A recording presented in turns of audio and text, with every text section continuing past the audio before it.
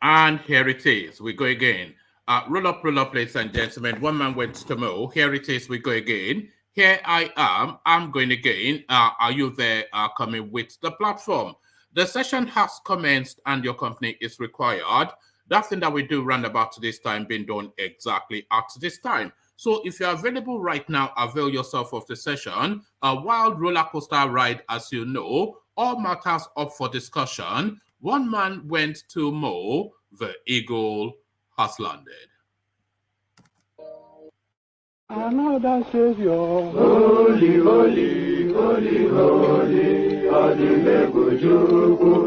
Another Savior, holy, holy, holy, holy, Osinbajo. Well, this is Mobien.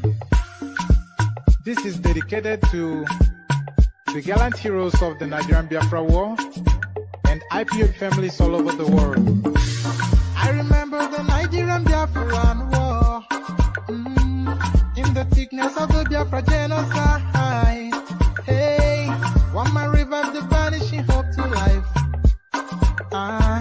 Let the great Biafran army to fight, and they were singing out, holy, holy, holy, holy, Osinbajo.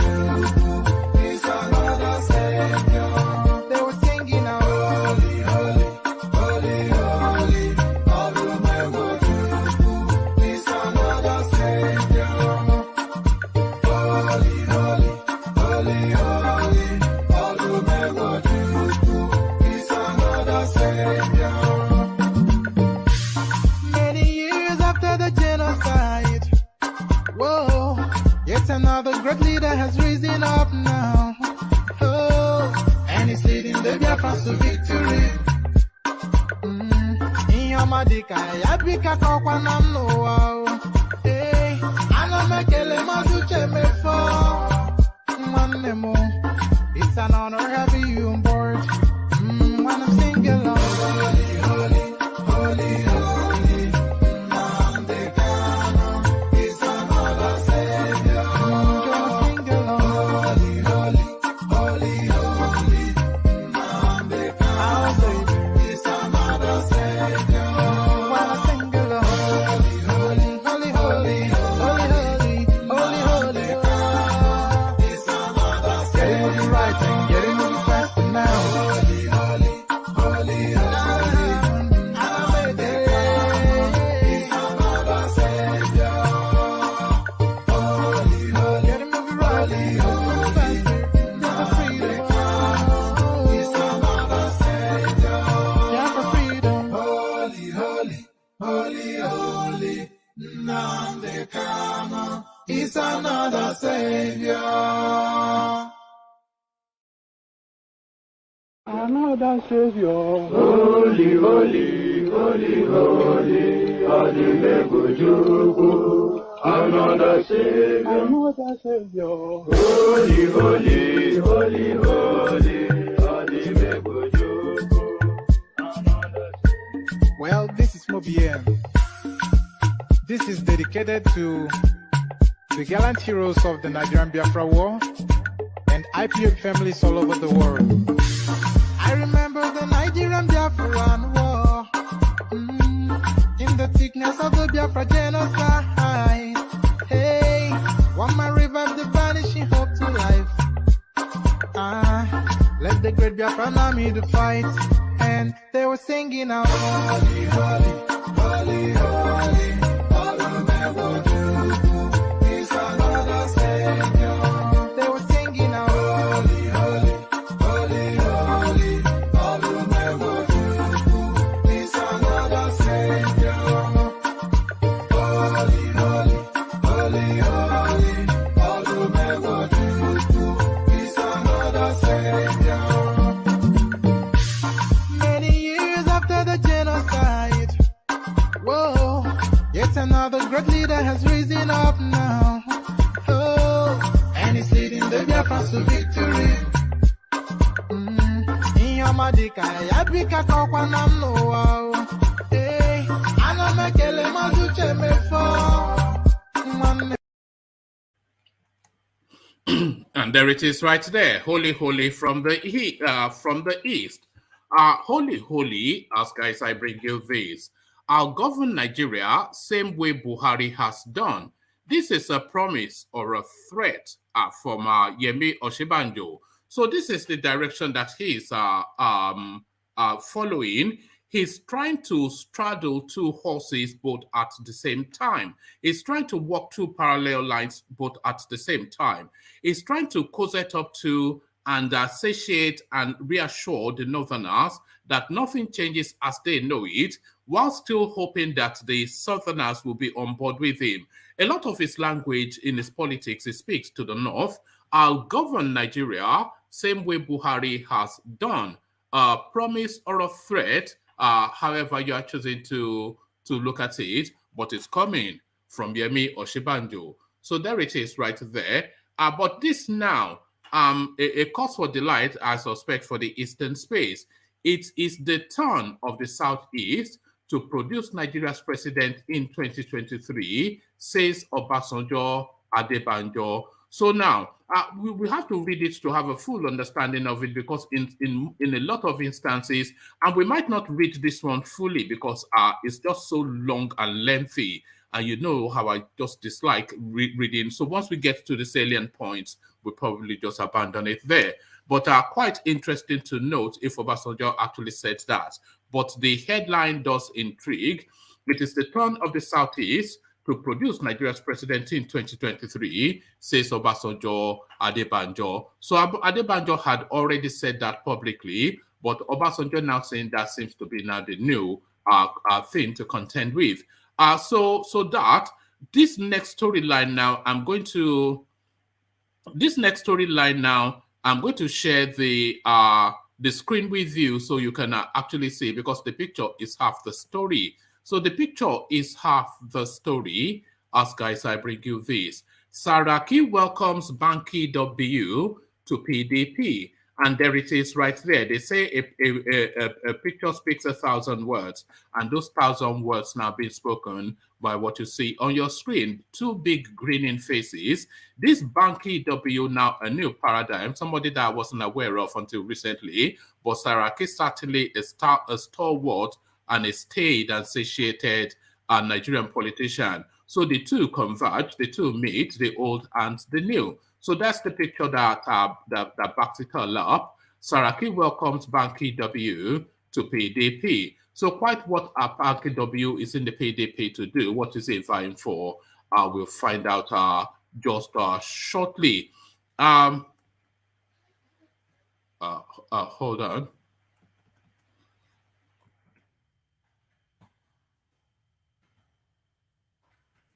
All right, we'll find this out shortly as well.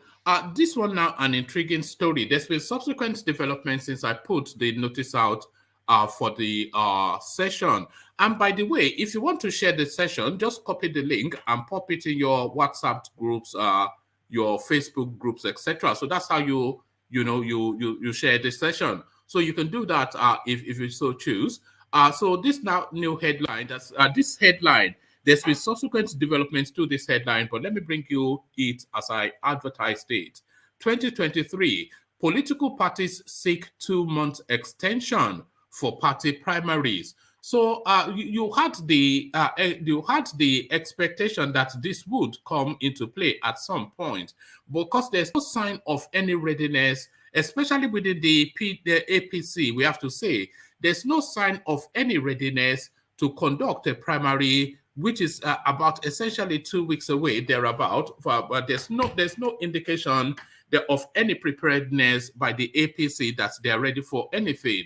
So they're still scrambling and still milking money, and that seems to be what phase they're in the process at the moment. So you can understand why they will want the goalpost moved a bit. They moved their primary, their nomination form deadline, you have to remember, from Friday to Monday. So there's no sign of preparedness from them. So this doesn't come as a surprise. 2023, political parties seek 2 months extension for party primaries. So that is the request, but what is the response? The response has come in, but I will wait just to find out.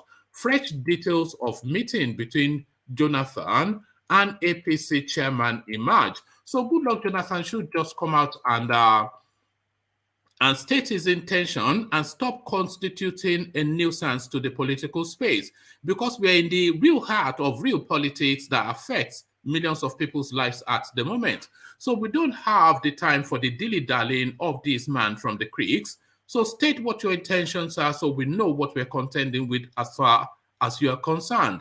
Willy won't he, and this has been going on for a good 6 months. So if you're it, then you're it, and if you're not, then you're not. So just state an intention, then we know how we're contending with you. But he continues to tease fresh details of meeting between Jonathan and APC national chairman emerges. So we find out exactly what played out there. This struck somewhat as a curiosity, this next headline.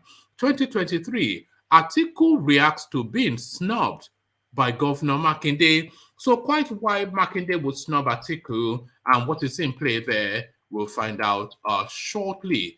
All right. I was going to bring you a Mogalu narrative, but it's not strong enough. But let me bring you this as the final readout. Nigeria's electoral body, INEC, rejects political parties. Nigeria's electoral body, INEC, rejects political parties' request for extension of deadline for primaries. So I did tell you that there's been subsequent development since the notice was put out, and that development is what you've just heard. So quite what is in play there and what's playing out there, all of that to be found out. So lean back, sit back, take it easy, charge up your glasses, whatever your picadillos are. If you're a wine drinker, then it's late enough in the day, so I give you permission to drink wine. But if it was in the afternoon, you don't have my permission. But if it's past midday, then you have my permission to charge up a glass of wine. If your picadillo is a cup of coffee, like myself, then cheers to you. Charge up your coffee glasses. Whatever your picadillos are, just get it ready and relax and sit back and lean into it. Surrender yourself to the session. You know how it goes. It's never a dull moment. Just the usual protocol. Click on the like button, click on the subscribe button, and then relax into it and see where we take you. One man went to mow the eagle hustler there. Oh, you do I fall. Oh, Mary, oh, Nindizu, Bolivia, Abakare, Mama Daora, Olapori, Mary, Nandi, win the war. Python, that's one, Python, that's two. Now, Python, that's a three. Olapori, Mary, Nandi, win the war. Python, that's one, Python, that's two. Now, Python, that's a three. Olapori, Mary, Nandi. Nandebo onye du aimo o meri wonendizu ngiro ya abakare mamanda ora unapuri meri nandi win the war. Python that's one, Python that's two, now Python that's a three. Unapuri meri nandi win the war. Python that's one, Python that's two, now Python that's a three. Unapuri meri nandi win the war. Python that's one, Python that's two, now Python that's a three. Unapuri meri nandi win the war. Python that's one, Python that's two, now Python that's a three. Unapuri meri nandi win the war. Python that's one, Python that's two, now Python that's a three. Unapuri meri nandi. And there you heard it right there. Voices of defiance from the East. Bonny identity, Nnamdi wins the war. Bonny identity. So Bonny identity, as guys, I bring you this. I'll govern Nigeria same way Buhari has done. A headline attributed to the diminutive little man from Ikene, Yemi Osinbajo. Vice President Yemi Osinbajo says serving under President Muhammad Buhari has exposed and taught him how to govern a complex country like Nigeria. I have had the honor of serving under a transparent leader, President Muhammad Buhari, who exposed me very who exposed me very diligently to all that there is to know about governing a complex and very diverse country such as ours, Mr. Osinbajo said. With the experience that God has given me and the exposure that I have had, including being acting president on occasions, if God enables me to become president of the Federal Republic of Nigeria, I think my experience, all I have learned, will be extremely useful. A statement released on Tuesday by Mr. Osinbajo's media aide, Laolu Akonde, said that the vice president made this statement at the palace of the Emir of Gombe, Abubakar Shehu Abubakar, during a visit to the state to canvass for votes from the All Progressive Congress delegates ahead of the ruling party's 2023 primary election. Since declaring his interest to contest in next year's presidential election, Mr. Osinbajo has seized every opportunity to harp on building on the legacy of the Buhari regime if elected president, a rhetoric that has earned him widespread criticism. The Buhari legacy upon which Osinbajo says he will build his presidency, the Buhari legacy upon which Osinbajo says he'll build his presidency on has been tainted with heightened insecurity in the country as bandits, insurgents, unknown gunmen, and criminals continue to kill, kidnap, and wreak havoc across the country. Under Mr. Buhari, Nigeria in 2018 displaced India to become the world's poverty capital, according to a report by Brookings Institute, whilst rising inflation rates have sent prices of food and commodities through the roof, even as the central bank battles foreign exchange crisis. In the area of employment, whereas the Buhari regime claims that it has lifted 10.5 million Nigerians out of poverty, the World Bank estimates that 7 million Nigerians dropped below poverty line due to worsening inflation in the country. So that was in 2020. So there it is right there. Is that a promise or a threat? It depends on how you are choosing to view, or it depends really on how you view the Buhari administration. So I'll govern Nigeria same way Buhari has done. So is that a promise or a threat? So how do you see that? Come tell me all about it. Especially if you're new, click on the hyperlink that says StreamYard, and I'll let you onto the screen just as soon as I've finished with the readout. It is the turn of the Southeast to produce Nigeria's president in 2023, says Obasanjo and Adebanjo. So I might not give you the full diet of this.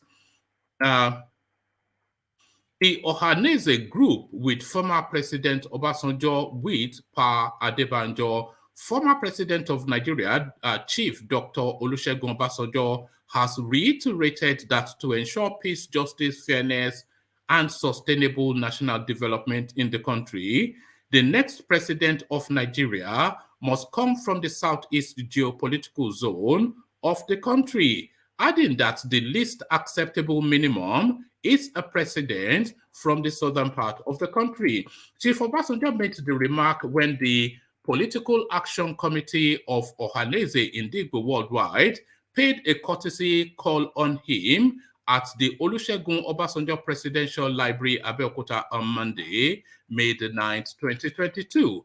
A statement by Dr.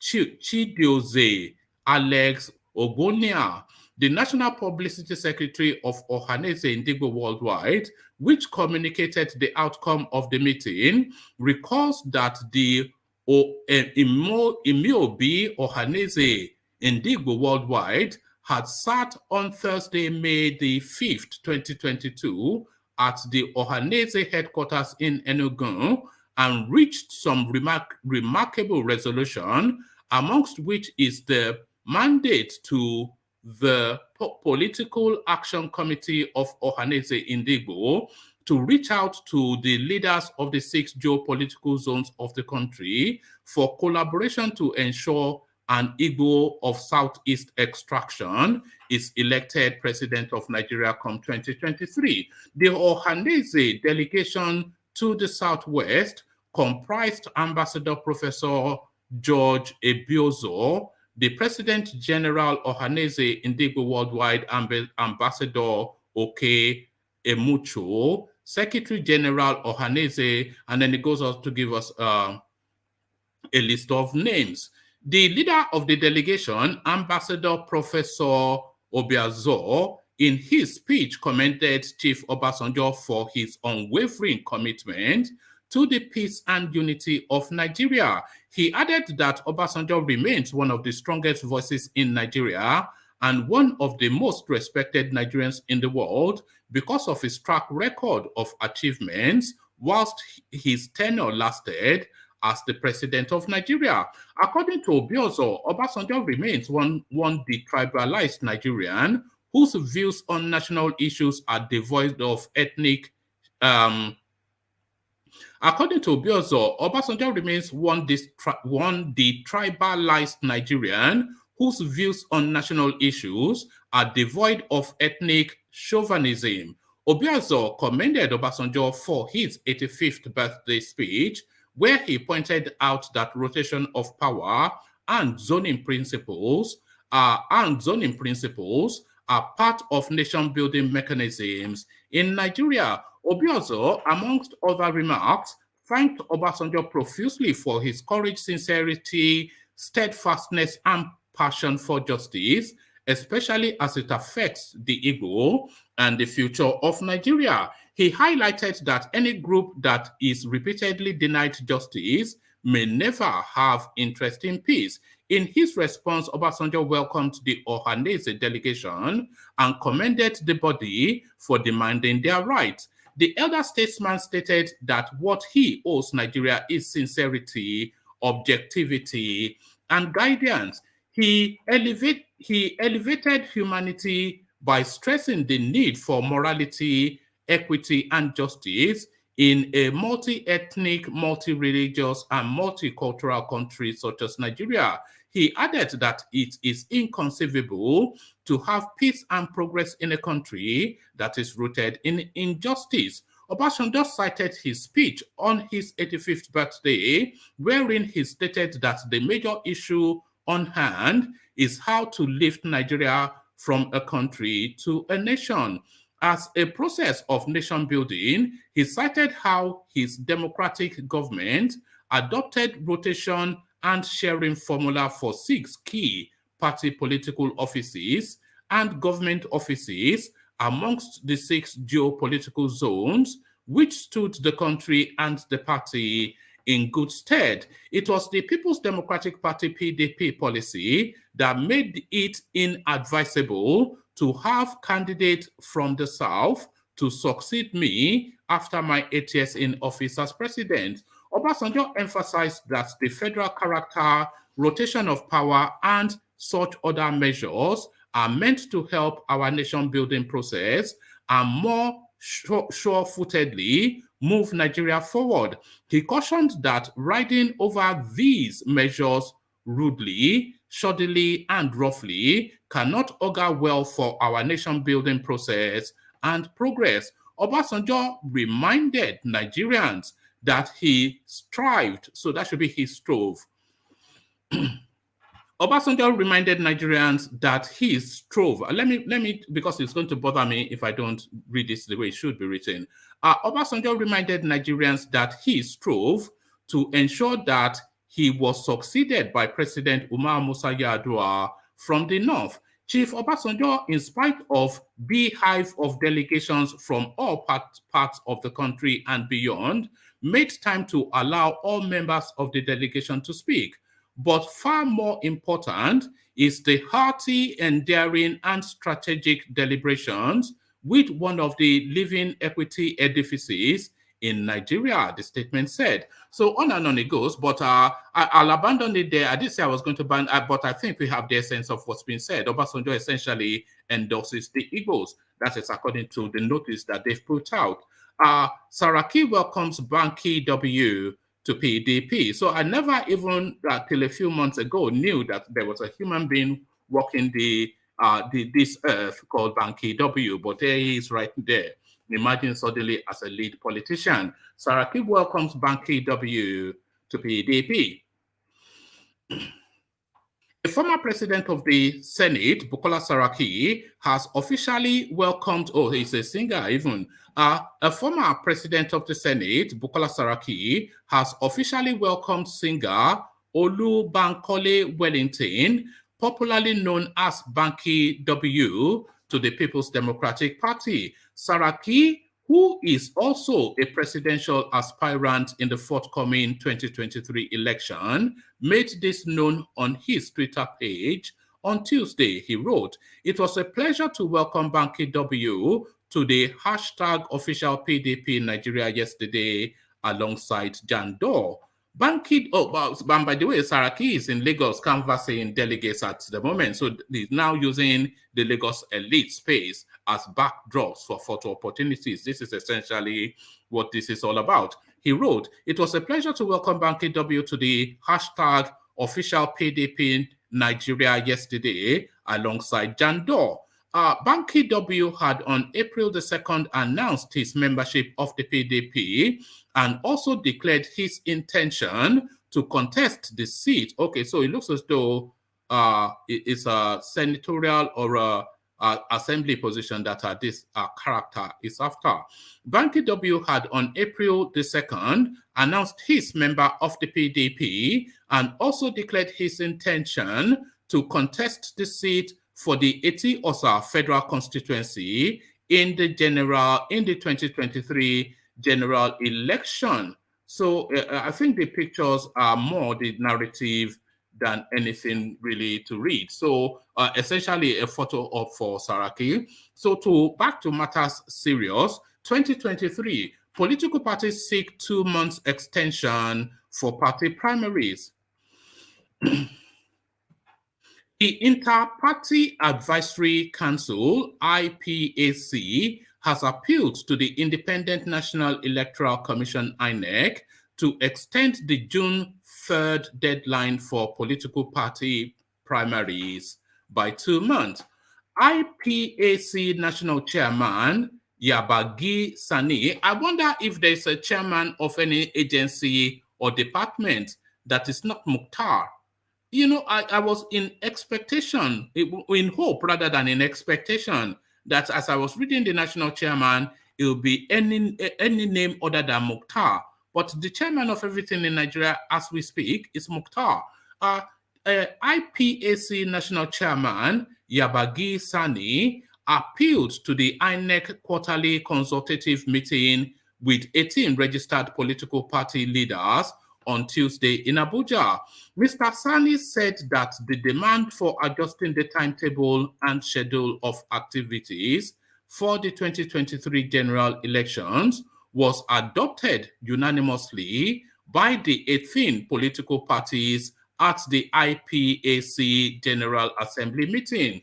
By implication, the IPAC leadership is appealing to INEC to extend the deadline for conducting party primaries and resolving ensuing conflicts from the present INEC given date of June the 3rd to August the 4th. He explained that some of the issues that made parties demand an extension are based on certain circumstances and developments that have hampered timely and strict compliance by the political parties to the timetable. He listed some of the developments that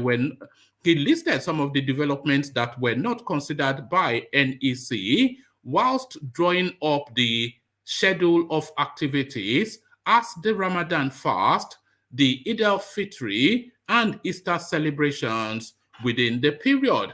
Mr. Sani said that others include the governorship election in Ekiti and Osun State. He noted that IPAC also considered the time allotted by INEC for party primaries as too short, given the effort required by the political parties for effective and ethical screening and selection of their flag bearers. He also said that the unprecedented number of aspirants jostling to emerge as candidates of their various political parties in the coming general election has made screening very cumbersome and demanding. Mr. Sonny said that political parties also have to be cautious and precise in the screening and selection procedures as a safeguard against creating room for disruptive incidents of litigation by aggrieved aspirants. We are, however, of the considered view that our request will not in any way tantamount to an infringement or a breach of any extant laws and provisions. This is because the alterations that we are demanding will not affect the statutory dates already fixed for the conduct of the 2023 general elections. Earlier in his remark at the meeting, which was the first since the Electoral Act 2022 was signed on February the 25th, Inec Chairman Mahmoud Yakubu reiterated the June 3rd deadline for political party primaries remained in effect. Mr. Yakubu said that any extension in the timeline for an activity Mr. Yakubu said that any extension in the timeline for an activity would affect other activities and put unnecessary pressure on political parties and the Commission. I hereby reiterate the position of the Commission that there will be no review of the timelines. There are so many interrelated activities associated with the timeline that must be carried out.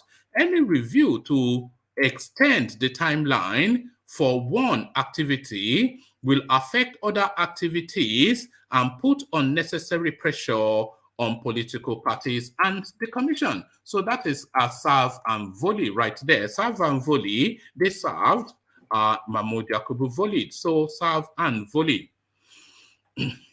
So serve and volley, sorry, let me just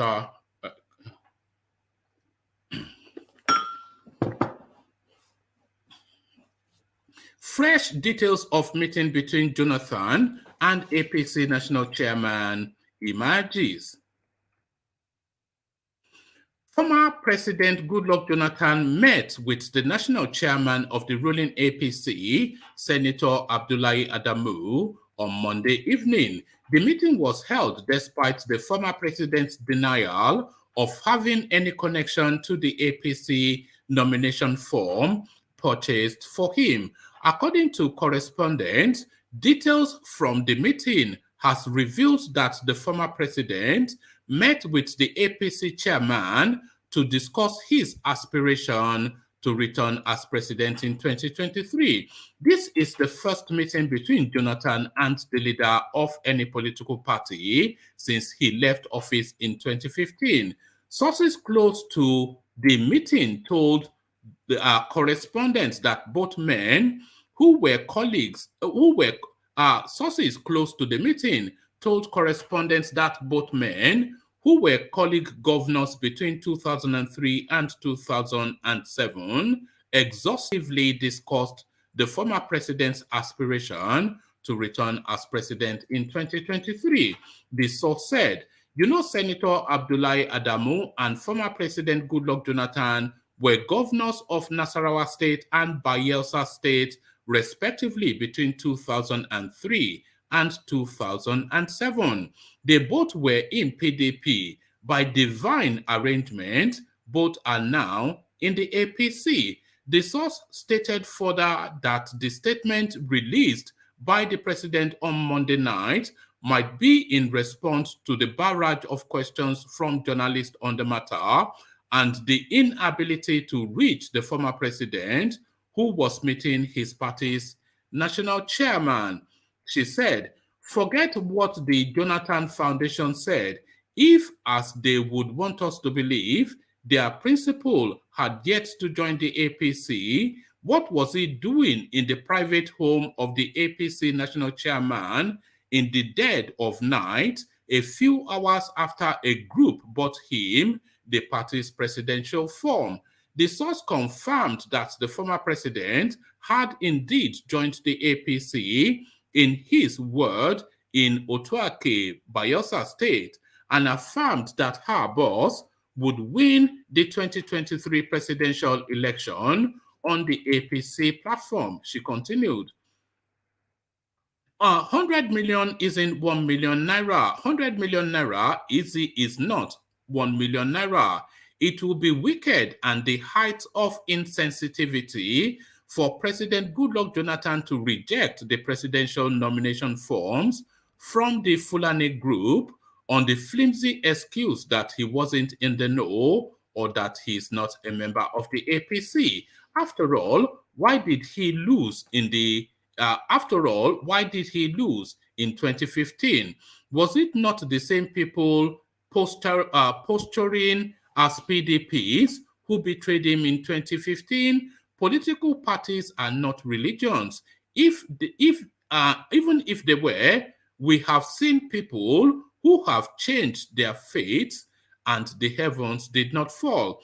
APC National Chairman and National Secretary are staunch PDP members. Nobody should hold Goodluck Jonathan to double standards, please. However, correspondents earlier reported that the APC in Bayelsa State had denied Jonathan's membership of the party. So he continues to intrigue. He should just do something because it's getting somewhat tiresome, this will he, won't he, Jonathan narrative. Do something, shakala or shokolo, but don't shakala shokolo our man from the creeks. Sapele Water, do something. Okay, so from our man from the creeks to our man from the north.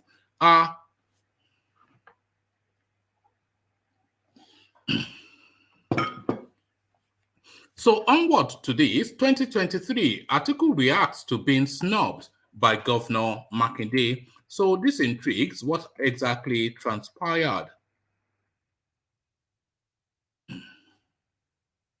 Atiku Abubakar, a presidential aspirant on the platform of the People's Democratic Party PDP, has denied reports making the rounds that he was snubbed by Governor Seyi Makinde of Oyo State during his consultation visit to the state over the weekend. Despite images of the 2019 presidential candidate and Makinde on social media, reports suggest that Atiku, who was on a tour of the Southwest to meet with party delegates ahead of the party primary elections, did not get to meet the Oyo State governor. Makinde was said to have shunned Atiku Abubakar despite the itinerary showing he was to meet him after departing Abeokuta, Ogun State. Atiku met with delegates in Lagos State on Friday after meeting Chief Olubode George at his Ikoyi office and proceeded with his journey when he met with Ogun State delegates in Abeokuta. The former vice president reported they could not meet Makinde in spite of the fact that journalists had been informed to be on standby for the meeting. But in reaction to the report, Paul Ibe, Atiku's senior special advisor on media, said media reports that Governor at Seyi Makinde shunned HE at Atiku during his consultative tour of Oyo State are not true. The two leaders met Sunday morning before Atiku departed for Osogbo, and they had a good meeting focused on building unity for both Nigeria, for both our PDP and Nigeria. So that sounds like a bit of a to-do. Much ado about nada. Much ado about nada. So let's go on to Mogadu, who we haven't spoken about for God knows how long. I'll increase number of police personnel to 1 million from 500,000. Mogadu says after picking 25 million naira ADC presidential form.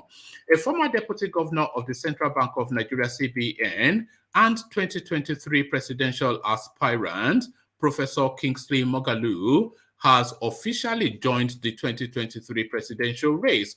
Moghalu promised to tackle the challenges of insecurity in the country, saying he would multiply the number of police personnel by 4. The former deputy governor, so that should be of the central bank, of course, because they didn't put that, but of the central bank, as you know. The former deputy governor, while speaking to journalists at the National Secretariat of the Action Democratic Congress, ADC, in Abuja on Tuesday, said he had paid the requisite 25 million naira for the presidential nomination and expression of interest form under the platform of the party. He said, "As president, I will reform the Nigerian police force. I will increase the number of police from 250,000 to 1 million operatives.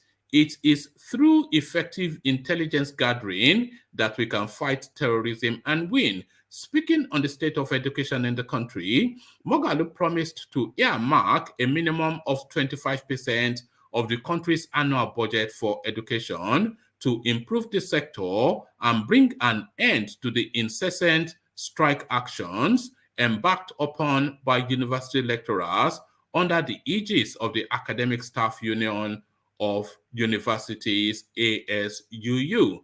According to him, competent leaders are found in all tribes and religion.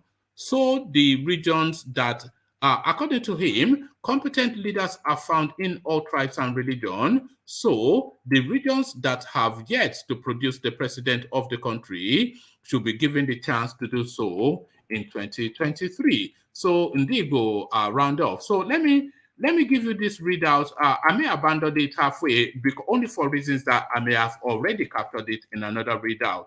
But this is Inec's response then to that move the goalpost request. Nigeria's electoral body, Inec, rejects political parties' request for extension of deadline for primaries.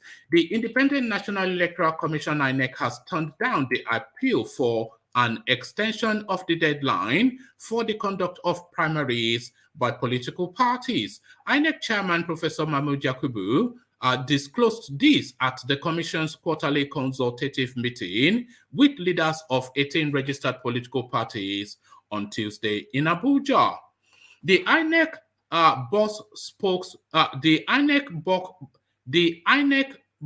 spoke as Yusuf Yagabi, chairman of the Inter-Party Advisory Council, IPAC, appealed to the Commission to extend the June 3rd deadline for political party primaries for the 2023 general elections by 2 months. But whilst dismissing such calls, Yakubu said any extension in the deadline for an activity. So I think this is essentially what we have already read. So that's the diet. So now, who are the consumers? Ete, as ever, Babati are celebrating Boston's victory, or maybe not. Adanle Koko, the mighty one, and the last person now just dropped out. So that's the panel. So let's kick it off then with Ete. So Ete, then, what are you making then of this back and forth between INEC and the political parties? They want an extension by 2 months, but INEC is saying no. So what do you think is in play there, Ete? The INEC has given the parties enough time. They've given them enough time, and they've done things the way they are supposed to do things. So the party are just trying to extend. You can see how long it took some parties to do their convention. It took them almost ages just to they'll fix a date, cancel. So if they are not serious, they should disband. It doesn't concern INEC. Other parties are there. They are not the only ones.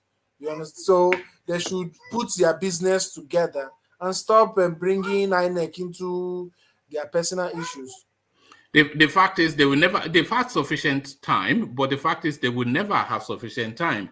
If INEC extends it by 2 months, in 2 months' time, they'll still not be ready because they'll still be quibbling and they'll still be squabbling and they'll still be, shafting each other in the back. Yeah, that's true. Even if INEC gives 6 months, they will still look for something to say that they are not ready. They need some time. So INEC should just follow the present timetable and stick to it. If they are not ready, they should leave it. All right. So let me take you from there then to Osinbajo. I will govern Nigeria same way Buhari has done. Is that a promise or a threat? How do you view that as a promise or a threat? I'll govern Nigeria same way Buhari has done. This is what Osinbajo is saying. You know A this. promise or a threat? You know this kind of thing reminds me of ego. I don't know how he's going to come and defend this man saying this kind of statement, because everybody in Nigeria knows Buhari is the worst when it comes to presidency in Nigeria presently. Buhari, nobody comes close to Buhari because Nigeria has never been like this. So if Osinbajo says he wants to continue where Buhari stops, that means, is he planning for all of us to be finished? That is, there should be nobody again in Nigeria by 2027, because obviously they are going to kill everybody in Nigeria because the insecurity is not becoming better. He wants to be much. Who do you think the audience is for that statement? Because you know that when politicians speak, they are speaking to specific demographics and they are wanting specific demographics to understand the message in a particular sort of way. So who do you think that message is guided towards, that it will govern just exactly as Buhari has done? Well, obviously, the Northwest, the Northwest is trying to speak to, because the Northwest, even if Buhari kills all of them, they will still come out and support their man. When Buhari entered power, there was no insecurity in the Northwest. He's about to leave power, there's insecurity in the Northwest. But the Northwest will still defend their own. You know the kind of politics we play in Nigeria. So that is the people he's talking to. Those are the delegates he's trying to get, you know. So son of this politics, Abby. But it is playing a very dangerous game, because that statement, when he was issuing it, he must know that it will alienate the Southerners who have borne the heaviest brunt of the Buhari administration, just the savagery that we have experienced. So he knows the Southeast will recoil from that, the Southwest will recoil from that, but he's saying it to the North, hoping that the South, if he gets the ticket, they will come back to him as one of their own.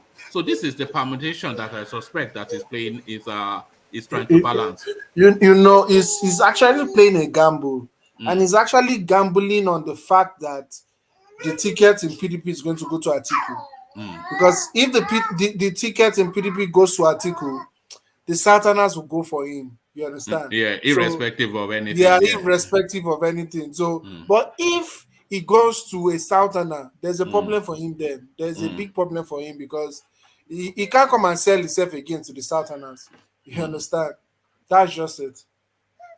All right, because if it's up against Peter Obi, then they will bring back, or Wike, then they will bring back those words that you are still Buhari, but I am different. So this is the thing. It's playing a very dangerous game. It's playing a very delicate game. But how he waits in it, it's playing a very clever game as well, because he has to pander to the North, because that is really where the decision is. But he's not saying that actually to the North. There are plenty places in the North that if Buhari goes to, they are going to stone him. There are plenty places in the North. Yeah, but it's not speaking to the electorate now. It's speaking to the elite. Probably to the elites, and also probably to the Northwest, because North Central, I don't think APC will be able to get North Central this time. I don't think so, because of they've been suffering farmer header crisis since, and they won't go. Like, for example, 2015, Buhari got Benue. I don't think he's going to get Benue. APC is going to get Benue again. I don't think so. You understand? So he might get probably Niger, but he's not going to get Taraba, and probably may struggle in Kogi or Kwara. You understand? So he's playing a very, very, very delicate game. That he's trying to let the elites know that he's going to have their backs. You understand that kind of thing? Because obviously Buhari has had the back of the elites. It's obvious. There's no doubt about that. And they are eating. They are the only ones benefiting from the Nigeria the way it is right now. They're the only ones. So you heard when statement came and he said something like they will continue. Is it continue benefiting from his administration? Yes, he You said that understand? in Ibadan. Yeah. You see, so things like that, it shows that he's trying to let the elites know that I'm not coming to shake the table. You understand? It's going to be business as usual. We have to give consideration to where that statement was made as well. He was visiting Emir Mukhtari in Gombe State. Emir in Gombe State. So he has to say that now. He was in Gombe. He has to say that. And you know, the North right now, they are scared of this restructuring.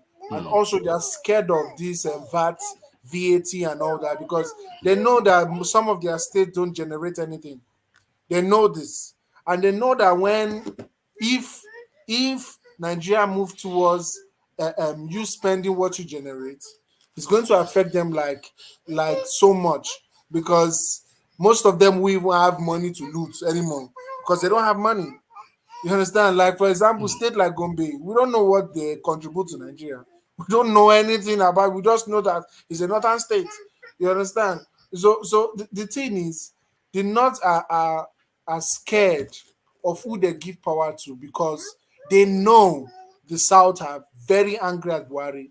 And they know that if a Southerner that is for the South enters, it's going to change a lot of things that is going to affect them. And I mean the elites, because obviously the poor people in the North, they don't like the system that Nigeria is being run. But the problem about the poor people in the North is that they are easily silenced with violence. You know the way the demography is in the North. So they can't talk like we in the South, you know. Like we in the South, if we don't like something, we protest, we talk, we insult, we shout. But they're not like that in the North. If you talk, somebody might knock in your door at 12 o'clock, and that might be the last time we see you. The end of Solomon Grundy. Yeah, Yes. you understand? Yes. So a lot of them don't talk. A lot of them don't. They are very unhappy with this government, but a lot of them are not talking because they're scared of their lives. But why can't they talk though? Because they are not talking. It enables us to place them where we have traditionally placed them, that they are sheeples on thinking and just follow blindly. Even though we say we suffer in the South, there's a lot of opulence in the North, but the extremest of poverty, almost in Africa, you find it in the North. Just children on the streets, no parents, sleeping in gutters, just filth all over the just animal like living, you know. So they are feeling the real brunt of it, and they cannot verbalize that they don't want to live like this. If they stand up, we'll back them up. They know that, but why can't they? What is it? Is it tribe and religion? You know, Is it just it? it's not tribe, it's not religion. The problem about the North is, you know, we were far away, and our society is kind of difficult for you to speak and somebody to come and knock in your door at night to threaten you. It's difficult. But there it's very easy. Like, it's so easy. You're going to disappear, like nobody will even know that you exist. So they are facing a different problem from us. And you know, in Nigeria, when you talk about Nigeria being the poverty capital of the world, it's not southern Nigeria. Obviously, it's not southern Nigeria. It's the northern Nigeria. They are the ones putting us in that statistics, because largely they have their margeries and everything over there. So you can see that they know these people are not dumb. They know, and they are going to show it in the polls. That's why I laugh when I see people say, "Oh, the North will vote for him." Even the North, they don't want to vote for a Northern annex. You'll be surprised that vote will be reduced for a Northern in the North. You'll be so surprised that if somebody like Atiku gets that position in the North, he's going to lose against Osinbajo in the North. You'll be surprised to see it, because they don't want a Northern anymore. Because you know, if you notice, the North has mouth to complain when a Southerner is the president. You understand? You have man to complain when you saw them complaining during Goodluck Jonathan time. They were complaining all sort of things. Dollar is rising, fuel this, scarcity this. But under Buhari, you can see worse, but they're not complaining. You understand? Because they know that they can be a target. But it will be very difficult for them to be a target criticizing a southern president.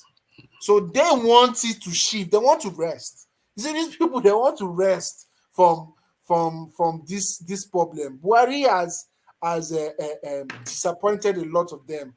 That's why you see when the northern elders, the one that are not scared, comes out to talk, they're against Buhari. They make it clear that look, we are not, this man should resign. They make it clear that he should resign. So a lot of people are not happy. You see, there's a video I was seeing, today, of the victims of this kidnapping, saying that this Abuja Kanu train kidnap, saying that they are going to lie down in the train track if they open the business. That if they open the train lines for trains to move from Abuja to Kanu, Kaduna, sorry. So to show you that there are a lot of people that are angry, and the faces I saw there were not Christians. They looked staunch Muslims with all the regalia and all that. You understand? So these people, they are not numb. You know, the way we look at things from the south, we look at it like, oh, these people are numb, like nothing affects them. They are suffering more in Nigeria than us right now. They are the one that are suffering more. And truth be spoken, the only president that's even had their time is somebody like Jonathan, because Jonathan was the person that dedicated his time to this Amajiri system and all that. Most leaders didn't care about those poor people in the north. Only somebody like Jonathan did care. And what did they do to pay him? They thought Buhari was going to do better because he's their Muslim brother, and now they are all suffering. So it's a real travesty the way Buhari just abandoned all of these excellent programs that Jonathan set up to elevate people out of poverty in that space. There are Majiri schools, the structures that was put in place to get all these children off the streets. He just abandoned all of it, and they just stole money. Yeah, you see, the problem about the Buhari administration is the fact that there were too many elites wrapped around power. Like, it was obvious that it was not a one-man ruling anymore. Like, too many, like, you hear some statements and you know definitely Buhari doesn't think like this. But it's coming out from a Buhari aide. What can you say? You understand? But the thing is, they have crowded that presidency that, me personally, I feel that Buhari doesn't even get some news. He doesn't get some policies. He doesn't even get some good advice. He doesn't get a lot of things. These people are just succeeded in isolating that man and turning the country into hell. Those his aides, I see them as a serious problem, because you hear some of their statements, you be like, no, Buhari doesn't talk like this. Buhari can be an ethnic bigot and whatsoever, but he doesn't go through these lines. You understand? So you see that the political elite, you know, they came even the wife said so, that don't blame my husband though, is a captive in that Soroka space. Remember when she said its government has been hijacked? Yes, I remember when she said it. So it's because the way when I see Buhari in public, I don't know. It doesn't look like the man we used to know 2015.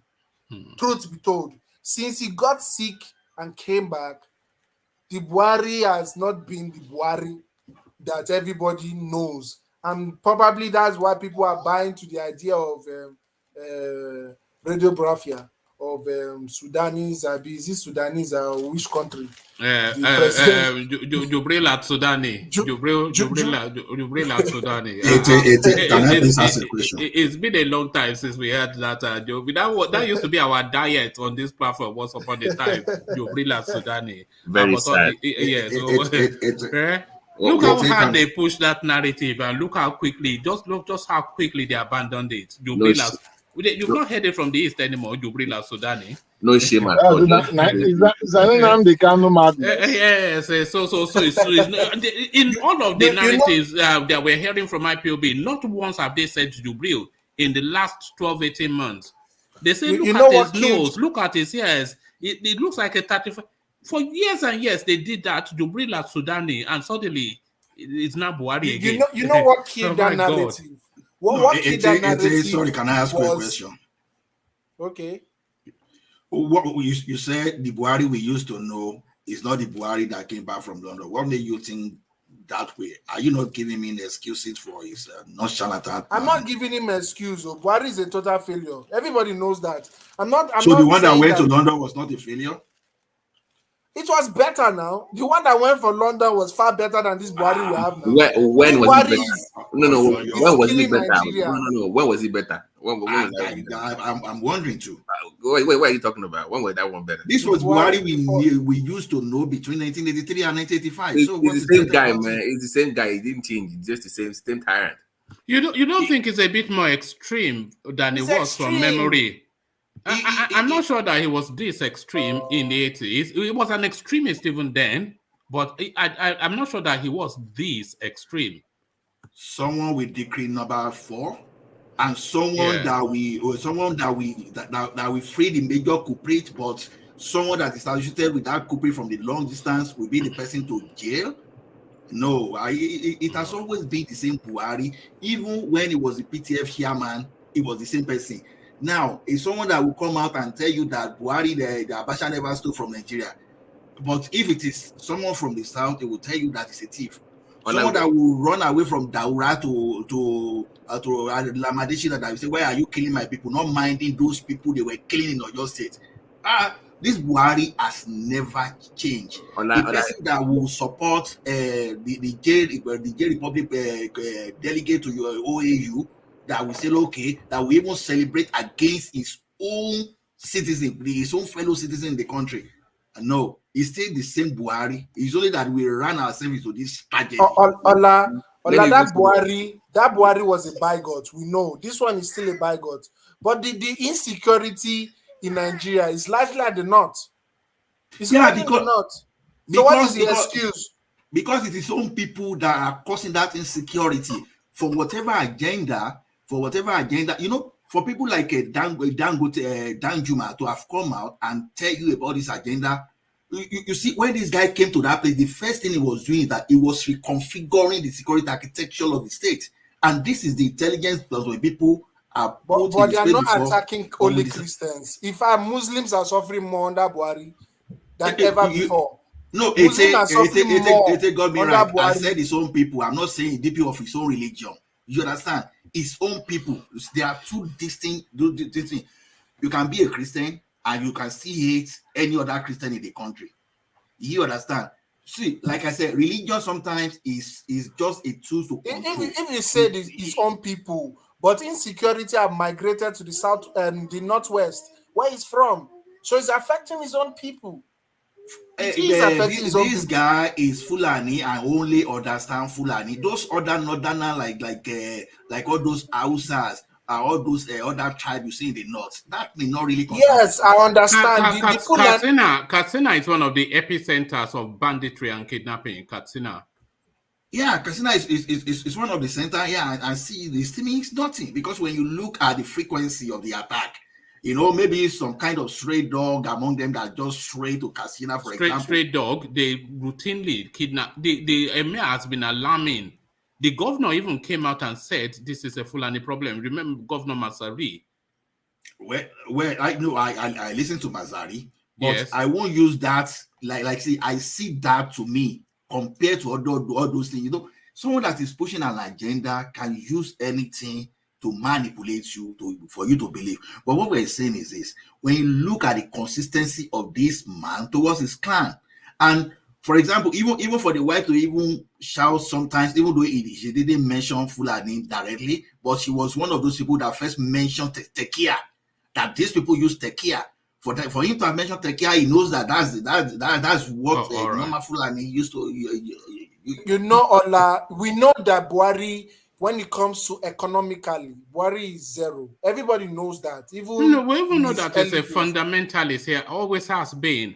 But, You understand? But this dispensation, it seems just a lot more extreme than people. Even Tinubu, he as far back as the 90s, Tinubu was describing him as an 98. ethnic bigot. 98, which I see. 98, yes. So it's not an unknown. Everybody knows that he's a bigot. So why did he draft him? But nobody anticipated that he was this extreme, and I think that is what it is referencing in its contribution, that nobody anticipated that he was this extreme. We did. If you look at it, I think that you can tell. And number two, you cannot.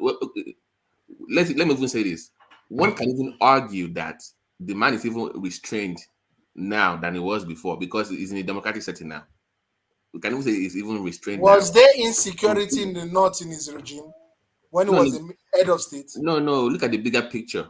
We're not talking only economical. We're talking security too. Yeah, you understand? Security-wise, also, Buhari is sitting down and they are killing people in his village. They are kidnapping his fellow brothers and sisters. Same faith, the same tribe. You can't tell me that these people kidnapping, they don't select. If you're not Fulani, they don't kidnap you. That is false. They kidnap everybody. They have a bigger agenda beyond that they will be willing to sacrifice people. You should understand that if you're going for a bigger agenda, your people will die as a result. But you're willing to sacrifice the agenda that we keep on talking about, it can't happen in a 8 years presidentship system. But it can't. But but the foundation can be laid. It's not about just now. It's a long-term project. It's not a short-term thing. It's a long-term project. That's what we're saying. All right. So it's a round of your thoughts on that space. Then I want to take you to round of your thoughts on that space, and then I'll move you on to the next talking point. So you were speaking on Osinbajo promising or threatening to carry on just as Buhari governed, depending on how you choose to see that statement. It's definitely threatening innocent Nigerians, because if we have another 8 years of Buhari, what do you call it? Buhari look-alike or doppelganger. If we have another 8 years of something like that, it's going to be hell. And the Yoruba are going to pay for it, because now people are not going to be calling it a Fulani issue. People are going to be calling it a Southwest issue. You know the way we do politics here in Nigeria. Once your man is in power, we attack your tribe. You understand? So that is going. The Yoruba should prepare to either defend Osinbajo or blast him if he wants to continue in this path. That's just it. Leave us alone. We're not defending anybody. All right. So it's yellow Gary all round as the East comes to the rescue. It is the turn of the Southeast to produce Nigeria's president in 2023. The attribution to Obasanjo. So Ohaneze worldwide, they are now doing the politics as is known. So they are going around all the 6 geopolitical spaces to speak to the seniors there, to cajole them and to schmooze them to the idea of an IGBO presidency. So the port of call in Yoruba land, Obasanjo, so they've gone there and he's eulogized about the IGBOs and he's spoken to the thought that in terms of equity and balance, 2023 should go to the East. So yellow Gary all round, the Easterners to the rescue. What are you then making of Obasanjo adding on to Pa Adebanjo's voice that it is the turn of the East? You know, he didn't say anything wrong. He didn't. Because I know for a fact, if it was a Yoruba person that, or let's not say Yoruba person, because this is not a tribal thing, this is a regional thing. If it was the Southwest that has not been the presidents, and probably a Southeasterner and a South-South has had their turn, and now a South-South or is a Southeasterner still coming to say they want to continue ruling, every Yoruba person will be shouting. Every Yoruba person will be shouting marginalization. Every Yoruba person will be shouting injustice. But Every would the Yoruba person... Easterners endorse that it is the Yoruba's turn is the thing? Ata Izeribe just died 2 days ago, so that's still fresh in memory. Endorsed is the Yoruba turn 1999. They did it. The record is there. They endorsed the Yoruba candidate. For the first time in Nigeria, the two major parties brought out their leaders from one tribe. Has it happened before? It hasn't happened before. But for the first time in Nigeria, everybody agreed that, look, Nigeria messed up during MKO. We need to pay the Southwest. And we gave it to the Southwest. You can argue from now to tomorrow that OBJ was not the Southwest choice. Give the Southwest a Southwesterner that is not their choice. It's fine. It's fine. It's not but fine. give them something to hold on to, not to look like they're marginalized, not to look like and when it comes to the Nigerian story, they're always when it comes to Nigerian story and comes to the it gets to their turn. What do you make of the argument that they've not sacrificed for it? What do you make of that argument? Which sacrifice you want? They should die on the cross. They should die on the cross before you give them what is theirs. What did the Southside sacrifice for it? Nothing now. The Southside. No, they have the oil, so that's their contribution. They have the oil. The Igbos have the business. They have business all over Nigeria, more than any other tribe. There are more Nigerian in moving to other states. Do you see what white people? Do you have some sympathy for why people recoiled from that narrative, which is just entirely just wrapped around entitlement and not earned? So they're not saying they've earned it. They're saying they're entitled to it. So it's an entitlement narrative, and people recoil from it somewhat. Do you have any sympathy for that people feel they've not done anything to earn it, but they want to use blackmail to get it? I don't have any sympathy for that. I don't see them using any blackmail to get it. It's their turn. It's their turn. There's nothing like they're using blackmail and they're not doing enough. They are not. The next thing you'll be saying they are not making rain fall, or you'll be saying they are not causing thunder strike. No, they've done what they need to do. There are Igbos in the two major political parties. You can't say they're not Igbos there. There are Igbos there. You understand? For example, Okorocha left Abga to bring Buhari. The same way what Tinubu did. So they are still on this. He's still a founding father in the same APC. So it's not like we don't have Igbos in all the party. We do have Igbos in all the party.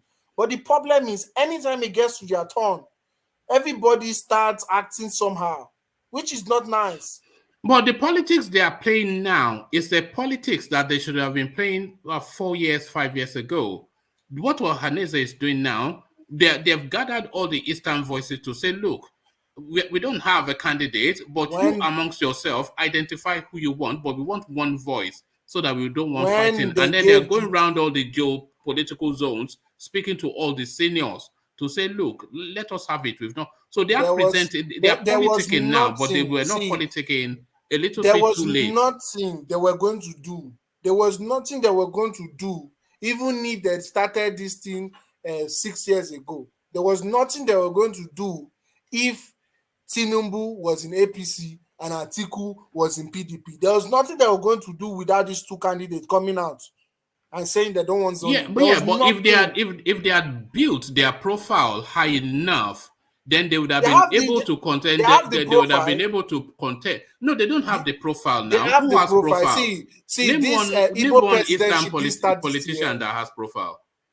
Igbo presidency didn't start this year. It didn't start this year. It did. No. See, if it's that one, my mom is a part of an organization for Igbo presidency since 2019.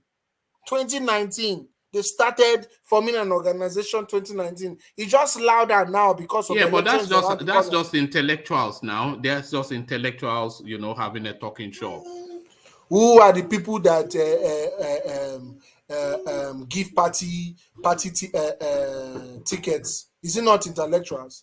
The layman don't give party tickets now. It's intellectuals that give party tickets to represent a party. So the thing is, no matter, even if Jesus Christ comes and hold their hands and say that these are the people I want, people are still going to find something to say. Why? Because it's the Southeast and it's not fair. It's like everybody is having a special vendetta for these people, which is not right. It's their time, it's their time. Oh, okay. So are you backing that narrative over your own son, Jonathan? So are you over Jonathan backing Southeastern? Jonathan should rest. He has your own kinsman. He should rest. He should rest. The Southeast should take up the seat. Jonathan to rest. He ruled for a significant period of time. It's not like he didn't. Almost 2 terms. So he should rest. He should relax. He should be like a godfather where people are coming to seek for advice, the way they are going to Obasanjo to seek for advice, not playing with kids. You should stop playing with kids. You should leave that setting. All right. And this one now is more photo opportunity than anything else. SARAKI is in Lagos canvassing delegates, and he using every opportunity to pronounce his association with the Southwest. So Banky W, he welcomes to the PDP. I never even knew there was a human being called Banky W, but he now a major player now in Lagos politics. So what are you then making of this Banky W element and SARAKI schmoozing at the Yorubas in Lagos? Let's hope Banky W doesn't come Desmond Elliott, because yes, you see, Desmond Elliott has set a bad precedent for the entertainers, politicians. So I just feel like SARAKI is just, to me, making noise. He's never going to get that ticket. That 100% sure. 100, even if the ticket goes to the north, he's not going to go to a SARAKI. That's just a fact. He's not going to go to a SARAKI. So it's good that he's bringing people to the party, because as he's bringing people to the party, he's increasing their profile. And I'm sure Banky W is also vying for a position in Lagos. Yeah, I think it's going for assembly or senate or something like that. Yeah, it's going for a senate, which is good, because Lagos State is an APC state. It's always good to diversify the area. But I feel the Etiosa local government is mostly PDP. I don't think APC is strong in Lekki, because when I was there, it was mostly a PDP area. You understand? So I think probably he might win. Let's just hope he doesn't go there to be a Desmond Elliott. No, all right. Alexander Kashe is alarmed that I don't know who Banky W is. A different generation now. I stopped at Fela Kuti. Outside Fela Kuti, I like from what you have to. I only know the video again after Fela Kuti. Anybody else, I don't know. But then I'm not a music person. I've never really, the last thing I was interested in was Prince. When Prince finished music, I finished with music. One man, if you know Faz the bad guy, you're supposed to know Banky W, because I've heard you talk about Faz the bad guy. Yeah, I only know him for his political moves. And this is Nigeria. Everybody not criminal. But then so we have to all agree with that. That Nigeria. Means politically, people like Nice and Wild MC. Because they vied for political positions. I don't know. Yeah, I don't know now. Why would I know? I don't know. The man is saying this from the 80s. You want him to know. Why would I know? I don't know. Yeah, you calculus. That's calculus to him. Don't worry. I'm analog. That is digital. Different paradigms. So Banky W comes into play. But he also spoke about Jandor, and he was emphasizing his Lagosness, telling them that the Lagos delegates should vote for him because he's one of their own, and they should not give the votes out to an outsider. And as far as we're aware, according to Alexander Gomez, this guy, SARAKI, actually grew up in Surulere. So this is the thing about SARAKI. You cannot really nail him down. As soon as it crosses past that river, Benue is a Yoruban man, and as soon as it crosses back to the other side, it's a Fulani man. So a citizen of no main city, a man of mixed identity, a mystery man. Who is he? What is he, SARAKI? Yeah, he has the right anyway, because he grew up in Lagos. Although I'm a strong supporter of people that grew up in Lagos should identify as Lagosians. Although people like Ajani Koko are against that, they want Lagosians to be just the Ekpes and the Lagos Islands. So he should try and get those delegates. But I don't think they are going to support him because I think they are going to go the role of they are going to vote according to the Ekiti man. I don't know, I've forgotten his name. The one trying to be the president in Ekiti. Fire me. Because he's a real let me use the word real Southwesterner. You understand? So they are obviously Fire.me control those space. You understand? So who Fire.me gives those votes, that's who those votes are going to go to. And I think probably Wike is going to give it to Wike, or maybe God might touch his heart and he gives it to Peter Obi. But I don't see him giving it to Atiku, because the truth is these people have ganged up against the North. They came. Is it early this year or is it late last year, to say it clear that power must move to the South? So I don't even know what people like Atiku are just wasting their time shouting unifier. I don't know what he wants to come and unify again. You understand? The only person that can unify Nigeria now is the Southern president. Finish. Because any northern president that comes, especially a Fulani man again, this conspiracy of continuous of where Buhari stop is going to be hot, and it might get so bad that we might go to the Rwanda days. You know, because the hatred people have for just one tribe right now is dangerous. Do you think a big clash in Nigeria is almost inevitable? It's something that will make somewhat the Biafra war child's play, because Yes, it looks as though the country continues to tether at the brink of that and recoil back from it. But it's so tense. Do you think that there's almost inevitable, because you mentioned Rwanda, and then it just put me in mind that it's almost an inevitability that Nigeria will spiral out of control at some point. Yeah, that's true. And I'm seeing that some even Southerners are getting across to the other northern tribes. I've seen people talking to the Hausas. I've seen people talking to the Domas and Co. and the people in Jos, Plateau, and all that, telling them that Fulani is the problem, and they're agreeing. I've seen conversation online, even saying, an Hausa man saying, "Oh, Hausa is peaceful. Fulani is the problem." You understand? So when these people are also on the same side with the ideology that the normal Igbo man has or the Yoruba man has against the Fulani, it's going to be a problem for the Fulani. People will start just killing anybody that looks like Fulani. That time might reach if a southern president that has no link with Fulani becomes the president. Because if somebody like Atiku comes again, any small mistake he makes, nobody's going to even give him a chance to make a mistake. Because any small mistake he makes, they will start shouting Fulani, Fulani, Fulani. Fulani will fill the news. Everywhere you look is Fulani this, Fulani that. It's like when you don't put Fulani in the front of something, it doesn't get to the headline. You understand? So this is the same issue Rwanda had when they demonized one of their tribe, and it got to the extent that one of the tribes started killing the other. So this is what we're doing, and when it happens, people will start attacking innocent Fulanis, people that even had nothing. We saw the example when a truck load of cattle was burnt in the southeast. So when the cattle is on truck, then that tells you that it's almost a legitimate businessman going about trying to be good and proper. He's not rolling them on the streets. He's transporting them to the abattoir or whatever. But still, so a lot of people who are innocents falling victim to this tension that Buhari has created. So that's it. So we need a non-Fulani president, and everybody knows that Atiku is a Fulani man. So the South has made it clear that look, we don't want any northerner. And we see the way APC and PDP is.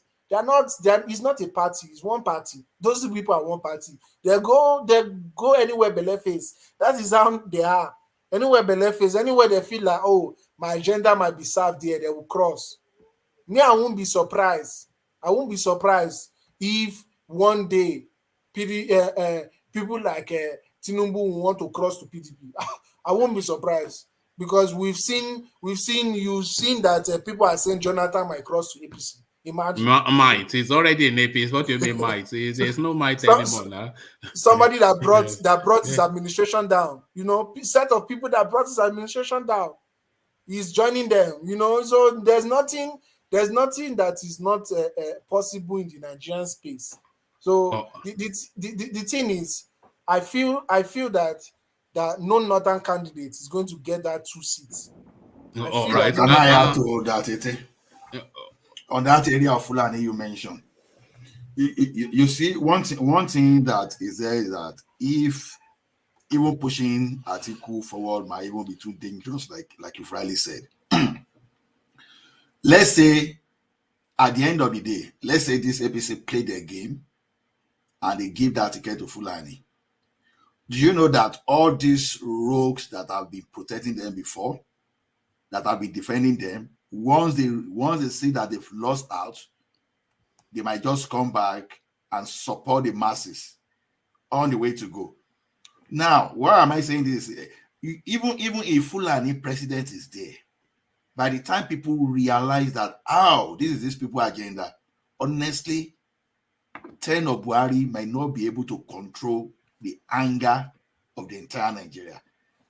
If they are listening, if they are sensible enough, if they could not kill June 12th. But why are you saying the entire Nigeria? Because the South are the people that are essentially of the North wants to retain power, and the Fulanis are part of their narrative. So you can't say the entire Nigeria because you cannot speak for the North. But one man, the Fulani is not part of their entire narrative because the people in Plateau don't like the Fulanis. The Benues don't like the Fulanis. Well, just going by tradition, we know the voting pattern and we know the politics of we say they're not like one homogeneous entity, but politically they manifest homogeneously all the way through. They always hearken to one clarion call, which is always tribe and religion. They are tribe and religion people. So they are not in the narrative of if power doesn't go to the South, the country will burn. You see, one man, this has been my postulation for a long period. There's no difference between the masses in the South and the masses in the North. When we are talking politically, not education, not all those stuff now. When we talk of North and South, we are talking of the elite and politicians that are there for their own benefits. No. So sorry. What expand that? What do you mean? There's no difference between the masses. What does that mean? Because all of us are victims. You mean their lived experience? No, what I mean is that everybody that's normal Nigerian like you and myself are victims of this northern, southern political elite. That is where I see this. When I talk, but there's a difference. There's a difference in mindset and worldview. Yes, I agree with you. But that difference is the differential. I know. Sometimes these guys are looking for some people to lead. It happened during the June 12th, all those stuff, or when all this Kokori and Co. when they were. Do you know that as soon as they are born in the North, they whisper a verse of their religious text in their ears, and as soon as they come to the age of, even before the age of reason, they are already these are people that are just steeped, so marinated in the indoctrination that is almost innate to their being.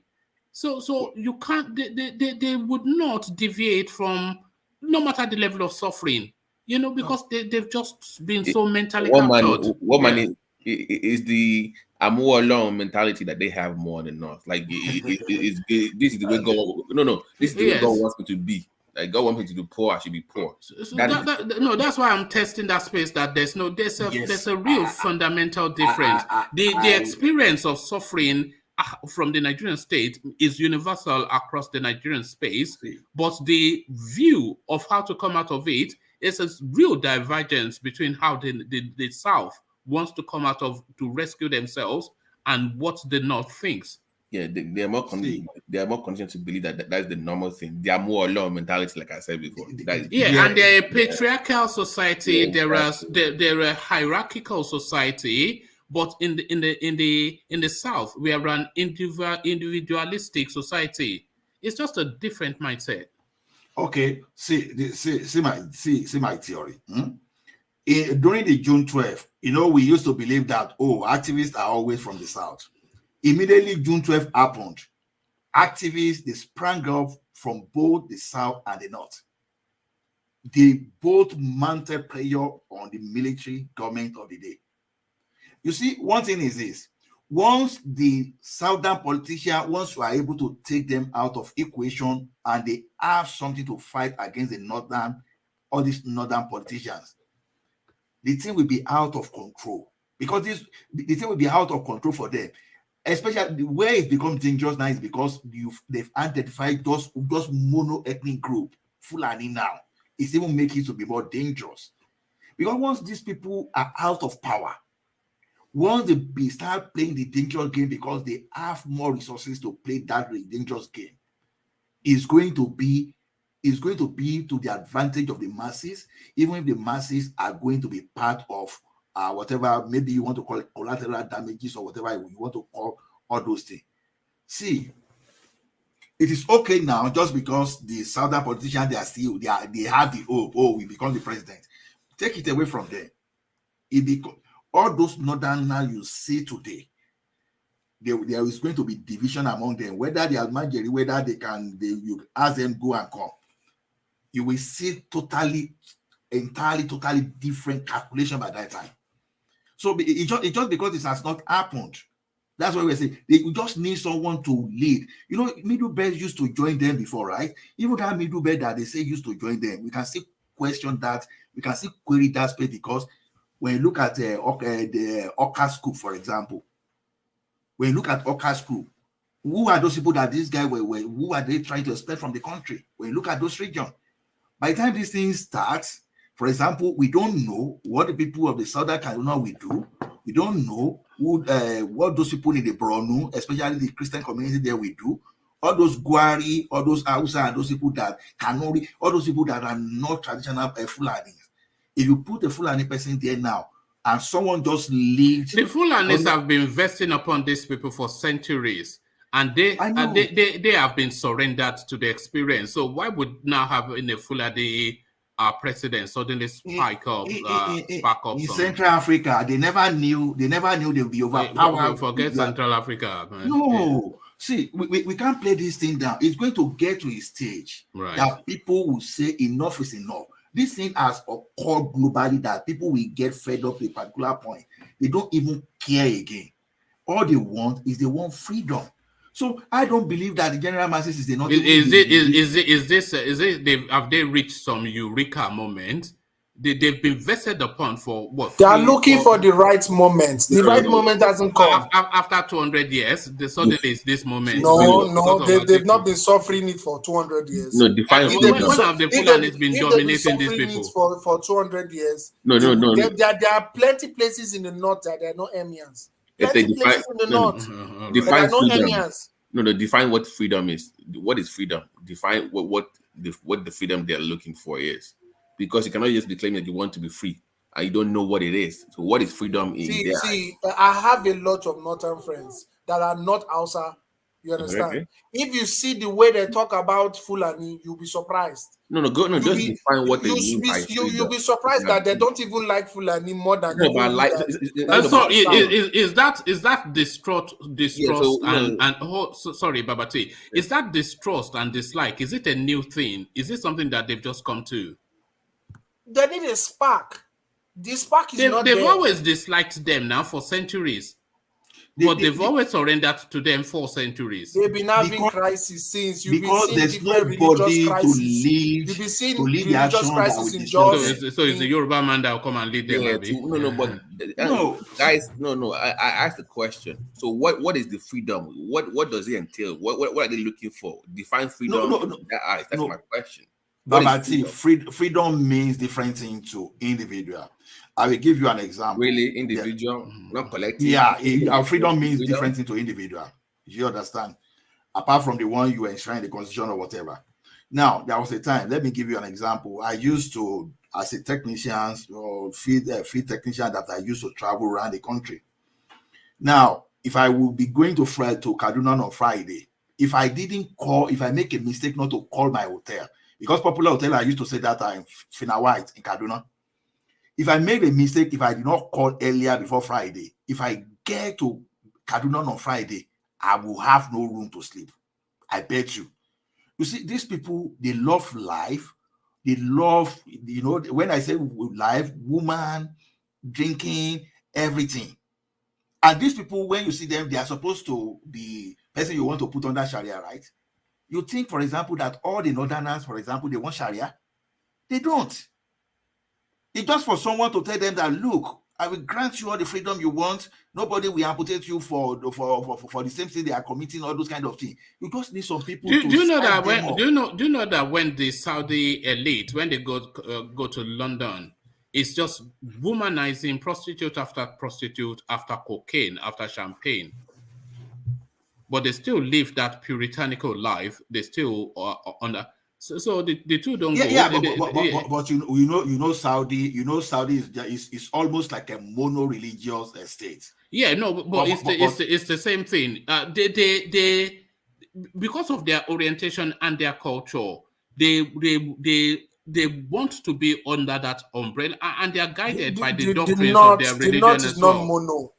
The North is not mono in any way. No. We're talking about the people, they are adherent to the religion, which Allah is saying that they like to womanize and whore around, and they want to escape the yoke of that puritanism Their politicians are using religion to control so that they can dominate. Once these people see someone that can just lead, and they see, if not because of politicians that turn everything around, and our southern politicians that kill like NSAS movement. So they don't have it within themselves to break that yoke. No, because most of them, they don't have the same kind of environment we have in the South. So you just need someone to lead these guys. And oh my goodness, if Nigerians do not resolve the problem now, the escalation, because this thing, it is not being discussed among Nigerians alone. United Nations, so many international intelligence agencies, they are discussing this issue. They are seriously concerned. Once that thing happens, it's going to be very unbelievable. It's just like all those Arab Spring and all those. We've been doomsdaying this narrative for a long time. I don't think an article presidency will be the tipping point. We've not reached our own avalanche. When will we reach it? When we reach sorry, go on now, Babati. Yeah. Until UN will not show up until you get to Sudan level of violence. So if that's what you are waiting for, then you have to wait for a long time until you get to the point where it's really, really dire. Because Nigeria is very vital to the world. Your country is very vital to the world. So it will be easy to just have all these things that you really want. That's why I said earlier, you have to define what freedom is. You cannot just have a black man say, I want freedom, I want this and that. It has to be well defined. But you can't tell me so far. I'm not hearing anything so far. All right. Let me acknowledge Alexander Gomez's super chat, which is to the SARAKI space that Ete was speaking to just now. It says SARAKI grew up in Eric Moore in Surulere, moved to Victoria Island in the mid-90s. So when the money was complete, lower middle income area, Eric Moore in Surulere, in that Aguda area, sort of. But then, of course, when they're stolen enough, they moved to Victoria Island. So it's still a mystery to the space. But Ete, would the idea of a SARAKI presidency, is this something you would not object to, or is this something that you will recoil from? I'm not saying is it something you want, but would you not object to it if it became the case, or is it something that you will recoil from a SARAKI presidency? To me, I feel SARAKI is occupying the same role somebody like Yaya Bello is occupying in APC. Nobody takes him serious like that in PDP to give him presidential ticket. I don't see him as a president. I don't see him as a president at all. at all. All right. Okay, can I talk there too? No, okay, quickly, but I want to go on to Babati just to move the conversation. Thank you for the super chat, Alexander. But you see, Ete, one thing about SARAKI is this: I may not like him because he's as corrupt as Tinubu. It's as dangerous. It's as dangerous as a politician like Tinubu if you give him access to power. So you don't want to underrate that guy. Yeah, if he has his own way of pushing Atiku out of PDP, if we get that ticket, and if Bukola Saraki become the president of the country, no, I don't think it's going to behave like Buhari, for example. He's going to know what he's going to do, but can you stop it? Sorry to use this word. Can you stop someone that has that's stealing blood, stealing in his blood? That's his area of that stealing and impunity. That's where I'm afraid. But do I think Saraki is a brilliant chap? Oh my goodness. He has already stole it. When they were doing Northern Consensus candidate, didn't he steal it? And they came and said Saraki and Bala, is it Bala Mohammed, were the consensus candidates. Imagine.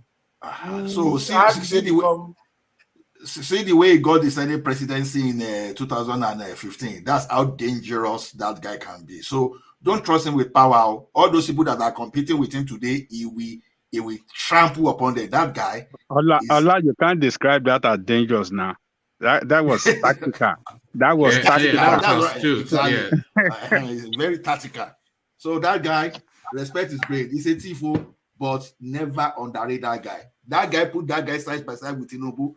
If Tinubu survive, then you give him Jagaban. I trust you. I trust him. If he doesn't destroy Tinubu, then give him Jagaban. So be afraid of him.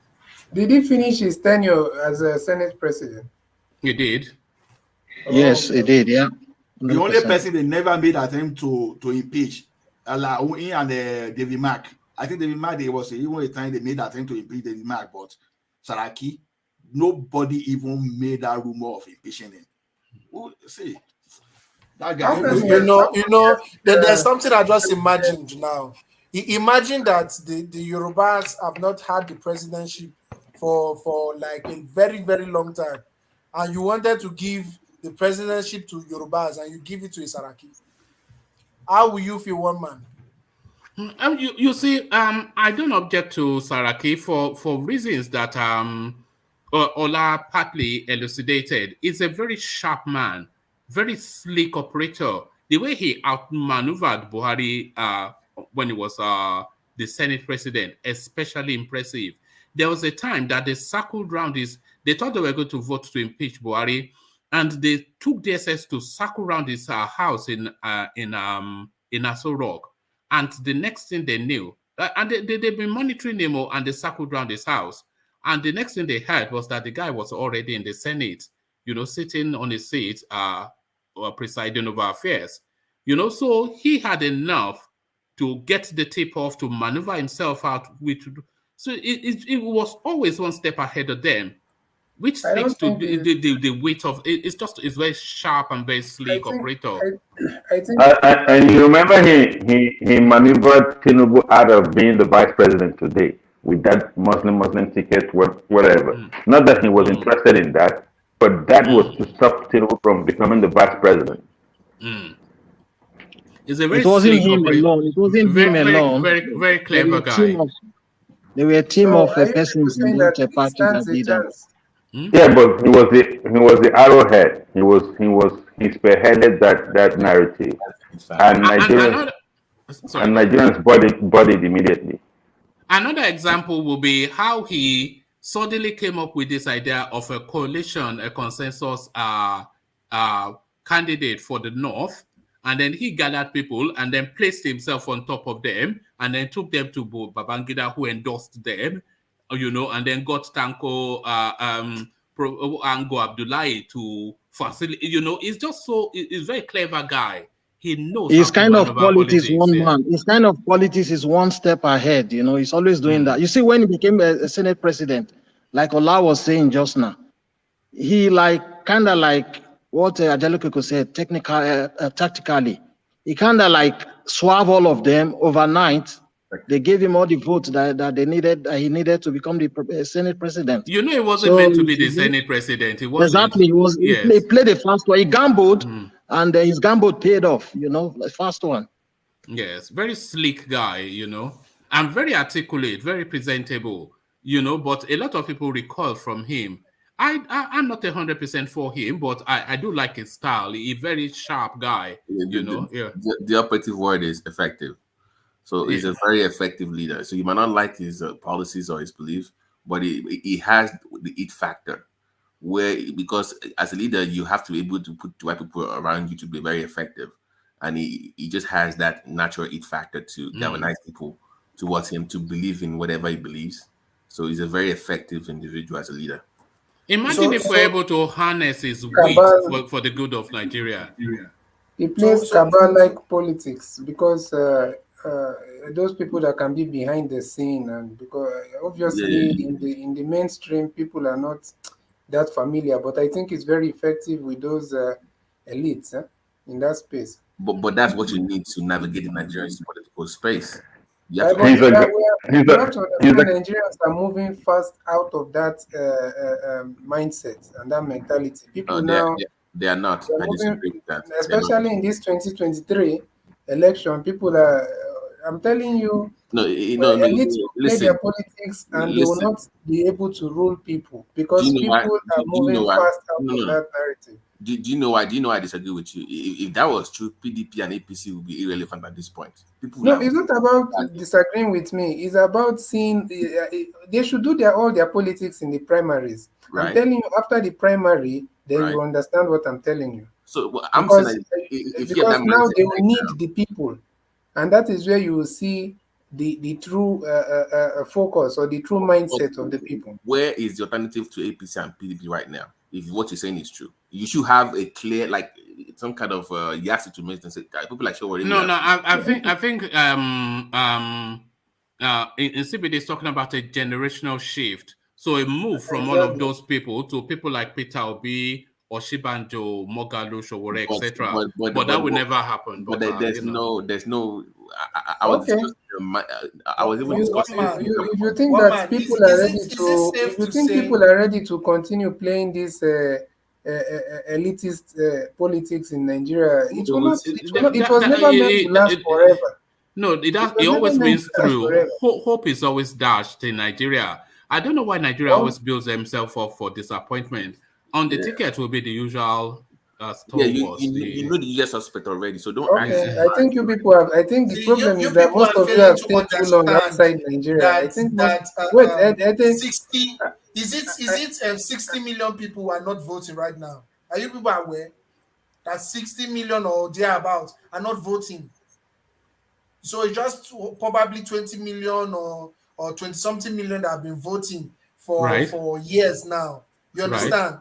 So I'm telling you that at least out of that 60 million, 30 million of them are ready to vote if they see the right candidate. Yeah, but in which direction? In the direction of the right candidate. Give me a name. Give me a party that will be a different one from it. In the direction of Peter Obi. If Peter Obi did not get it, this guy, man, really. It's not wrong. Have you been online?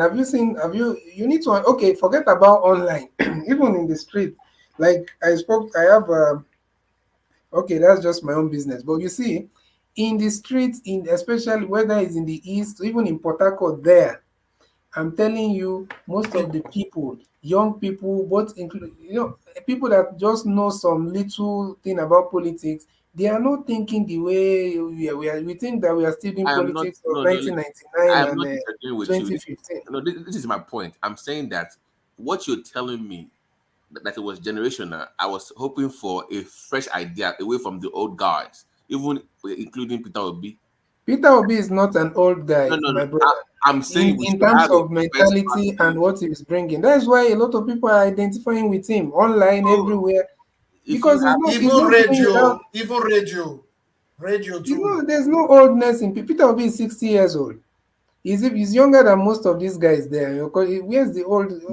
Imagine. No, in terms of his politics, it belongs to the. Imagine now. I'm discussing. In terms of his politics, he was just only governor for 8 years. So which other politics? Where was it? When was he governor?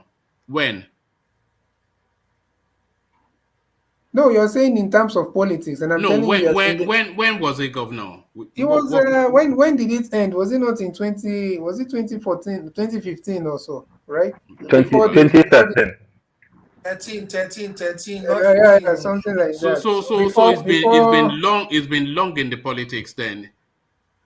He has not had any position. What position has he held after leaving office? Who are you talking about? Peter Obi. What position has he held after leaving office?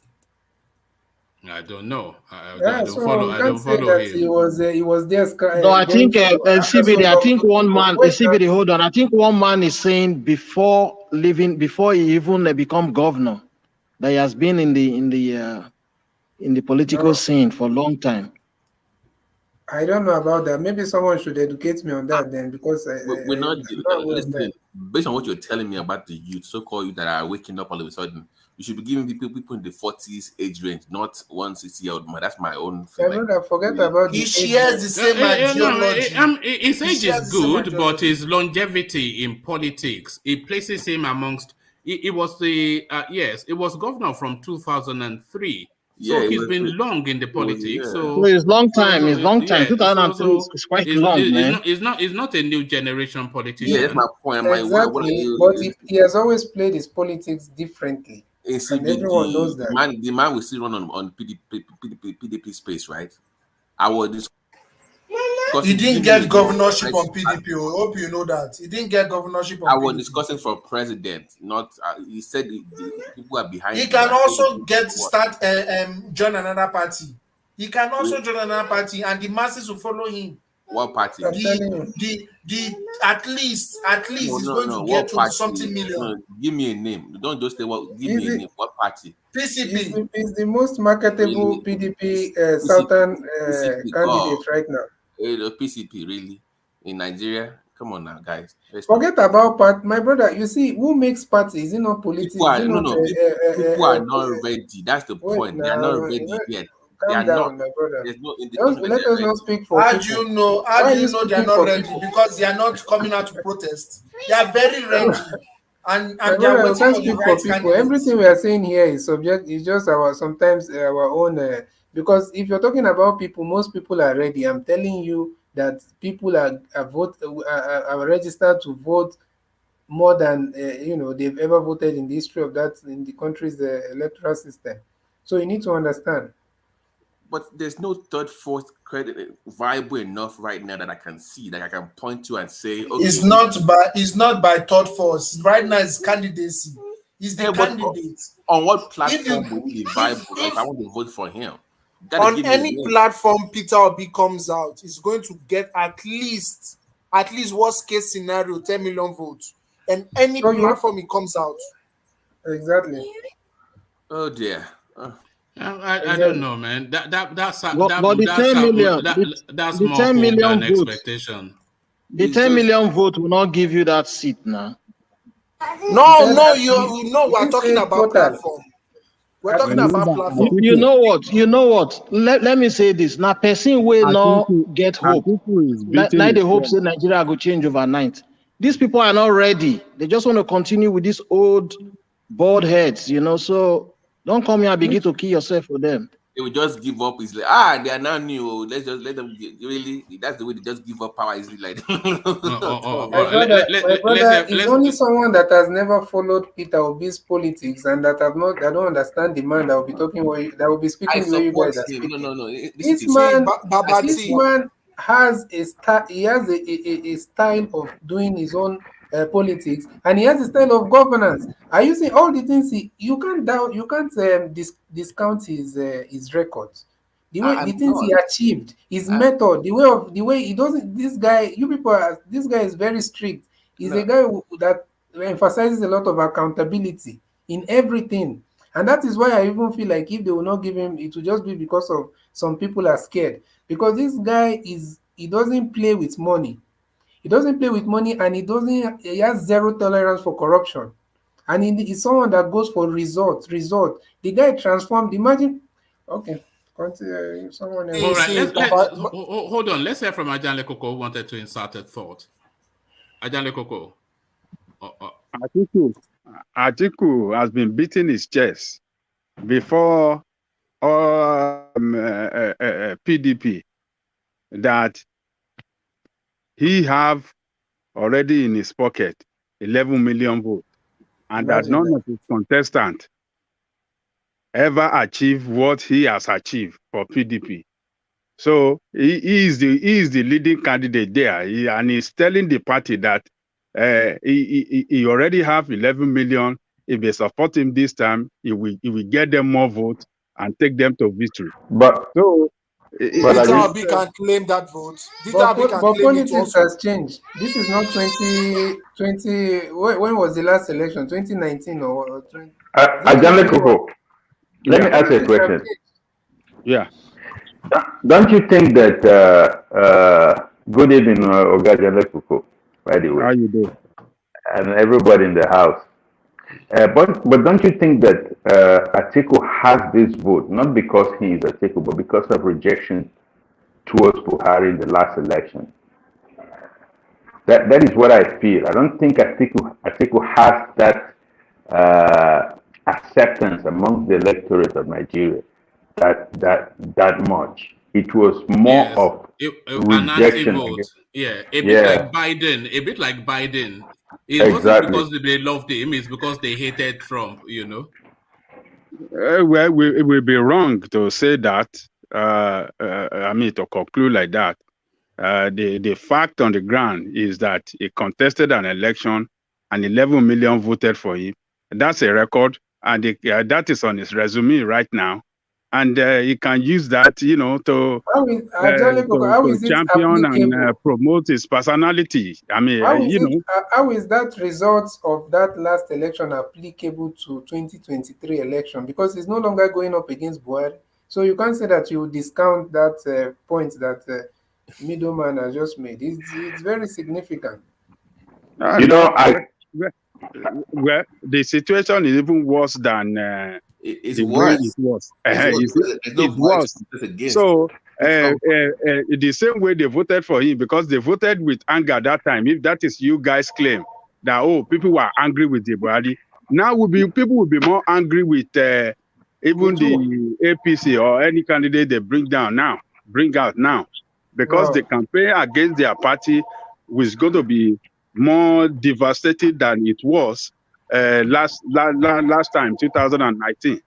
So not really. First of all, if PDP gives Atiku that ticket, their parties will be gone into oblivion. According to their coordinator, one of their coordinators that said, no, it's just campaign. People can say whatever they like. Don't let us say it is true.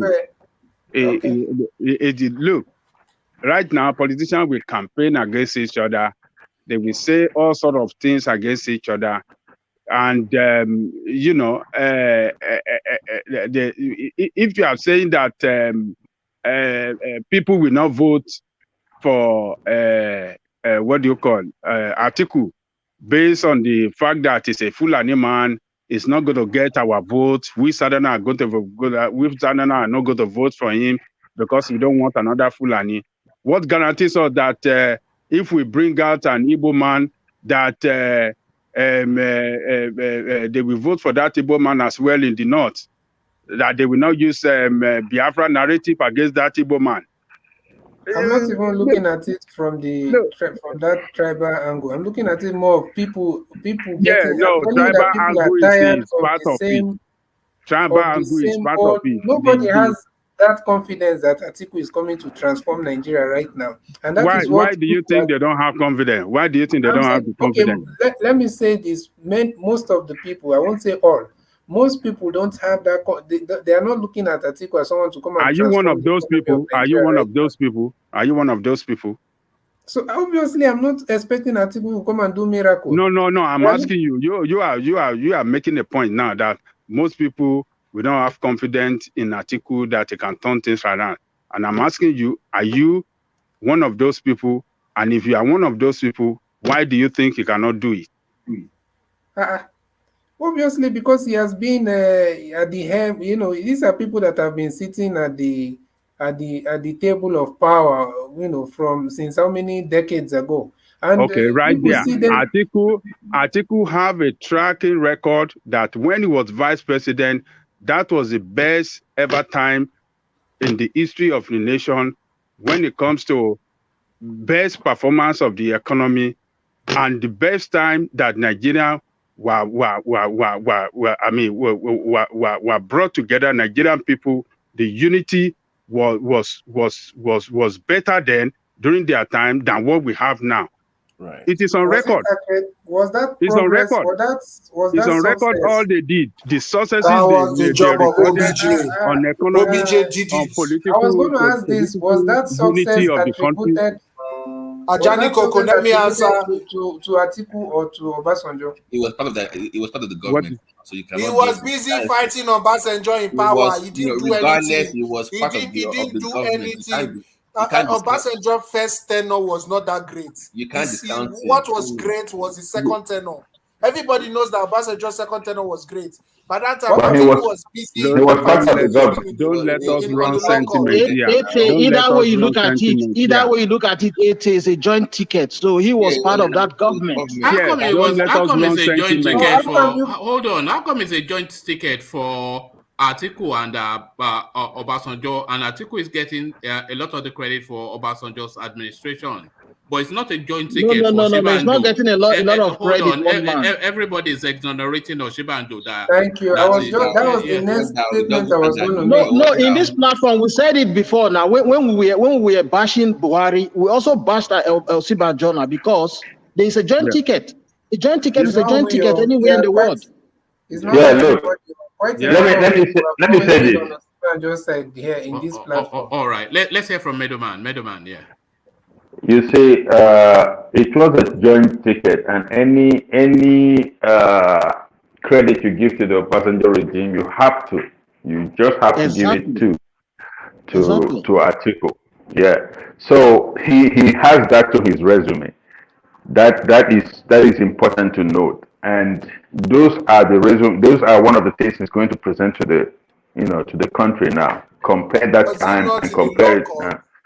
Was he not in the law court throughout nearly? Was he not in the law court nearly? But those personal grievances. Those are personal grievances. If he was in the law court, which time did he have to make Nigerian better? Which time did they have stable electricity? Then they do have stable because people are looking for change. They are not looking for 1999. But in CBD, those things are secondary. You have to what is happening is that you will compare now and then. That is how politics works. You compare now and then. We didn't have electricity then. We don't have electricity now. But in other areas, that is the well-being of the Nigerian people, it will show that Nigerians were better off then. That is where people that's what people will remember. They won't remember they didn't have electricity then, or they didn't have whatever then.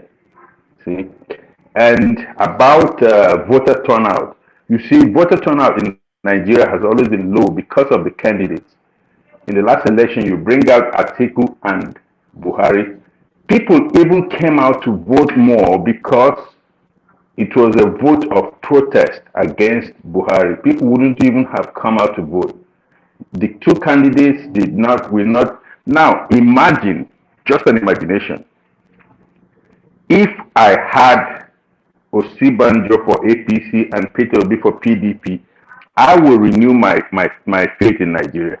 I will renew I know that Osinbajo is part of this administration. I know that we cannot exonerate him from whatever this administration has done.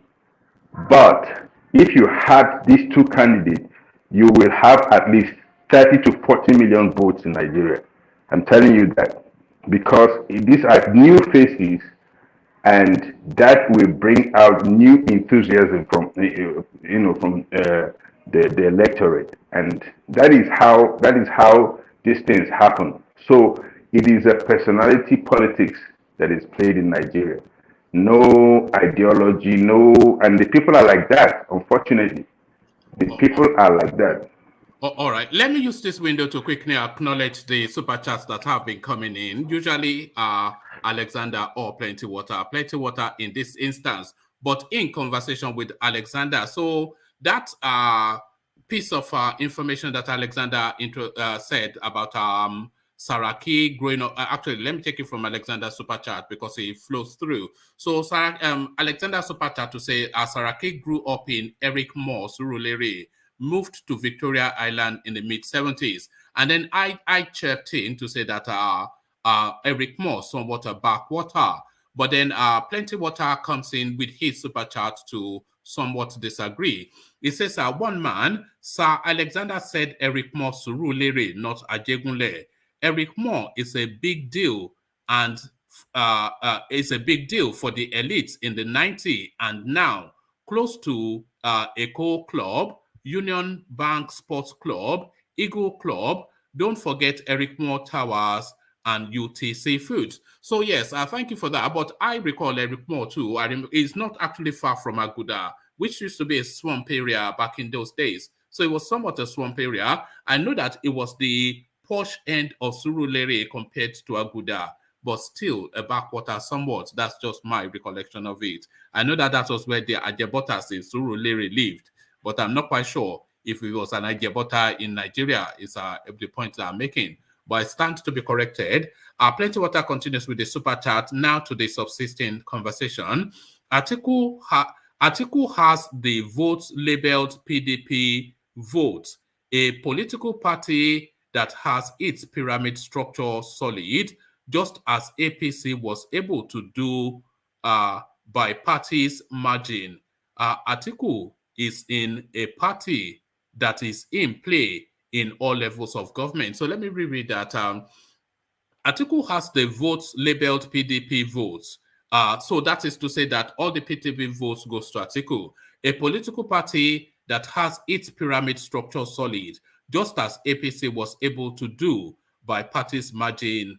Atiku is in a party that is in play in all levels of government. So I think that super chat, thank you for the super chat, Plenty Water, but I think that is opening up at a launch at Shiowore, because that often is where Plenty Water goes. So thank you for the super chat. Let's go on from Ete then to Babati. And I want to ask Babati if you share somewhat the just the indignation at this Goodluck Jonathan narrative.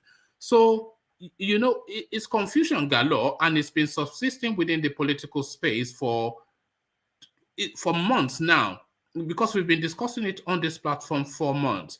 So they throw out a filler in the public space to test the waters, and then when the public recoil from it, Goodluck Jonathan's aides will come out and debunk to say that he's not at all interested. So now he was forced then to come in front of the cameras, and just as early as a week or so ago, he said, watch this space. So he said, watch this space, consultation still going on.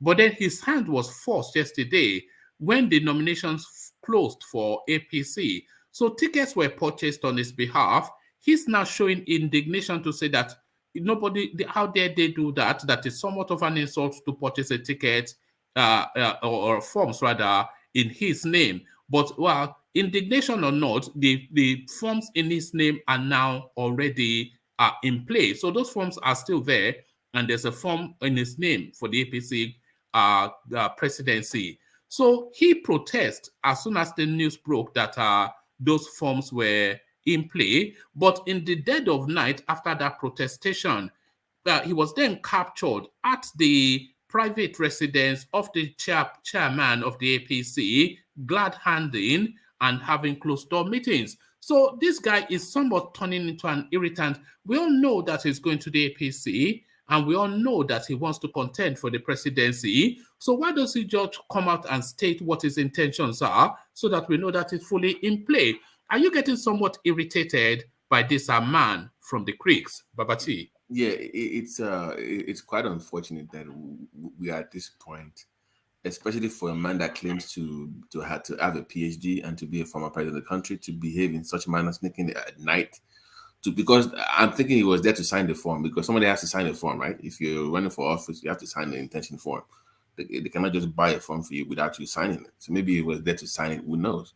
But it has to come out on maybe he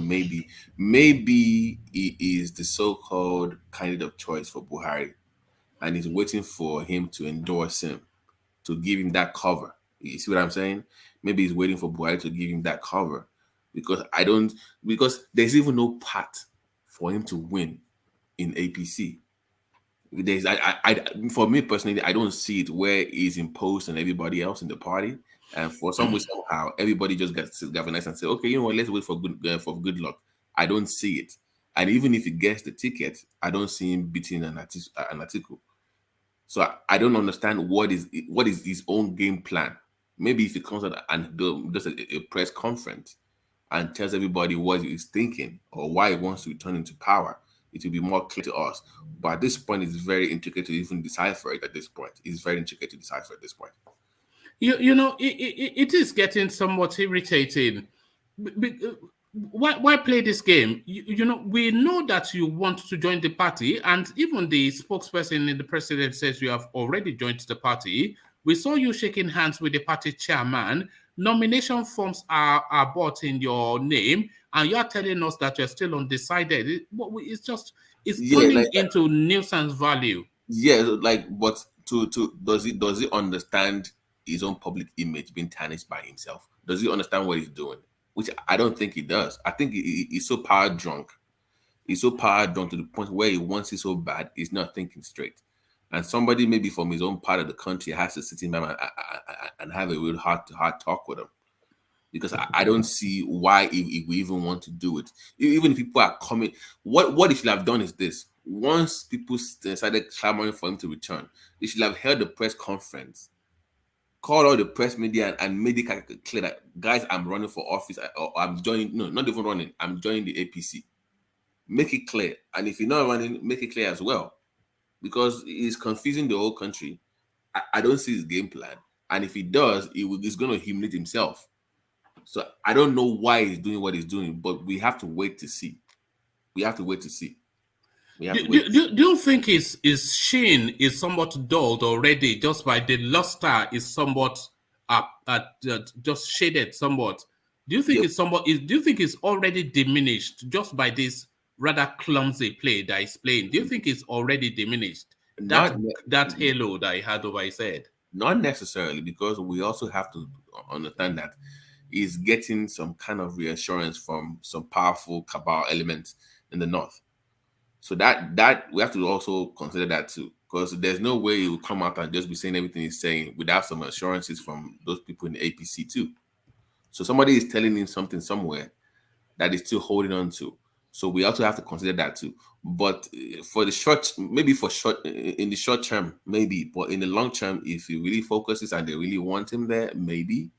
But for short term, it might affect him. But for long term, if he runs for office, not necessarily if he plays his cards right. But for the short term, like I said before, we have to wait to see what the game plan is, because even I don't see what his game plan is. It does not make sense to me. It doesn't make sense at all. Yeah. So until he comes, you know what? Do you know what would be interesting? Like I was saying yesterday. Well, this would be interesting. You have over 30 people running for office, right? Doing the primaries. So that means there will be multiple rounds during the primaries. So I want to show what will become interesting will be the second, third, and fourth round, like the playoffs in the party. That's when you will know who is who. So I think that they're preparing for that kind of scenario, because I don't see Buhari, if he cares about the APC, I don't see him actually holding his hand and saying, guys, forget the primaries, this is who we want. I don't see him endorsing him. And even if it does, I don't see people stepping down to say, right, no, right. no. Because if you can have people in Lagos for a meeting, for somebody to step down, and nobody even listen to back on it, it was just out of respect that they came to that meeting in the first place. Nobody at this point, everybody wants that ticket. So I don't see what is he even thinking? I don't understand what he's thinking. Like, it's just difficult to decipher because he must know that if he goes in, he's going to split the party because nobody is going to bury their ambition willingly. Which gives the article a clear chance of becoming president. Do you think this guy is a clever man? Do you think he's a clever man, Jonathan? Obviously, at this point, obviously he's not. Obviously, I don't know. If he had done it to the PDP, maybe I would have even given him a chance. But to go to, do you know what APC did to you? Do you know how much they, not even in Nigeria only, they did it? It was a global. Remember that the bring back our girls. Remember how they that thing went global and they were just embarrassing you every day. Even Michelle Obama was anti good luck Jonathan. Yeah, it was a global, they pushed him. Global humiliation, and all of a sudden we joined them, and they will raise your hand, and we are all fine now, and nobody has a problem with that. I mean, people don't forget easily. I don't think. I mean, for his own legacy, for his own sake, he should go and sit down somewhere. That would be the best bet for him. But to the earlier point about the not wanting Fulani wanting freedom and people wanting freedom, let me just speak to that for a real second. Somebody mentioned earlier that there are more tribes in Nigeria that even they have more grudges to hold with the Nigerian state. I think we should forget Igbo, Hausa, Fulani for a second. We should be more worried about those minority groups. They are the ones that really have scores to settle with the Nigerian state. So we should be more worried about them. They are the ones that are really when they get. You mean those people from the creeks? Those even the thieves, those ones that because it's like we only discuss Yoruba, Igbo, and Hausa like that. They don't even exist. Like we need to bring them into the fold and have them talk on the table as well. That would be the best way to go. But this solo idea of Igbo or Yoruba, let's talk about the other tribes too. They are there. So Otom for president. But we are talking about Jonathan right now, and he's not among Igbo, Yoruba, and Hausa. No. We always talk about them. Maybe you mean as a group or as like when we dialogue about the way forward, we should also know that there are other people too, not just the big boys. We also have the other guys too. Is my point. The thieves, the nukes, those they also exist. So you mean as a collective, as a geographic location? Not just the the major the tribe. Yeah, I think well. Go on. Yeah, no, I think if we're going with that, then obviously we are not discussing much about them. But when we talk about the prominent figures from those areas, I think they see it as the same, And I think we're already discussing the Nupes anyway, because as we have just recently discovered genetically an alignment between the East and the Nupes. One man, don't go there again. Don't go there again. Don't go there again. One man. Wait. Where is the rabbi? Don't let the rabbi. We're not going to finish that topic today now. One of the topic now. All right. They will say God is name is Inamdi. Yes.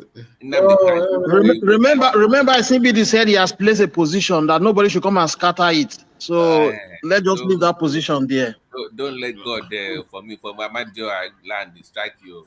All right. So moving swiftly on, let me quickly acknowledge Alexander's super chat, and then I'll take you to the next talking point. So Alexander super chats to say, one man, a plot of land in Aguda in the early 70s was 10 naira.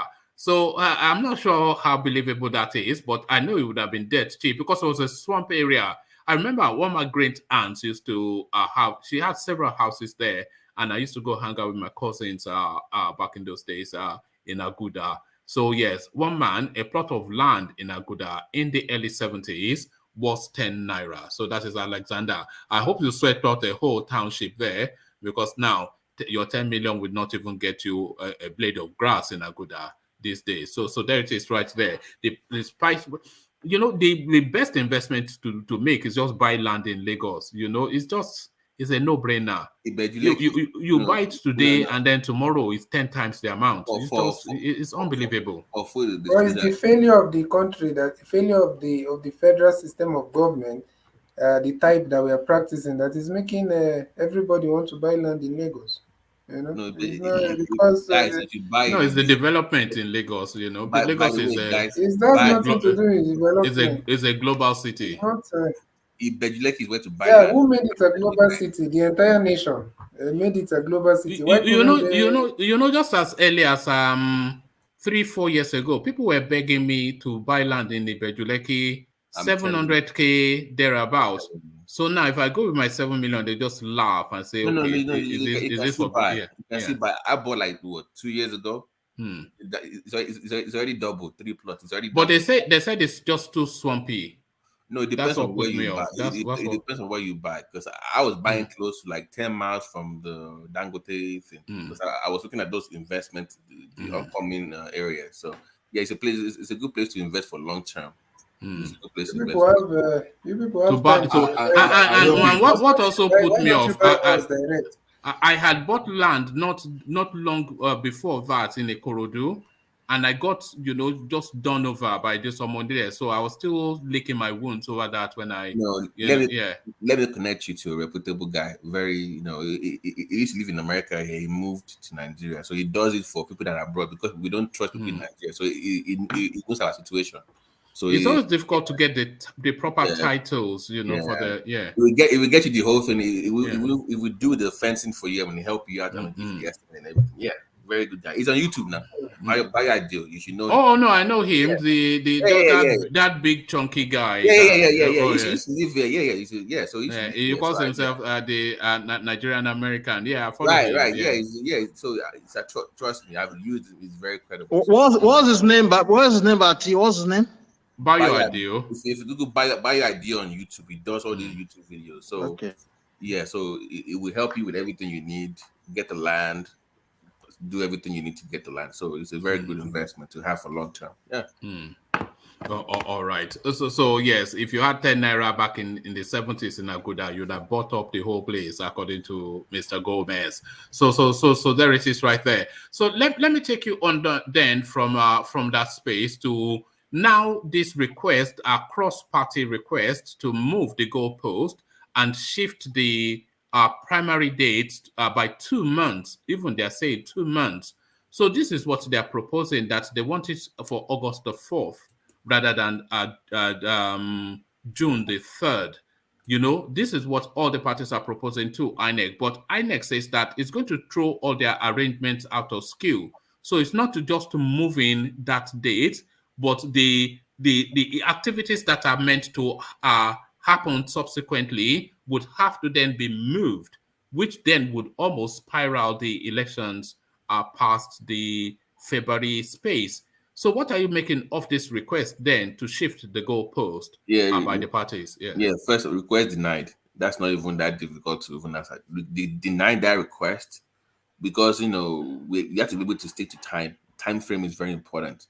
And I don't know what their game plan is, trying to move the goalpost, like you said. But INEC should stick to the game plan and to the timetable.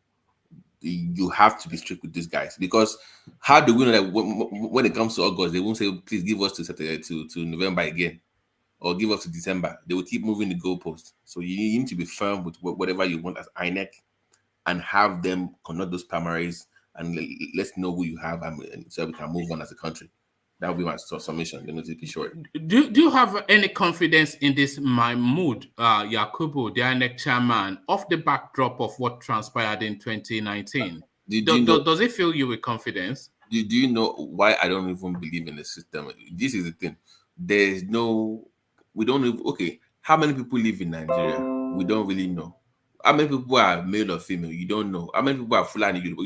You need to capture those data first for you to have any credible elections. So until we even get those kind of things rectified, even if INEC does a good job, it will still not be enough for me to be comfortable with the outcome of the elections. You see my point? That population census has to be credible. Until you have those kind of sensors and this kind of documentation in Nigeria. Well, you know, right now in Nigeria now, if I go to Nigeria now, if I go to the court in my local government and I swear an affidavit as a Ghanaian and I use a fake Nigerian name, they can give me, I can get a passport in Nigeria now. It's so porous. Those kind of things are so porous. So until you can feel those kind of situations in Nigeria, then you can't capture the actual population number, the age bracket, all those things that you need to get a credible election. So forget INEC for a second. The bigger picture is that we have more work to do as a country to know who we are as a people. Because I keep hearing this so-called North has 400 million people, 500 million people. So we just assume that they will get more people in the elections, which is wrong. So until you can feel those kind of situation, that's like why should have been focused on those kind of things in the first place. Capture those kind of information. We don't have a database in Nigeria. We don't have this kind of information. So I can't trust INEC to even do any good job. I'm sorry, it can't be credible in my eyes. They can do a good job, but not enough for me to even believe in that system. All right. And the Obasanjo endorsement of the IGBO saying it's their turn. This is a narrative now. They're sweeping up supporters to line behind that storyline. And they already have power at the Banjo. So now Ohaneze worldwide, they've gone to Abeokuta to schmooze Obasanjo, and it looks as though he has been seduced to endorse that narrative. Turn by turn, Nigeria Limited, Obasanjo is insisting. Yeah, they have me too. Like I think me and Nigeria and other people here, we agree that we should have an Igbo president.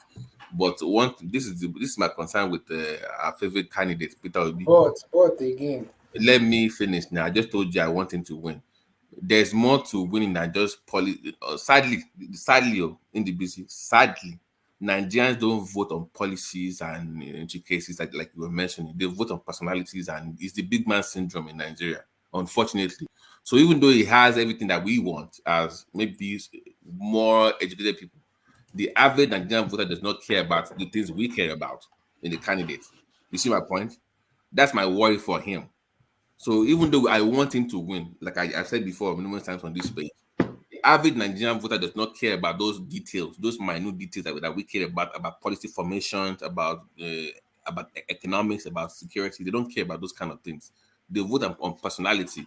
And sadly enough, his personality does not translate well to the average Nigerian voter on the bigger scale, not just his own region. It does not have that kind of spread. That's my own worry for him. I say worry, concern. It's my own concern for him, the candidate. Yeah. Okay, but I think in my from my own perspective, I think it's the opposite. I think the problem for someone like or the concern for someone like Peter Obi right now is more of this elitist politics, because these people are used to a system of embezzlement and all this, and someone that is coming to repair things and make sure that people are accountable. I think they might even feel a little bit, as much as they know that he has the good of the nation at heart and he wants to do stuff. For the ordinary Nigerian people right now, I feel like Peter Obi or someone like Peter Obi has a very big advantage on the side of people like me and you, including those that are not online, just people on the streets. I'm telling you the facts. But all these elitist politics that we are doing, I think those are the those are the hurdles that is. Can I ask you a question? Do you in all what you're saying is true? And I have my fears even in the north, and I hear the same thing from common people. But my preoccupation with Peter Obi Peter candidacy is not with it's not the election, the main election. It is this primaries. Do you, in all honesty, have any belief that the PDP will give this ticket to Peter B? Because I don't. Like the way one man read, said before, the point he just put out to Obati. You see, there's this move, and to be honest with you, I've seen it like it's growing. I think a lot, quite a number, personalities are now coming out and echoing that, that narrative. Look at the other day, even was it today? Who is that? Was it today? Bandu J was there wearing Igbo regalia, saying that they are giving Igbo people, is naming one part in Kano as Enugu City, where the Igbos are concentrated. So you see, and the other time also, what's the name? You saw even the governor of Delta State, you saw the Ijo elders and the South, So all these things, the permutation is moving towards that direction. And also the popularity of Peter Obi is growing rapidly. And so I feel like, and also when you're talking about familiarity with the electorate, the masses now, and I'm not talking about the delegates, I think those are things that will make PDP to. You know this narrative in CBD of presenting Peter Obi as some prudent anti-corruption czar that stands for probity and balanced books. You know Exactly. that narrative is easily pricked and busted. Peter Obi is as steeped in corruption as any other Nigerian politician, as he has been exposed already. He's a heavily corrupt man. One man, that You is know that. Nobody knows that because the man has talked about the Pandora. You're still going back to the Pandora papers. Well, yes, it's outstanding. He explained it that. Did you know? Okay, sorry, go on, because I know the explanation he gave, but let me hear from you. Explained several times. So if somebody has, how much explanation did he give? 30 million. One man, is it 13 million that you're trying to make Peter? $13 million? Are you saying that 80? Try 80. No, it was it 80? He said 13 million. 80. He clarified himself on Arise TV. Even 1 million is still corruption. Don't wait now. Listen. Someone like Peter Obi, that is 60 years old now, and that has been working, that has worked for international intercontinental banks and all these things. You're telling me that man, with all the businesses he has, you're telling me that Peter Obi cannot have $13 million that he will 80. invest for? He said 13. If you say anywhere he said 80, please bring it out and show us, because he said do you know the narrative? Because I do. Do you know the narrative? So the man explained himself in Arise. If I want to recall what he said, everything he said, I'll go watch that interview that they interviewed him about the Pandora Papers on Arise TV, where they invited him and he clarified everything. He has clarified it almost on 3 media houses.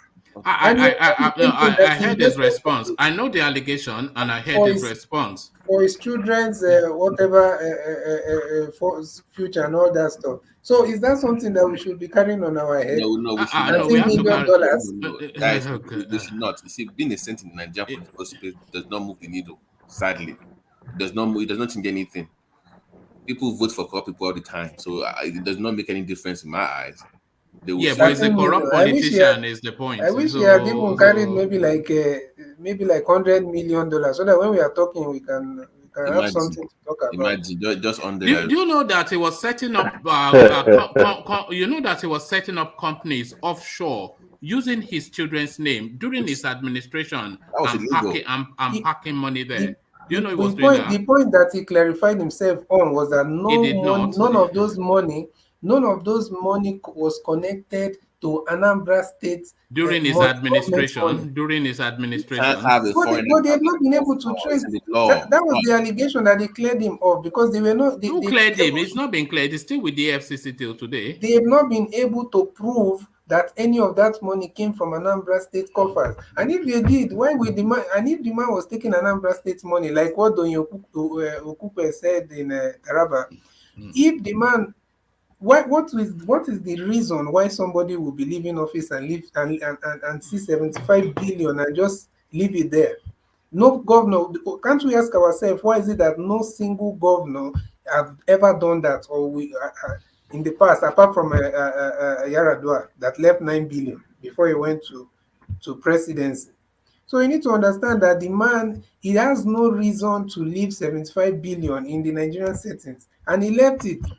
No other governor, including the best, who is the best governor now that you want to mention in Nigeria that will come out and say they left money in their state coffers when they were leaving? No, you are saying no other governor, but we have no records to disprove you because because we are beating it as a drum. One man. In fairness to Peter Obi, right? If EFCC actually have proof, they could have named Peter Obi down. You not see him walking on the street. That's not. They were unable to. How many people do they? They were unable to prove what they were saying. You know, so is Tinubu not walking the streets? Is not walking. Tinubu was swept under the carpet. Tinubu was swept under the carpet. They did not invite Tinubu. Tinubu was swept. The Bullion van was swept under the carpet. EFCC refused to visit that case. But Peter Obi, as soon as they heard Pandora Papers, as soon as they heard, hold on, we're talking about Peter Obi. As soon as they heard Pandora Papers, they quickly swing into action because it's from Southeast, and they turned on him. And at the end of the day, lo and behold, the man was vindicated. So EFCC should go and do their job. Why would you say it's been because they were ranting. They were ranting that they're going to pin him, but they're unable to pin him. Open file. There's filing. Nothing is going to happen. One man said nothing. It's still open. So he's not been vindicated now. Who vindicated him? Yeah, because they were able to pin anything to him at the end of the day. Including Tinubu. Everybody have a fight. He's as corrupt as the rest of them. If you're talking about corruption, just leave Peter Obi alone. We know who is corrupt in that Nigeria. The evidence is there now, so we ignore the evidence. Which evidence? Have you been able to prove it? He's still innocent until proven guilty. He's still innocent, man. Woman, you should know better. He's still innocent until proven guilty. Calm down. Okay, but Tinubu is not innocent until proven guilty. Tinubu is not innocent. One man. Babangida is innocent until proven guilty.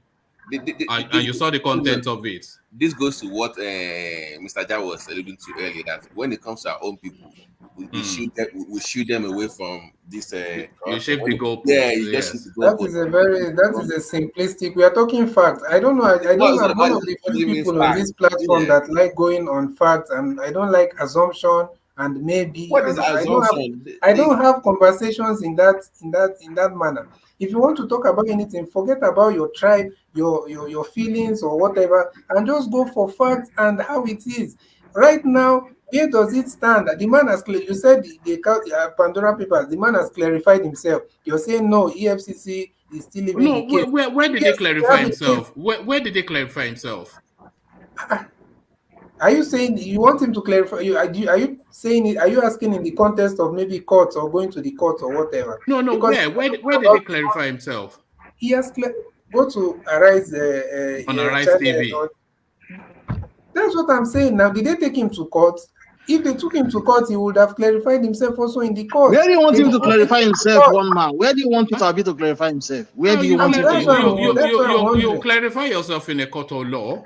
Not but who took him to court now? Will he just take himself to court and go and clarify himself? I wonder. The body in charge of it, the so-called EFCC, should do that, but they are not doing it. But his case file is still open at the DFCC. His case file is still forget open. all those case files you're talking about. The Lagos Baba landlord, the Lagos Baba landlord case file. The Lagos Baba landlord case file has been sitting there for years. Nobody's doing anything. They have nothing against the man. They have nothing. That is why they are keeping quiet. They're embarrassed. Nothing. All right. Just hold on. Just give me 5 minutes and CBD. Right. The 2 years of collaboration has revealed how far the financial secrets. This is midway through. The 2 years collaboration has revealed how the 2 year collaboration has so far revealed the financial secrets of not less than 35 current and former okay, let's go to Mr. Peter Obi. Mr. Peter Obi is one of the individuals whose hidden business activities was thrown open by the project. Indeed, he has a number of secret business dealings and relationships that he has for years kept to his chest. These businesses he has clandestinely set up and operated overseas, including in notorious tax and secrecy havens, in ways that breach the Nigerian law. Correspondents contacted Mr. Obi with written questions and had an in-person interview with him weeks ahead of the publication. The former governor admitted that he did not declare these companies and the funds and properties they hold in his assets declaration filings with the Code of Conduct Bureau, the Nigerian government agency that deals with issues of corruption, conflict of interest, and abuse of office by public servants. He said he was unaware that the law expected him to... He said he was unaware that the law expected him to declare assets and companies he jointly owns with his family members or anyone else. The Pandora Papers, the biggest cross-border collaboration of journalism in history, is an investigation into a vast amount of previously hidden offshore companies, exposing secret assets, covert deals, and hidden fortunes of the super rich, amongst them more than 130 billionaires. So let's just look for the Peter Obi insertion. So Peter Obi, Mr. Peter Obi has two children, a daughter, Gabriella, and a son, Godfrey Peter, something or the other, Obi. Sometime in 2010, more than 4 years after he became governor, the politician developed an appetite to set up his first discrete company in the British Virgin Islands. He called the company Gabriella Investment Limited after his daughter. That is during his administration as a governor, to set up what has now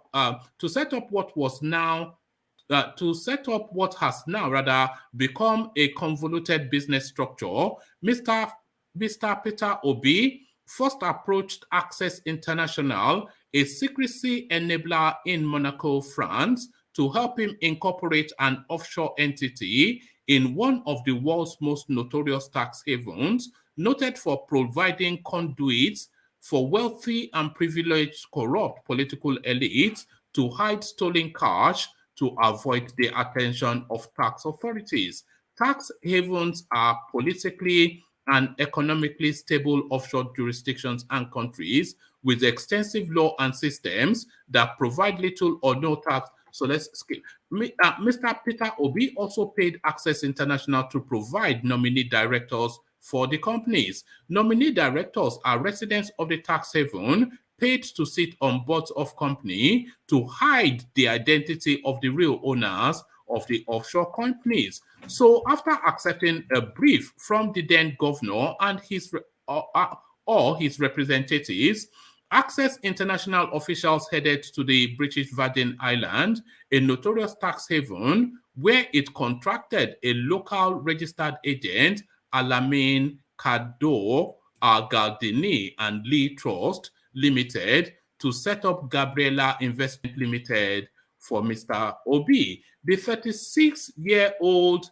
Al Kogal is a Panamanian law firm that went... So on and on it goes, but it goes on and on. It's a long read, but Peter Obi is a corrupt man. It's just, it's a corrupt man. So forget all that. It's a... One man, I read that report, and what I understood was Peter Obi was, his crime is he was hiding his money from taxation.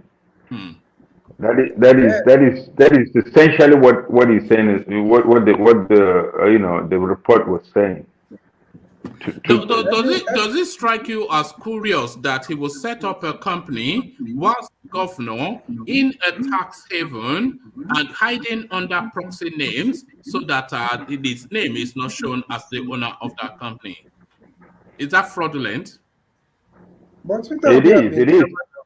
It is under Nigerian law because it is like he should have disclosed it. He should have declared his assets. He didn't. But that doesn't because but I know that PWB was rich even before he got to become Anambra State government. Man is a lifelong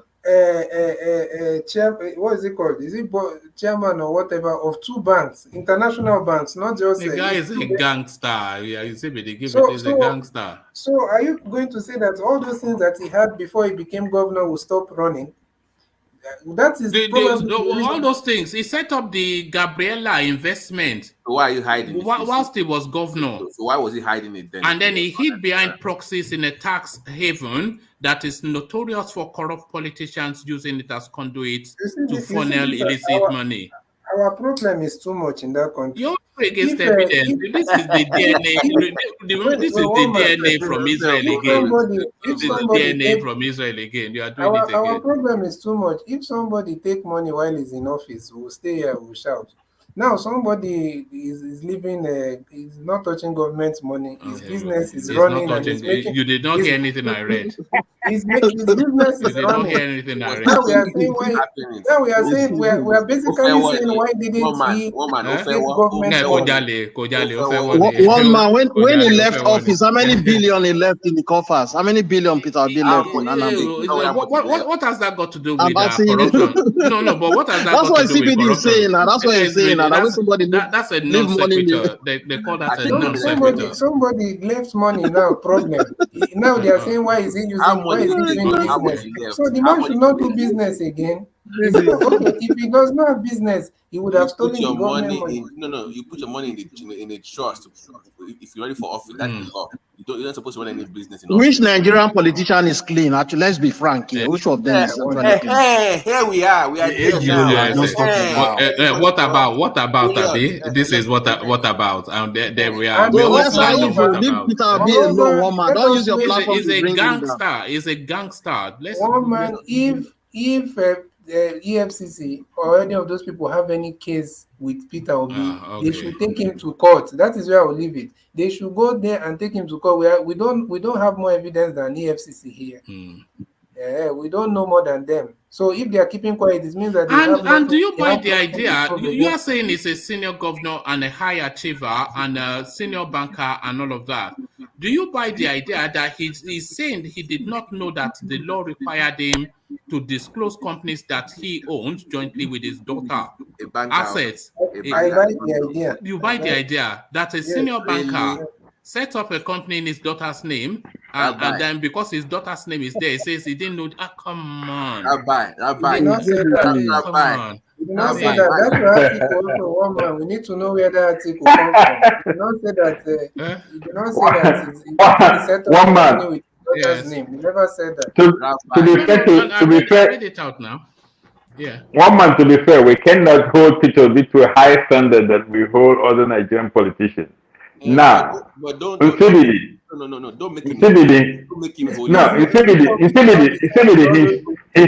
not a saint. What he did was a crime. You can argue that it is not proven that he stole money from Anambra State, but what he did concealing those businesses from the government, from taxation, it is crime under Nigerian law. He did not. That's why I'm saying that it is false. You need to listen to unless you guys. He himself has not said it is false. So why are you saying it is false? He's saying I did not know. He didn't say it is false. No. He didn't say he did not know. I'm telling you, unless you're saying, I've listened to two speech that Peter Obi made. One with Arise and one with Channels. Go and look at everything. Unless you're saying you can't take his word for it, then you people should wait. Now they should take him to court and prove all those things wrong. He's never admitted anything about opening businesses under the name of his kids. All those things are lies. All those things are fabricated stories. By his political opponents. Okay, so brilliant. All right, let me use this window to acknowledge the super chats that has been coming in. Only two names, of course, Alexander Gomez and Plenty Water. And this is what Plenty Water is saying to that little anecdote from Babati about buying land in Lekki. So this is what Plenty Water thinks about that. So it says, is it safe to live near a refinery? How many miles away from the refinery is safe to live? Will the gas released be hazardous? What do oil refineries burn off? Why does refineries flare? Just curious. So it is this. I think if you go to I think those River State, especially the South or something, their lungs are completely short in all of those oil spaces just from the flare and the pollution. So it goes on. It says, and this is a second super chat from Plenty Water still. It says, is the Dangote company able to claim all lands in 50 miles radius of the refinery under the measures emergency in case of informing the government of danger and compulsory evacuation of surrounding occupants? So essentially, what Plenty Water is saying is that have they bought sufficient enough land to act as a buffer between their refinery and residential spaces for emergency needs? But then Dangote is already, how many times do we hear about his trucks killing people all over Nigeria? Has he ever said a single thing about it? Doesn't give a flying, about anybody. Is the Dangote company able to claim all lands in the 50-mile radius of the refinery under the measures of emergency in case of informing the government of danger and compulsory evacuation of surrounding occupants? So he doesn't really care about them. And Alexander comes into super chat to the Peter Obi narrative. Peter Obi is seriously corrupt in a sophisticated manner. And that is it right there. It's a sophisticated, or is a smooth criminal, as Shadi Adu would say. A smooth criminal. Shadi Adu. It's a smooth operator. In CBD, we've not said Obi carry the money of his state and put in his pocket. But for him, this guy tactically agreed that he was corrupt because he said he was unaware that the law required him to declare. So he has owned up already that, see, I'm unaware of this law, but I committed this crime. So why are you saying? Let's assume that is true. Let's assume that is true, that he broke the law. Even if it is true that he broke the law, there's a difference between breaking the law and being corrupt. The man has not. Do you know that when he was speaking, the man said, "What is the definition of corruption? Corruption is a big word that encompasses so many things. Stealing, doing all those things, doing some kind of illegal manipulations, and so many things." Ola, are you going to say you have not broken the law anyway? So are you corrupt because you broke the law 1 or 2 times? So if I intentionally broke the law, I'm corrupt. No.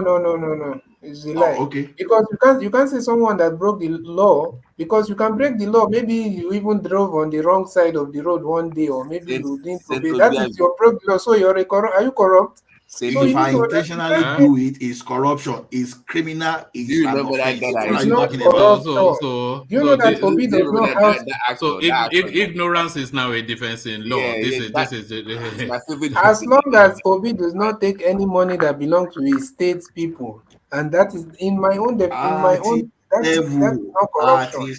He knew exactly what. Rabbi, stop doing this. As long as he does not take any money that belongs to Anambra State. We can't be saying my thief is better than your rogue. He's not this guy. Don't go the route of thief. Don't go the route of thief. Don't go the route of thief. You can't say thief. If they say so, even the article that one man this has been my ideology. I'm not saying it's the right thing. There is no clean billionaire. He didn't pay tax. There is no clean billionaire. No, that's just my own mentality. No, we cannot. That is speculation. One man, why did you bring up these Pandora papers now? The conversation was going smoothly. Yeah, no, I just got tired of just the way this in CBD, not this in CBD, but Rabbi in CBD was painting So, No, woman, even the article you read never called, never accused Peter Obi of taking any money. They are saying that I only gave you a snippet. asset. It was a long read, that's why I abandoned it. But I thought the point was made. That's why. One man, can we move on, because at the end of the day, you'll not be asset. able to take enough people. You know, let's move on. All right. So let's move on as Ejiro suggested, and let's move on to Ajale Koko, who I suspect may not be with us anymore. But Ajale Koko, are you still there? No. Yeah, one man. All right, brilliant. You sound like slow. You are driving. Are you on the motorway still? I'm not driving. All right. So I did ask Ete the question, and I put the same question to you. So is this a promise or a threat? So it depends on your politics, how you choose to digest it. So some people will say this is a threat, and some people will say, no, it's a promise. So is it a promise to you or a threat? I'll govern Nigeria same way Buhari has done. This is what Osinbajo is saying to the Nigerian population as is canvassing for their votes. So is he making a promise or is he making a threat by your reckoning, Ajale Koko? I think we should take it that is making a promise. A promise that we ain't seen nothing yet. We're gonna see the worst when it comes to power. That is what he's telling you. So if he's telling us that he's gonna govern the way Buhari governed this country, or not even govern the way Buhari ruled this country, that is that should be totally clear to us that this man has nothing to offer. It's just coming to bulldoze us the same way Buhari bulldozed us, the way he ruled. I mean, with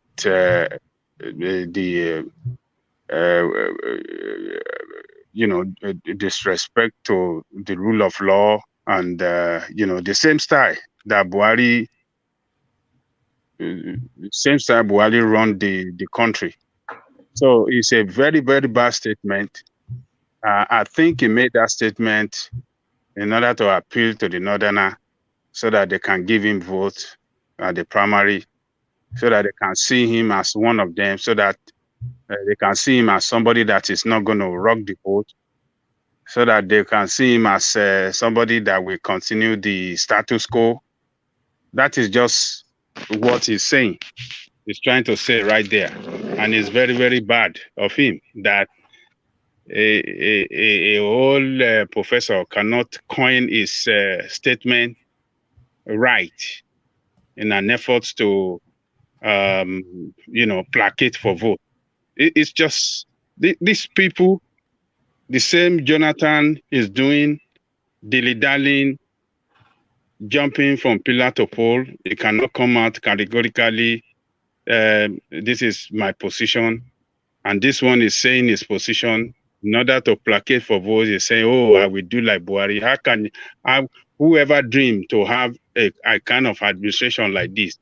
Administration that have destroyed the country. Is he walking a very thin line with that statement, Ajale Koko? Because in his attempt to pander to the north, he stands a good chance, and almost from the tone of the conversation, he's alienating the south.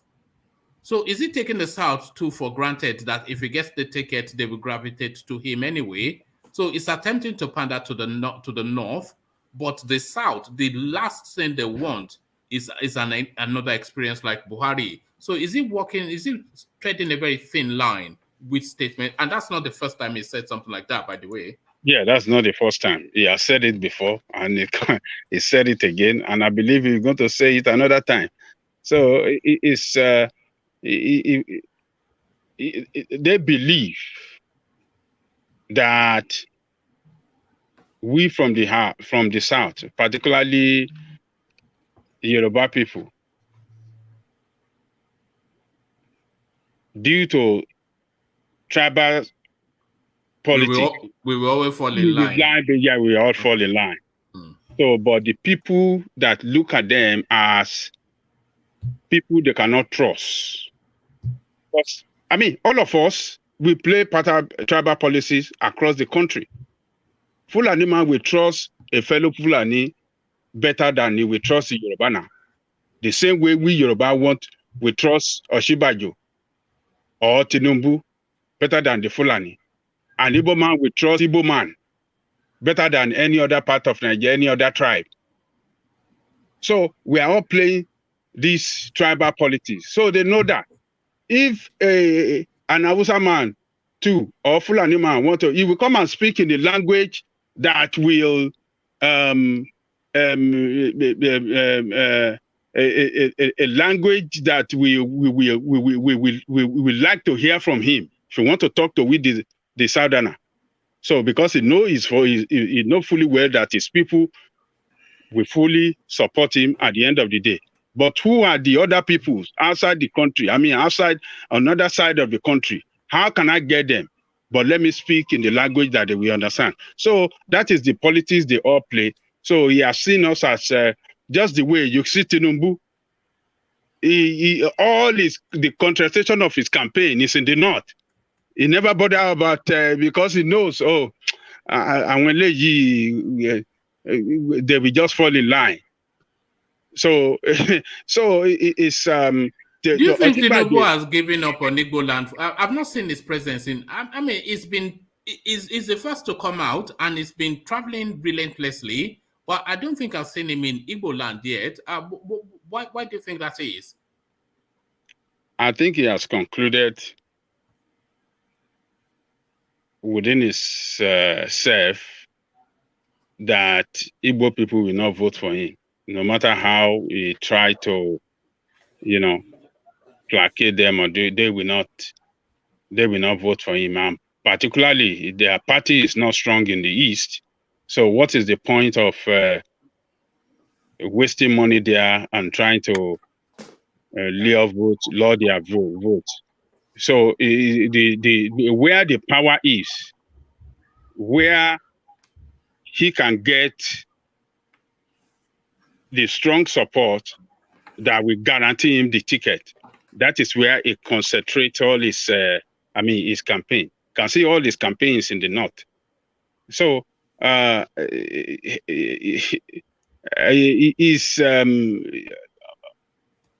Osinbajo should be doing better if he's really serious.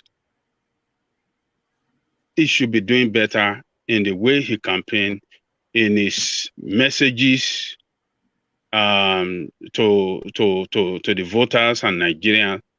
He should be talking more on the solution and not play politics with his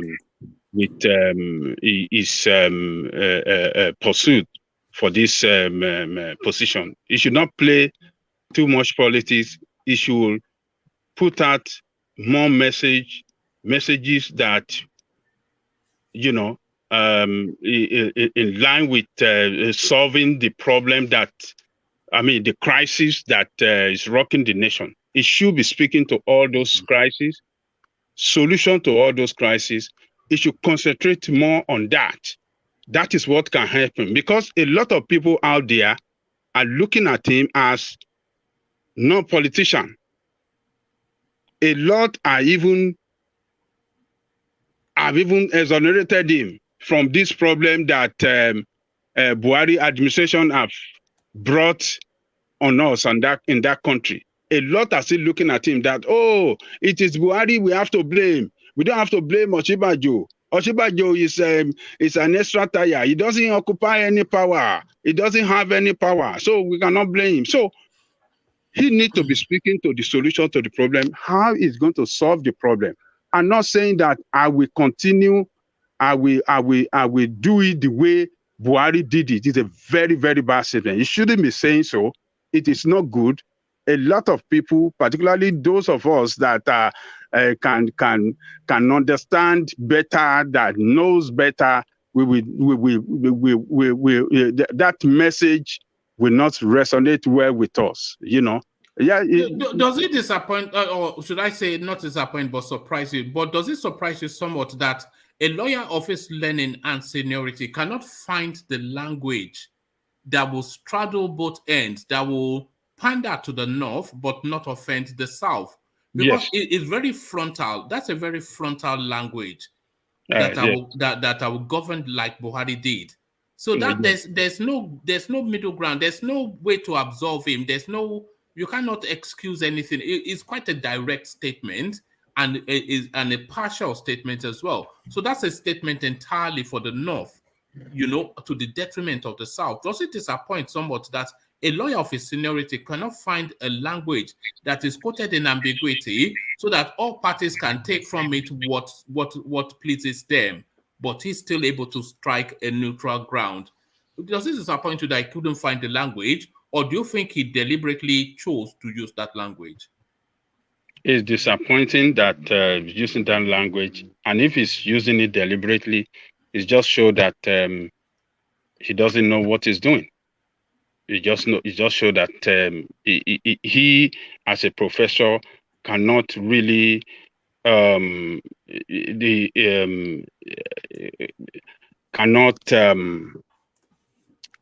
the implication of his statement and language. And if he cannot read the implication of his statement and language, it shows that I don't know what kind of professor he should be.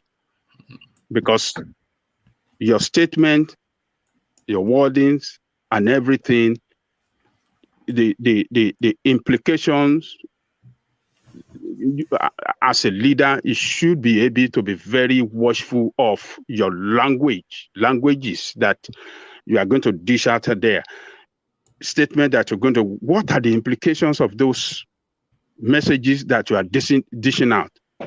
A well-learned person, which you expect him that statement is so ridiculous, and its own personality is totally ridiculous. It ridicule its personality. It should be able to know better. So if he cannot really know the implication of such statement, it just tells us that he is not fit to be a leader. It just shows that it's not fit to be a leader or occupy the most exalted position in the country, because he will be going out to international community to speak for the country. He will be engaging in some be participating in some engagement and make statement, and if every statement that comes out from his mouth carries some implication, and if he cannot know that shows that he's not fit. It's not fit for leadership. It is not all the time that you be prepared for some statement that will come out from you. Some at international conference, they can throw to you some strong question, and if you don't answer it well, it will send a very bad signal of him as a president and of the country as well. So he should be able to know. I'm surprised that he's continuously making that statement. What is he trying to achieve?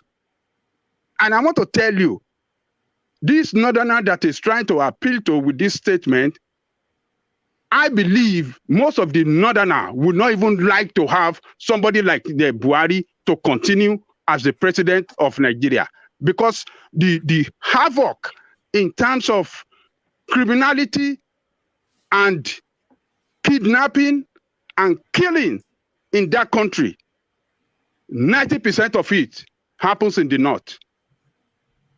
A lot of people are in hiding camp all over the north, in Benue, in Zamfara, in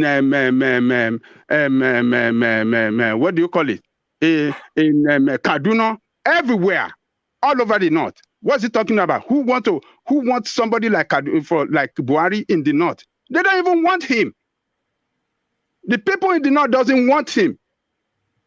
So the political class that is, it's so disappointing that a professor like him will be continuously making this statement. It's so ridiculous, and it does show that man is not fit for that position, man. When you have a president or person like that cannot read the implication of his language, implication of his statement, and what comes out from his mouth, it shows that he is not fit to lead.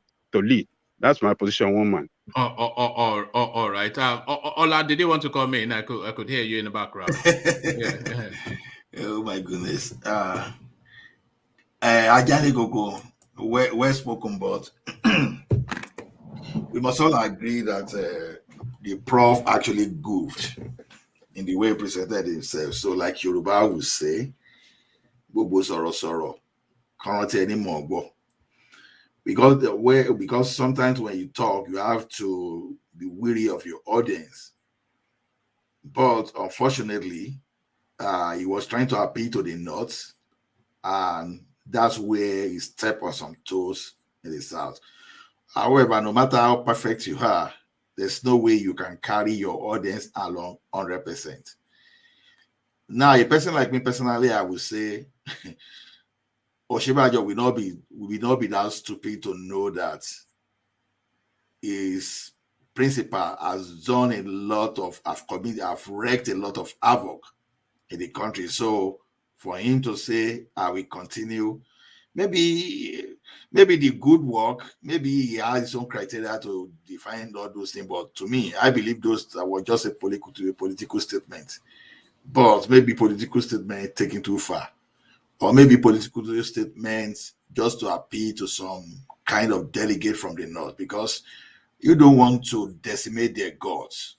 Buhari, when their gods they used to snatch power from Jonathan. So maybe that's where he was being careful. So to me, his statement was just political. That's the only thing I see about it. But will I use that one now to measure if this guy is competent? No, I can't use that verbal statement, because if verbal statement is supposed to be considered, then Buhari beautiful speech during at his inauguration, by now Nigeria should have become better than Dubai. So to me, it goes beyond speech making. But like I said, I'm listening to this guy. Do I think APC as a party, do I think they have a very beautiful program? Honestly, if they follow their program through without following agenda, by now we won't even be saying we want APC out. Even the like of Showore and Moalu that even want to pick from and contest against the main state government, they won't have that basis to contest. Now, even look at Mohalu, what he said the other time that I heard about recruiting 1 million police. To me, even that statement alone offended me, for example. Just like I would say, I would not agree with Showore when he was saying, I'm going to increase minimum wage to 100,000. The same way, I will not agree with Mohalu to increase the workforce in the police to 1 million. Why would you not agree? Sorry, why would you not agree with that? Because what we need today is not the federal police, because the federal police is being abused. So whether they are going to abuse the local police or state police now, I don't care. So it should not be the duty of the federal government to recruit more police now. Let every local government that can afford it, let every state go and find the local security solutions. Don't if 2,000 police are maiming the federal police rather are not doing anything about the security situation in Nigeria. So by the time you increase them, they themselves, the police in Nigeria, they are insecurity to Nigerian citizens themselves by the way they act. Otherwise, we wouldn't have gone on NSAS. So let's try something different. Don't recruit 1 million police. Just leave the states and the community to find their own policing system.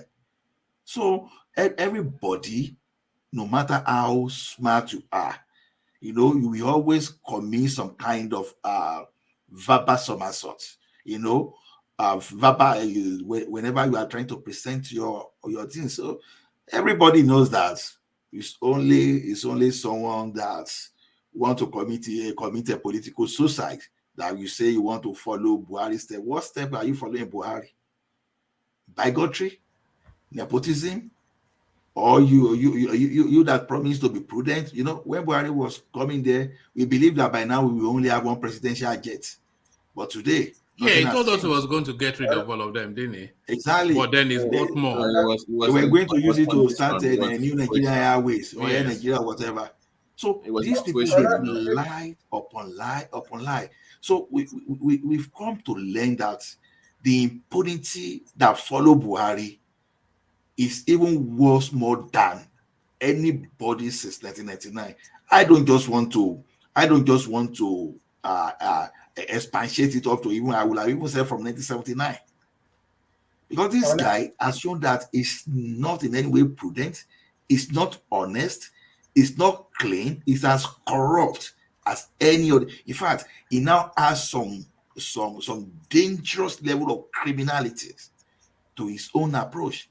So to me, anybody cannot just say, I want to continue that step. You want to continue along that step is you want to kill Nigeria. That's basically what we're saying. But like, what's the role of the media? Are you confident? Pin him down on that. Should the media be questioning him on that statement? You know, I mean, in most same countries, you remember Al Gore now when he was running. The man stayed away from Clinton because he knew if he was because of the Monica Lewinsky stuff. But in Nigeria, somebody be saying that they will continue the disaster. I don't know why the media is not even following him around, questioning him on that statement. One more, can I interject? Ola, sorry, are you confident that Osinbajo said that just because he didn't? That he was saying what he doesn't. He don't. How do you say? It doesn't mean. Are you confident that he was saying what it doesn't mean? Or do you think that this is? I think that's just basically the question that one man had asked. Or do you? No, it's a political statement, but it's badly worded. It's just the issue. Why shouldn't we take people by their word? Why? Because if something happens to us tomorrow not in now, politics. Yeah. If something in CBD, look at it this way: if it's political, if it is spiritual father, could even agree that Nigeria as it is now is not well governed. That no spiritual father will not be the only person that will hold that opinion within the Redeemed Christian Church community. So don't think that Professor Osinbajo, a lawyer, a professor of law, doesn't know that Nigeria is being run aground. Don't think he doesn't know. Even Pastor Nde Bakari, that happens to be Buhari's friend, knows the country is being run down. The fact that they all kept quiet and not talking. Pastor Nde Bakari, your candidate, Ola, right? To introduce a new dimension. Is it true? Somebody has told us what Ola, answer the question. Is it true that Bakari is a candidate? Is it true? He's my candidate. We all know that now. What happened? Touch not my anointed now. One man, can I interject? One man, can I interject? Let Ola land. Because I know his program and his program aligned with what I want for Nigeria. What program? What program is aligned? Now I've been brought into the camp of restructuring as far back as 1992.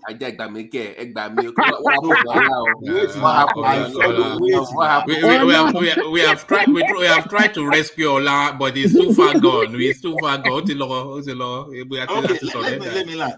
So now, anybody that can preach restructuring to me in a way that I'm totally convinced, I'm at least 80% more likely to support the person than someone that will tell me that is going to fight corruption. See, because I have something that's why I can be bought by your ideology. But you can't tell me today that, I will fight corruption. Nah, lie, because I will question you. How are you going to do that? Because I know that once you start grandstanding that way, that you are lying. But restructuring, is it possible? Of course, yes, it's possible. Do I think that anybody can eradicate corruption? No, you can control it. You can't eradicate corruption. So now this guy presented his own vision that, basically what he has in his program is the same thing, like it's similar to what he had in 1960. So he made some kind of presentation that, all the 6 geopolitical zone in Nigeria today will just be as independent as possible, so that everybody will use their resources to drive the region, to eradicate poverty in the region. And then, so he presented that. Now, he now say he brought one idea at that time that, good, we can have something like the president, whereby whatsoever we call all those people that will be administrator of this geopolitical zone will be like a vice president, and those people will represent the Senate we have today. So that invariably he was telling us that he was going to eliminate the Senate. And we just that's just the only thing is just ridiculous. All of these things are beyond the powers of a president. He can't.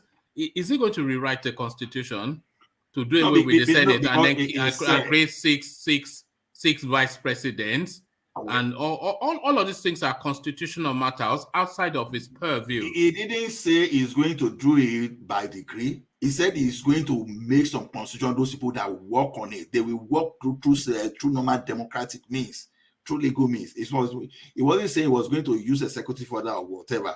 No, you can't even use executive order to change the constitution. Exactly. And create six vice presidents. It's going to be and divest power. He participated in that 2014 confab, and he made. When you were talking of those people that it's just ludicrous theorizing. Anybody can theorize, and the best game is played in a beer parlor. When they tell you that Messi should have done this and Maradona should have done that, that's just beer parlor talk now. Sometimes if you don't try something, because like I said, there's no practicality to any of it. We can't, unless it completely changes the constitution. The depth of how deep is going, it's not even bringing any new ideas. Everybody can paint a Nigeria that works, but there are structures that cannot, almost immovable, unless you have a complete wipe out and restart. You just create six vice presidents. It's just ludicrous. You have to tear it down entirely. Yes, for that to happen. So why would anybody even? Don't worry about the impossibility. But it's improbable. Don't forget all that. It's improbable for him to create six. Now, that is his ID program. Let's say ID program now. It's ludicrous. It's ludicrous. It's just theorizing now. It's just. University talk, Mindset. I'm not saying 100%. I'm not saying 100% is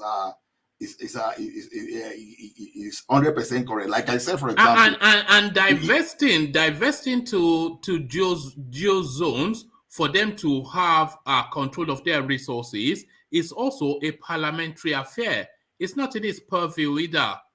It's just nonsense. See, one man. If you are able to carry leaders along sometimes, other leaders along, they can achieve. It's a bit like theorizing all these things. They cannot talk now. They cannot talk now when they know that they can never smell power. Everybody can theorize. I'm not Ajanle Koko and approach to that we say whatever says. No, but what you are saying so far is just even despite that, I like Pastor Tunde Bakare program. There are some kind of things that I disagree with him. I will give you an example. An example now is that you are going to eradicate state of origin, all those things. I say a person like me, if you ask me, I say it's a dangerous thing because all of a sudden when you eradicate that, leave the state of origin, but this idea of divesting power to sub-regions and along the 6 geopolitical zones, and then having them have a sub-autonomy so that they have this is something that they practice in Somalia, and Somalia, within Somalia nation, Somalia is a I can't find the word. It's the coming together of several sub-nations. So that's the Somalian system.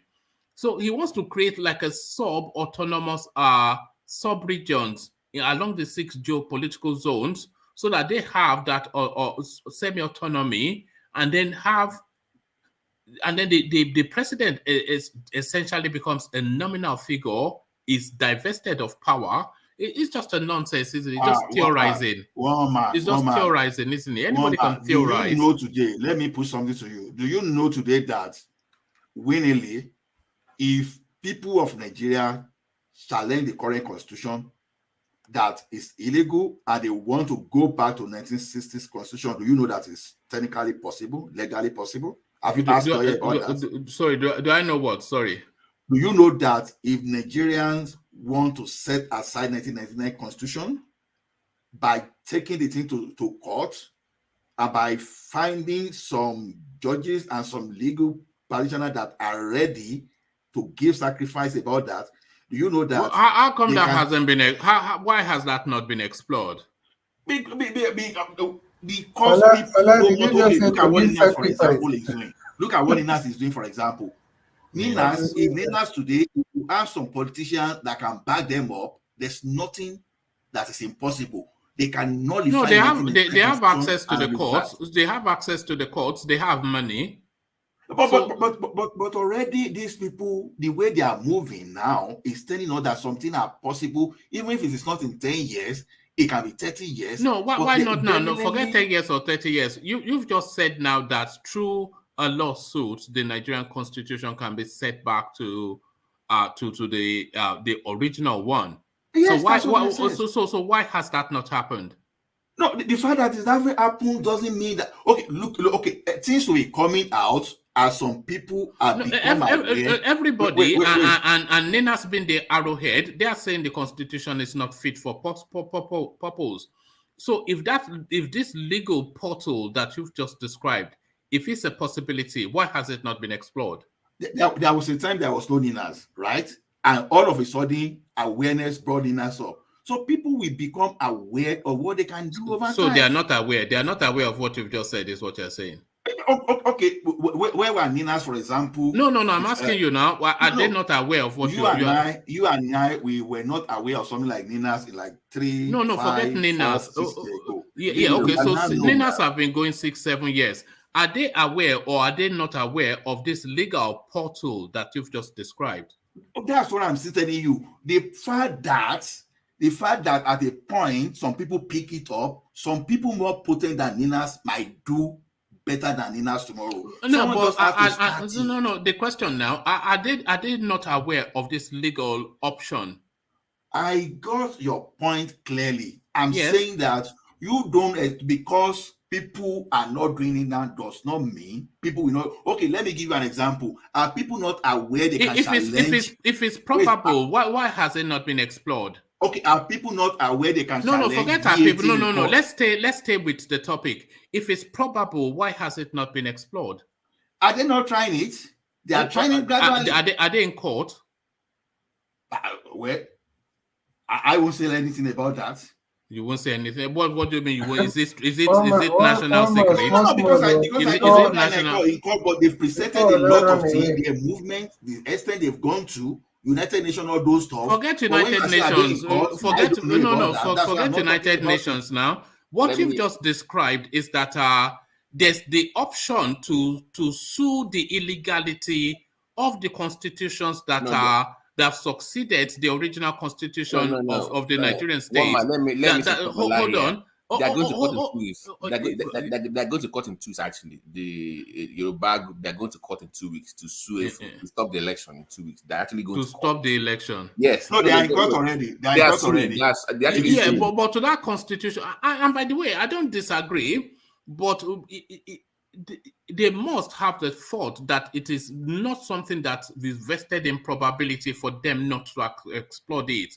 Because if it was as you've just described, then it's just an easy go-to. So they would have gone there and then gotten whatever decision, yay or nay. So why has that not been explored? I remember clearly, like about 3 or 4 weeks ago I told you about the case in Ekiti State High Court, Federal High Court, and the one in Osun State, whereby the governor in Osun State was trying to manipulate politically. I said it on this forum. Which case?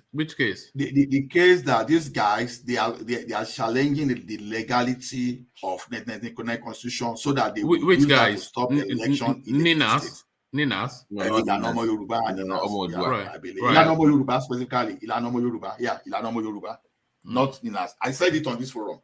I remember. Because even despite the fact that I said I don't know. They left the Linas. They left Linas like a few months ago to stand on their own. They were part of Linas. Yeah, it was Yoruba Nation that actually went to this thing. You know, I remember that time I said it that do you know that this restructuring we are asking for, it can even be through the court that can do that. That once they have some kind of rulings in Ekiti, for example, that this thing is illegal because it's federal high court, it takes jurisdiction across all the states in the country. I said it about three weeks ago. So when I said it takes some people to make that moves, this thing they've been on this since 1999, but nobody ever thought it through that we can even challenge the legality of this thing. Now, Lagos State government, for example, they tried to challenge VAT and some kind of this in 2007. They believe it was dead, and all of a sudden, in 2022, we can start. No, but we're not talking about VAT. It just seems to me it's just still that narrative of theorizing. It's like university debating sort of modeling sort of thing. That it works perfectly in the hallowed halls of a tertiary institution, but not in the real reality of life. So it's just theorizing, isn't it? If they can sue to set the constitution back to its originality, then that would have happened all the way through. What is Falana waiting for? Everything you see outside there were taught through. No, we know. I'm so sorry. You know the brother. Don't worry about that. Don't be pedantic. I was making the broader point. You know, when you ask me that why some people were not doing it, even despite saying it with my mouth, they are doing it. I felt for just I move my way out from that because that is not even where I was even trying to direct the argument to. Now look at it this way. This guy said he's going to set autonomous region. Do you know the 1999 constitution? The 1999 constitution we are talking about, it didn't put any cap. It doesn't put any cap on what you can allocate to the state. It said at least 13% derivative. That's what that constitution is saying. It was the same thing they were telling Jonathan that time, that Jonathan could have used that. Since they agree, you can decide today, we want to use 50% of that thing and let people be fighting on it and take it to court and say whether you cannot even set the derivative to 50%. They will win. For example, look at the VAT now. Look at the VAT. They are winning the VAT case. So no, not VAT. I mean the derivation. You understand when resources is coming from your state that you keep certain percentage. Do you know that the constitution is just saying minimum for it to even use that VAT? So the constitution is not telling you maximum. So today, if the Council of State agree, they want to move that into 50%, for example. Do you know that it is possible? The only thing is this: how do you harness the resources of your state? Sanfara, take your gold, we need 50% of it. Niger Delta, take your oil, but we need 50% of it. Take your this thing. If you are able to get the leaders with you, if they're on your side, some of these things are possible. It's not as if they are totally impossible. It's just like when it was this not the David Mack that was saying telephone was not for the poor people when he just talked blunders in those days.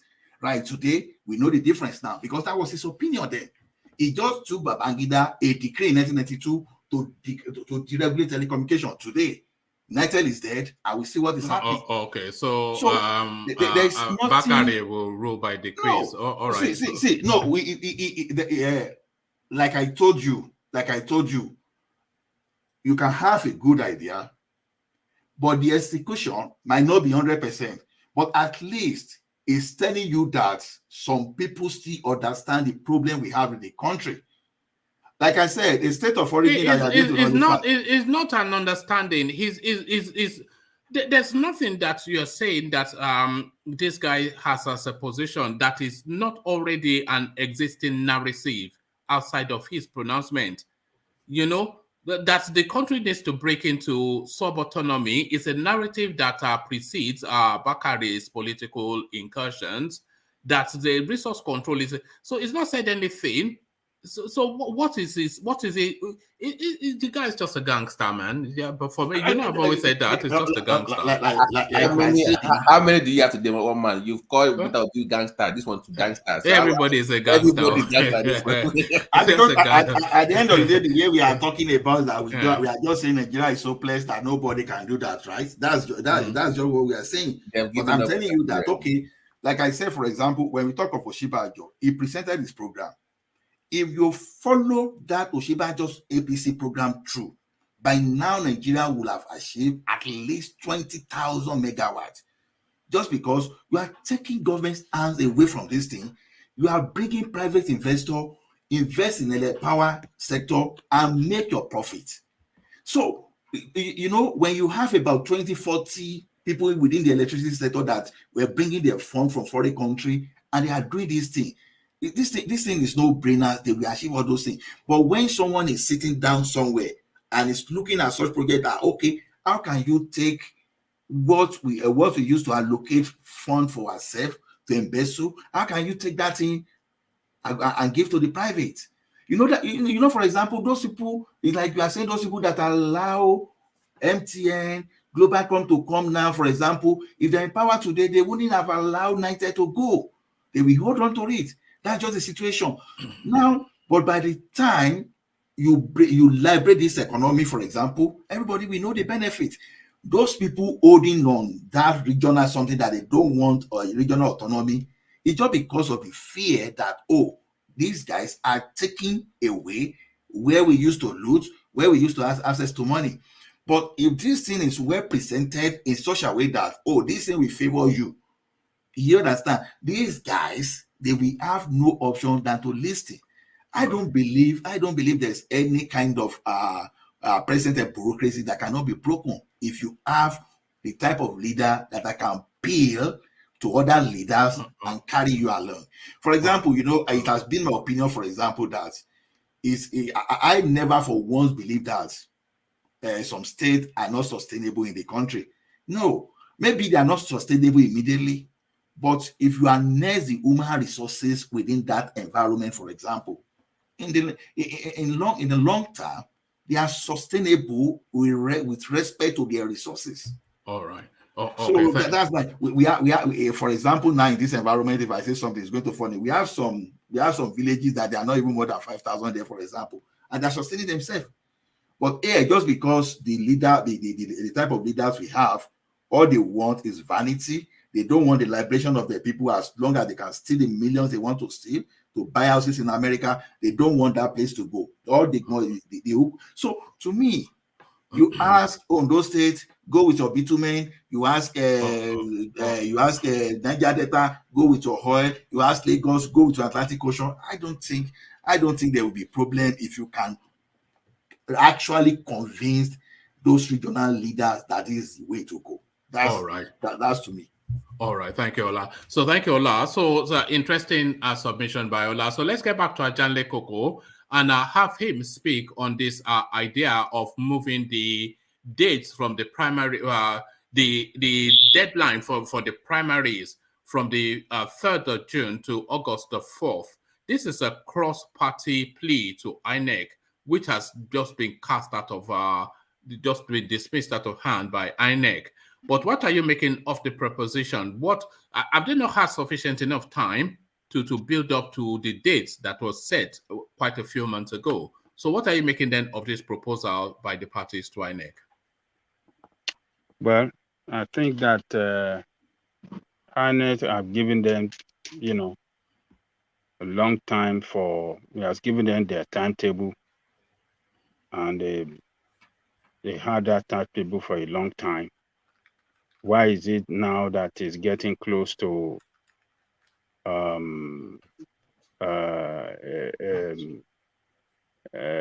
why are they now asking for more time? Because they are making more money on the sales of phone. Yeah, it's too juicy, Abi. Yeah, it's too juicy. So they want to, allow more.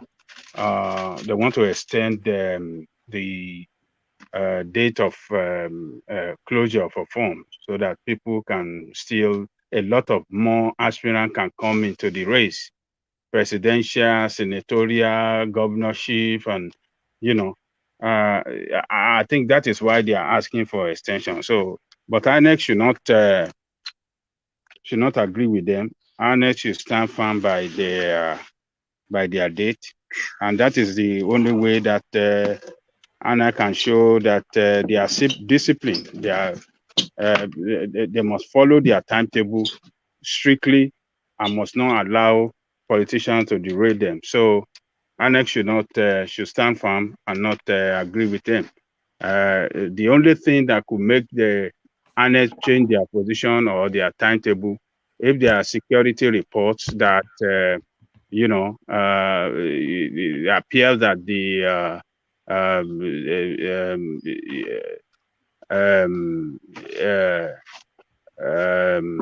if security reports shows that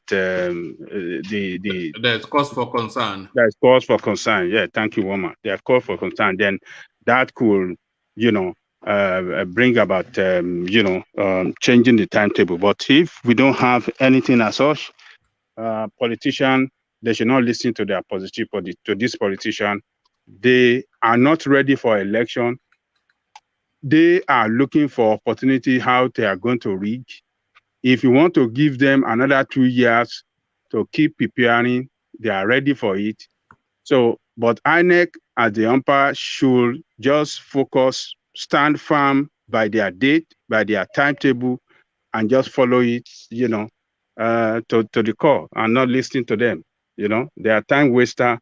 They don't care. The way they govern the state, the country, we have seen it. They are not serious people. They are just looking for a shortcut to achieving their own selfish interests. That is it. They don't care about how the country should be governed well, or follow the law or follow the rules. They don't follow anything. I don't know what kind of set of people they are. So INEC should stand firm and just disregard their nonsense call. That's my take on that. All right, Ajale Koko. And this never-ending saga of Goodluck Jonathan or Shakala or Shokolo. So where does he actually land is the question. The trajectory. We've been trailing it for months. A lot of speculation. People dismissed it that no, it's too senior.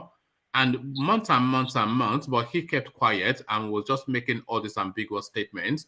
And then it was forced out just about 2 weeks ago. In front of the cameras, he said, watch this space. Forms bought for him. He acted with the indignation that it was quite, it's an insult. And then suddenly on that day that he put out that public note to say that he was indignant and insulted that people bought forms on his behalf. On that same day, he's now seen in the house of the chairman of the APC, glad in hand and taking photos.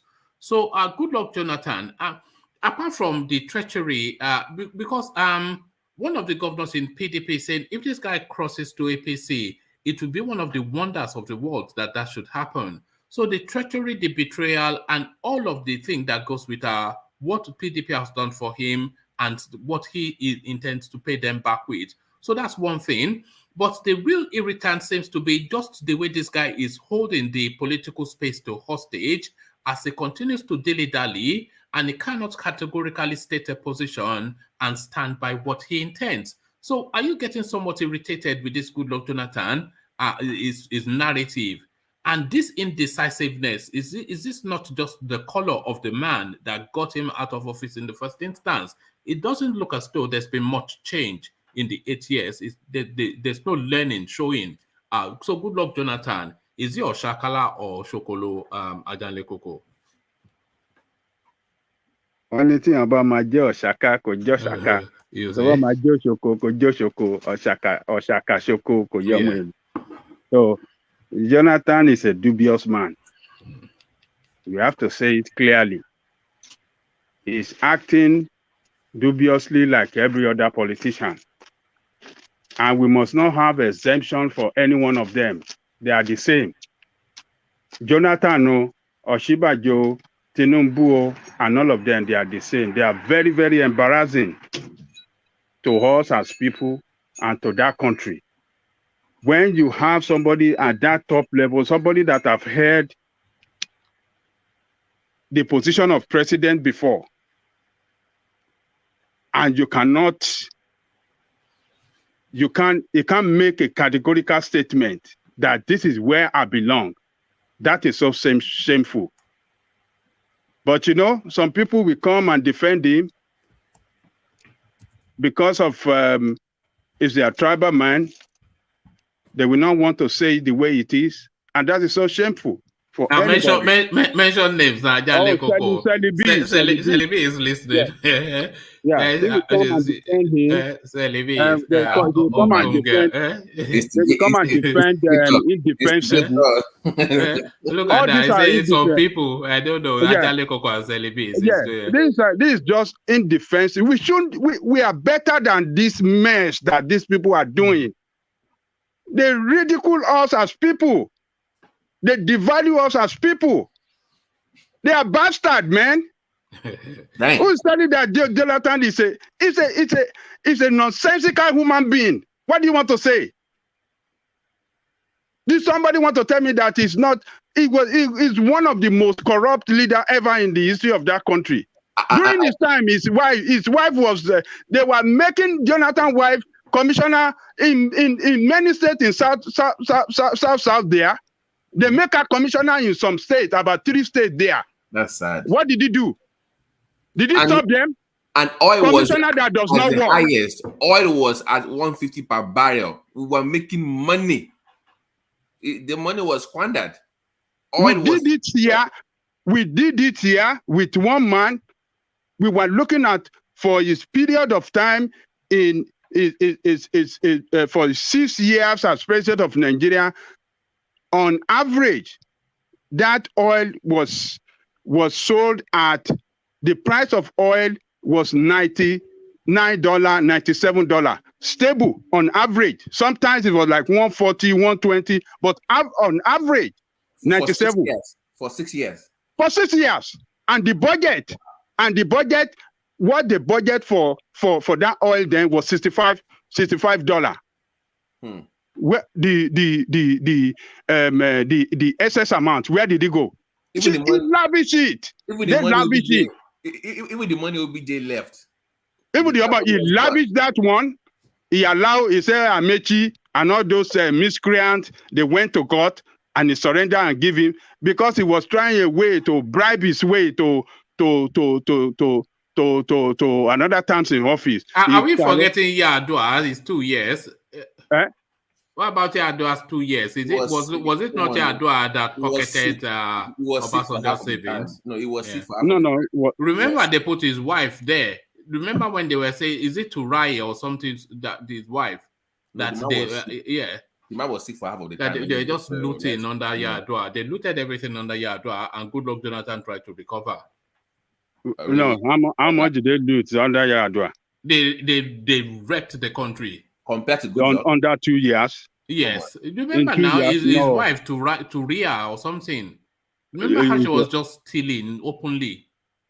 Well, but we had somebody that governed 6 years, and the sales of oil was on average was $90-something, and they had no savings. They were not saving nothing. That woman, the commissioner for what did they call Minister of Finance, that one sharp say that during the time of Madam Ngozi, we were saving. God's sake, let us save now for emergency. He didn't listen. He couldn't. He's not fit for the position of leadership. He's not fit. Any leader, anybody that should occupy that position must be a futuristic person. If you are not futuristic, that means that you are not capable to lead, to be in number 1 position in a country that have over 200 million people. You are making so much money and you are not saving for the future. That shows that who can manage a personal business like that? Can anybody manage a personal business like that? but you manage a country and you cannot manage it well. And now today, because it's just a dilly-dallying human being, is playing game. He cannot make it categorical because he wants to come and spend another 4 years and then change the whole entire South for what's supposed to be 8 years for all, in order for him to satisfy his own selfish, personal, political ambition. It's just the same like any one of them. It's just an embarrassing to that country and an embarrassing to us as people. And we should condemn him as we condemn others. He has not done well. We should condemn him. Let's wait and see what is going to happen. I think they extended, I mean, tomorrow is going to be the last day, or when? For the APC nominations? Yes. No, it's closed. It was the 10th. Closed. Yes, it's closed now. Yeah. Okay. So, but he has the form, right? No, but he has the form. He has the form. That's the crucial thing. So he has the form already. That means he signed it. He has the form. He has been supporting APC all this while. The governor of the state that won but was defeated was taken out by court, he supported that one. He was his candidate. So look, ladies and gentlemen, this man is so embarrassing and is so irritating. One man is so irritating. It's just the indecisiveness that irritates me the most. We've been on this story for too long. If you are in play, be in play. Then let's look at your CV. Let's calibrate you against the field. Let's see who you take from, who you add to, and let's see how you permutate. But it's just holding the place in limbo. Is in today, out tomorrow, is angry about it, but meeting the chairman of the party. He has the forms, but he's indignant. It's just a nonsense, isn't it? I mean, he's just ridiculing himself. It's just, yes. He's embarrassing himself. A former president of Nigeria, for that matter. A president of a country like ours, a country that is known all over the world, and the people are well respected all over the world. There's nowhere that Nigerians will step their foot that people won't respect us. They know they could have some things against us, but they respect us that, oh, these people, they have brain. I have a guy, this guy, he said, man, he said, he said, we Nigerians, he said, we don't know how important, how special we are. I said, what do you mean by how special? He said, among all blacks, he said, we are special people. He said, we are different. I said, what do you mean? He said, number one, he said, we are brilliant people in the school. We come on top. He said, when it comes to business, he said, we come on top. He said, when you see some profession that are top level, he said, you see Nigerians, they are the one on top above other countries. He said, where is it? He said, and when it comes to making the right choice, if we're living at the best of the best places in all this foreign land, he said, if you see black man in one of the best places, community, he said, look out for that. It must be a Nigerian. He said, that is what he has seen. He has seen. I agree. He said, that is what, he said, look, he's a Sudanese. He said, man, he said, this is what I have seen. The best of the best places in the world. When you see a black man there, it's a Nigerian. He said, go and check it. He said, I have traveled to so many places, and this is what I have seen. He said, I wish that we Sudanese are like you Nigerians. And you see all this goddamn leadership doing all this nonsense around. Do you know that Emefiele have been a member of APC since 2001? Do you guys know that? APC did not exist in 2001. Oh, no, sorry. When was that? 2021, rather, sorry. 2021, yes. 2021. Yes. Do you know what that means? Do you know that all this security, Inec security, documents are kept in central bank. Do you guys know that? Yes. So is all these things are under the watch of APC. APC member is the one that is keeping the INEC important document. Why do you think that they will not read the election? And the same way, look at all these top people. You think that they are on the the top. These are our leaders in banking industry, in the business world. Look at how crooked they are. Look at Emefiele that was saying, I'm looking up to God, though I'm not in the race, and he went to court. How can he even want to run for president as a CBN governor? Why did they do that at? And he has been a member of APC since 2021. But the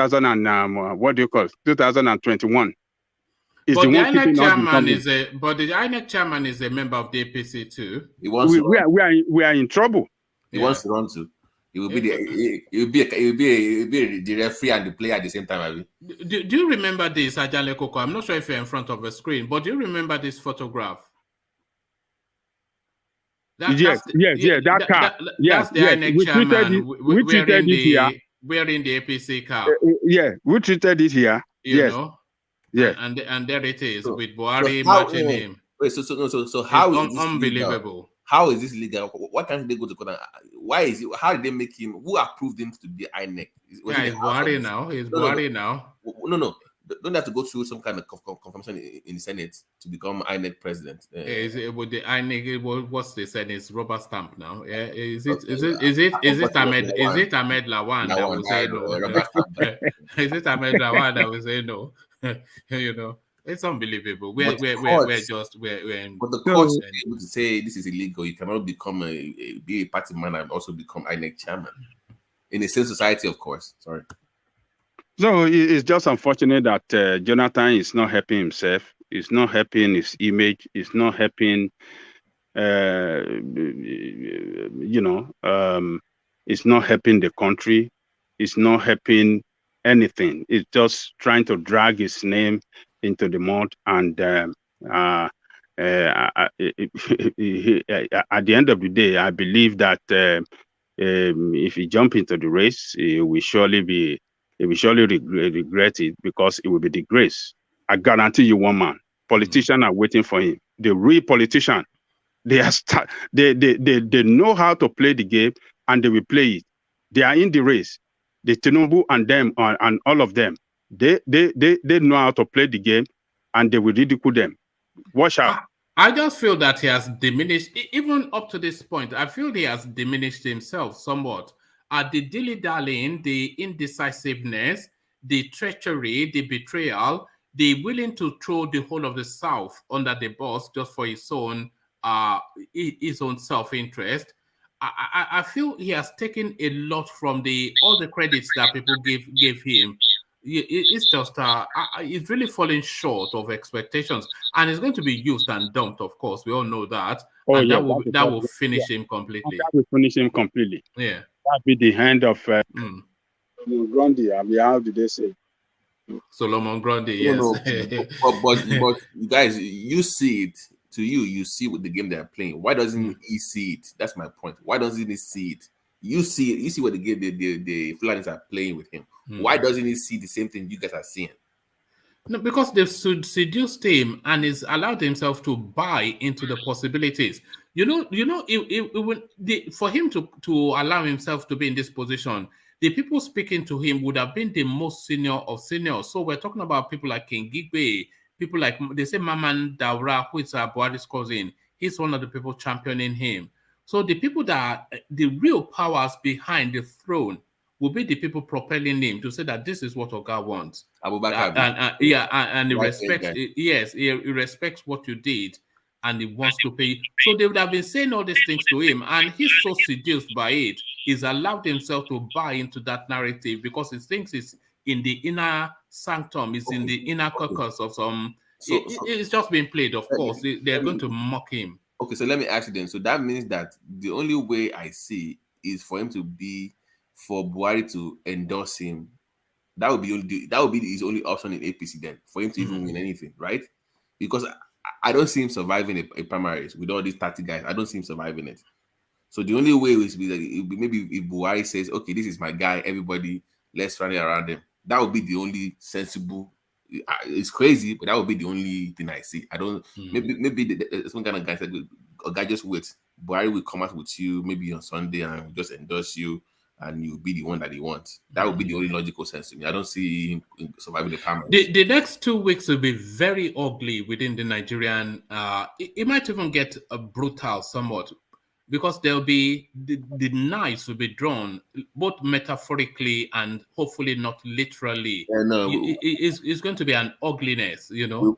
I think we have grown in Nigeria that there's no. In fact, I'm even happy that at this point nobody's killing anybody in politics. No, I don't mean knives drawn literally, but there'll be backstabbing.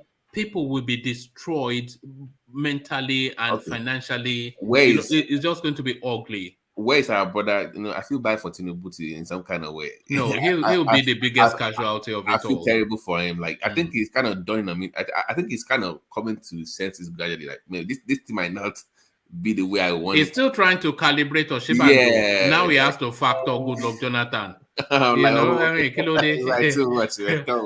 He's still trying to balance Osinbajo. Now Goodluck Jonathan. They want to finish him.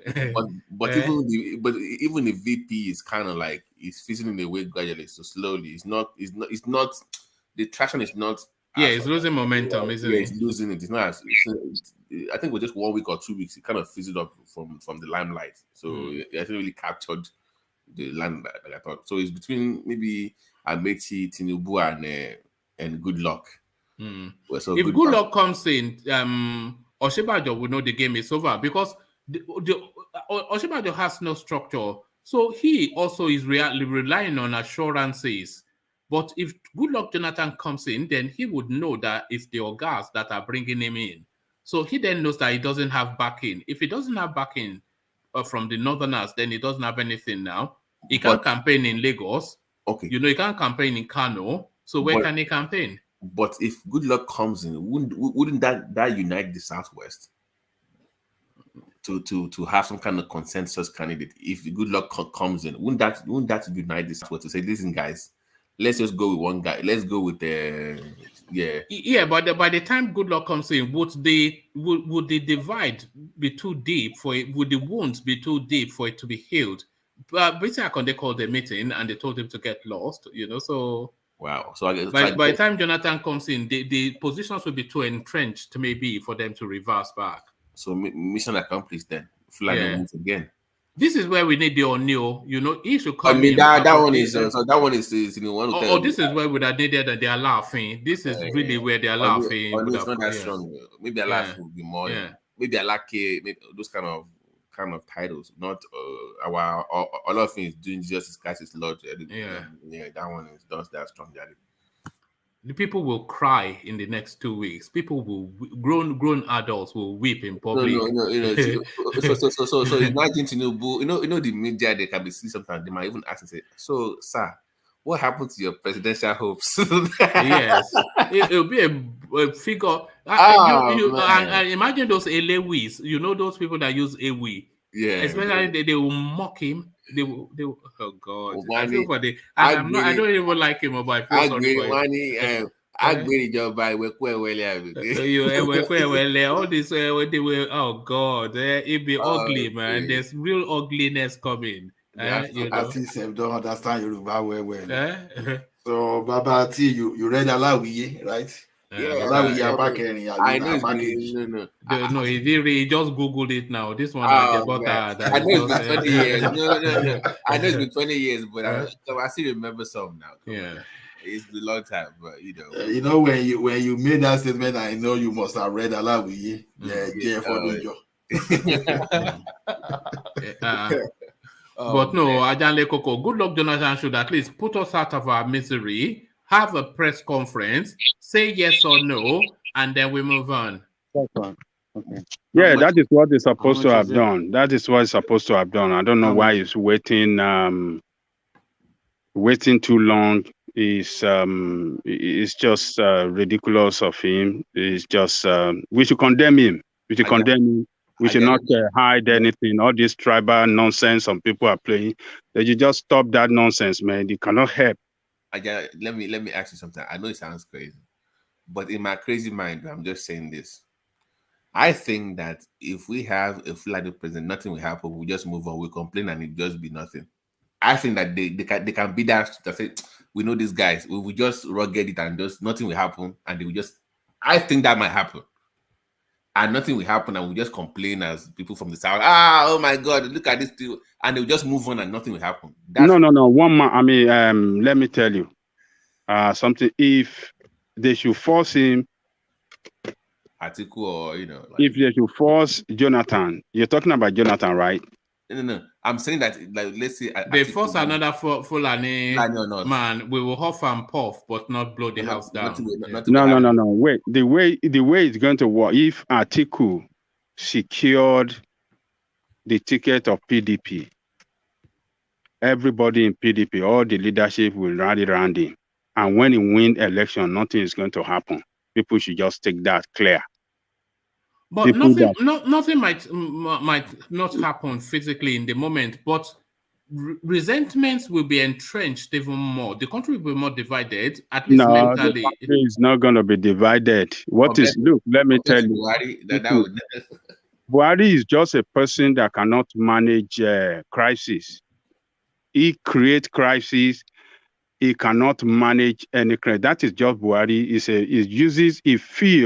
He can use a brutal force to achieve peace. No, it's not possible. That was what he has been. That is what he has been doing, and it's not. Instead of achieving result, it's compounding the problem for him. I believe if Atiku wins, Atiku will reach out to the east.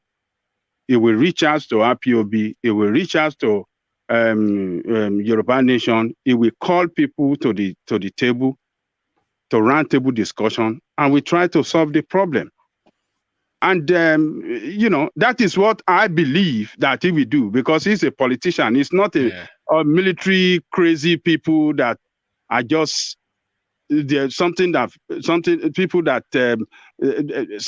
not work well in their head. Ajanle Koko, do you know what I'm envisaging as you're talking? Yeah. I'm envisaging that as his first act, if Atiku becomes president, he will suddenly have this grand dinner.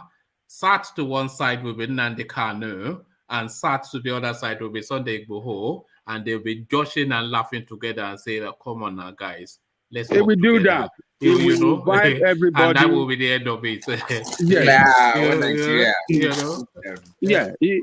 will invite all the leaders like Baba Adebanjo, Baba Professor Akintoye. That is what he will do. That is what you need to do.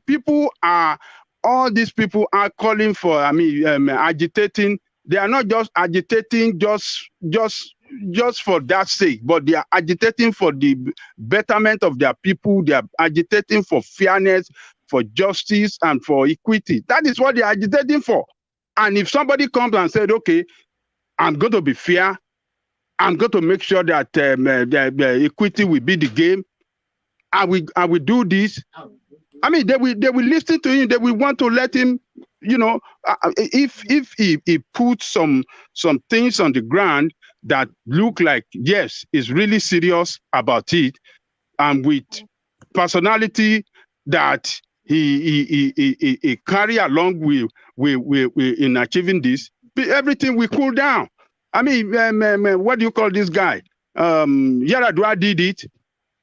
In South, the Avenger guys, he negotiated with them, and everything calmed down during his own time.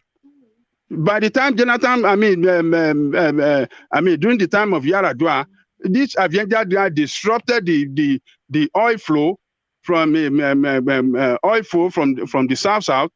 As at that time, instead of 2.2 million barrels that we're supposed to produce every day, they disrupted it. It went down to like 500,000 per day instead of 2.2 million per day. Nigeria was losing huge revenue, but it brought them together, and then we solved the problem, and everything went back up.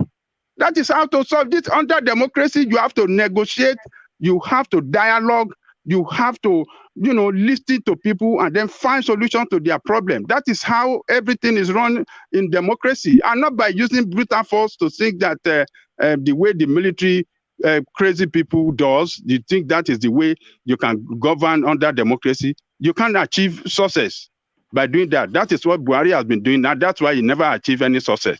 But if anybody win, Atiku, I believe he will do that, and then Nigeria will come back to normal. I'm not supporting him. He's not my candidate, but I'm not supporting. He's not my candidate. But it's important that you say that. It's important that you say that, because I too, I don't really have a candidate. I like Atiku somewhat. I like Tinubu somewhat. My real person will be Moghalu.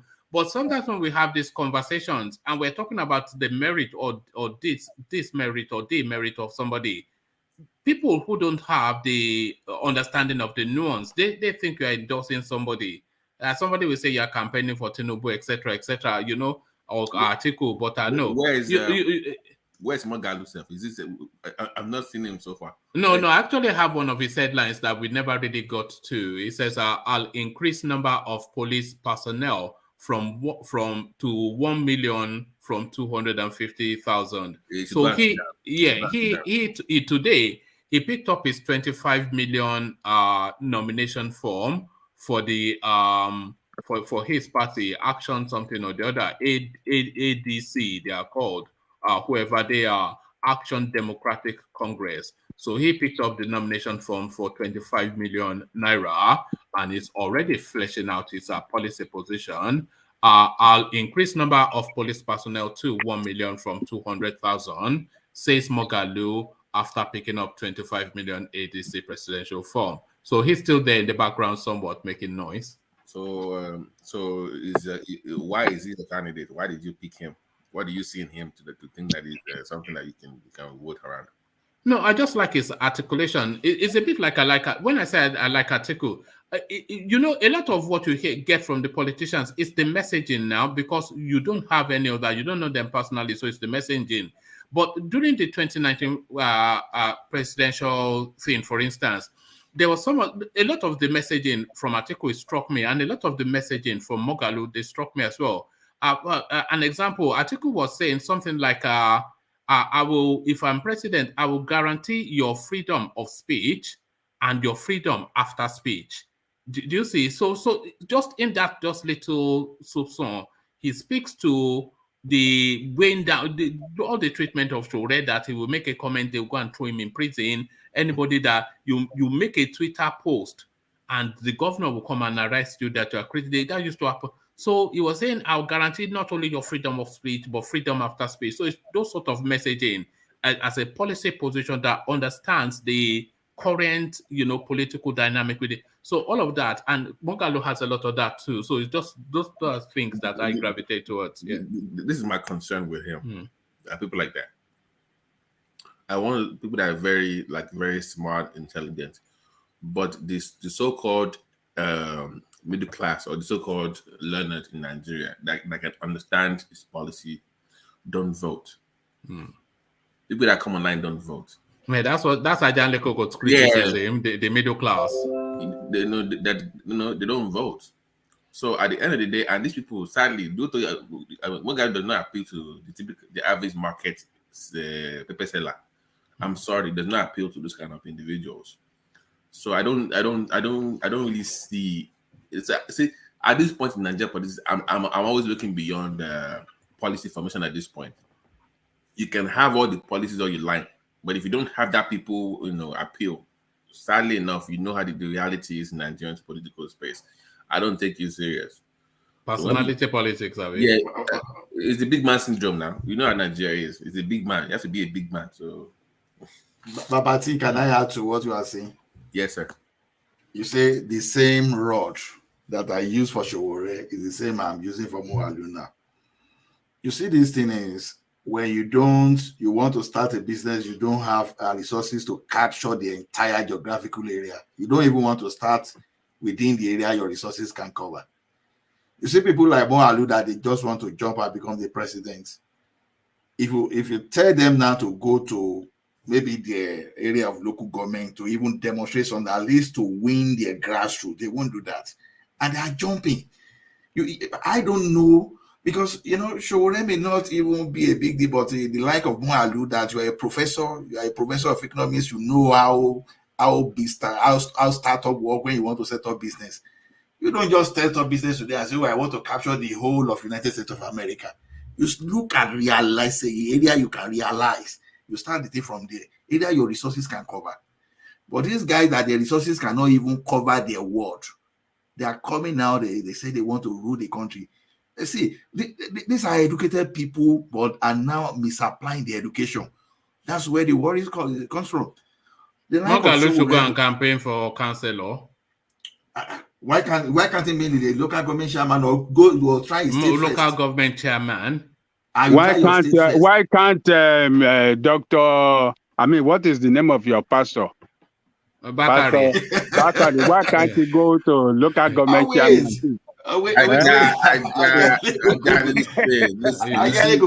us take it personal. This is just opinion. You see, the man's anointing is for the federal level. His anointing is not for yes. They don't say it. They don't say it.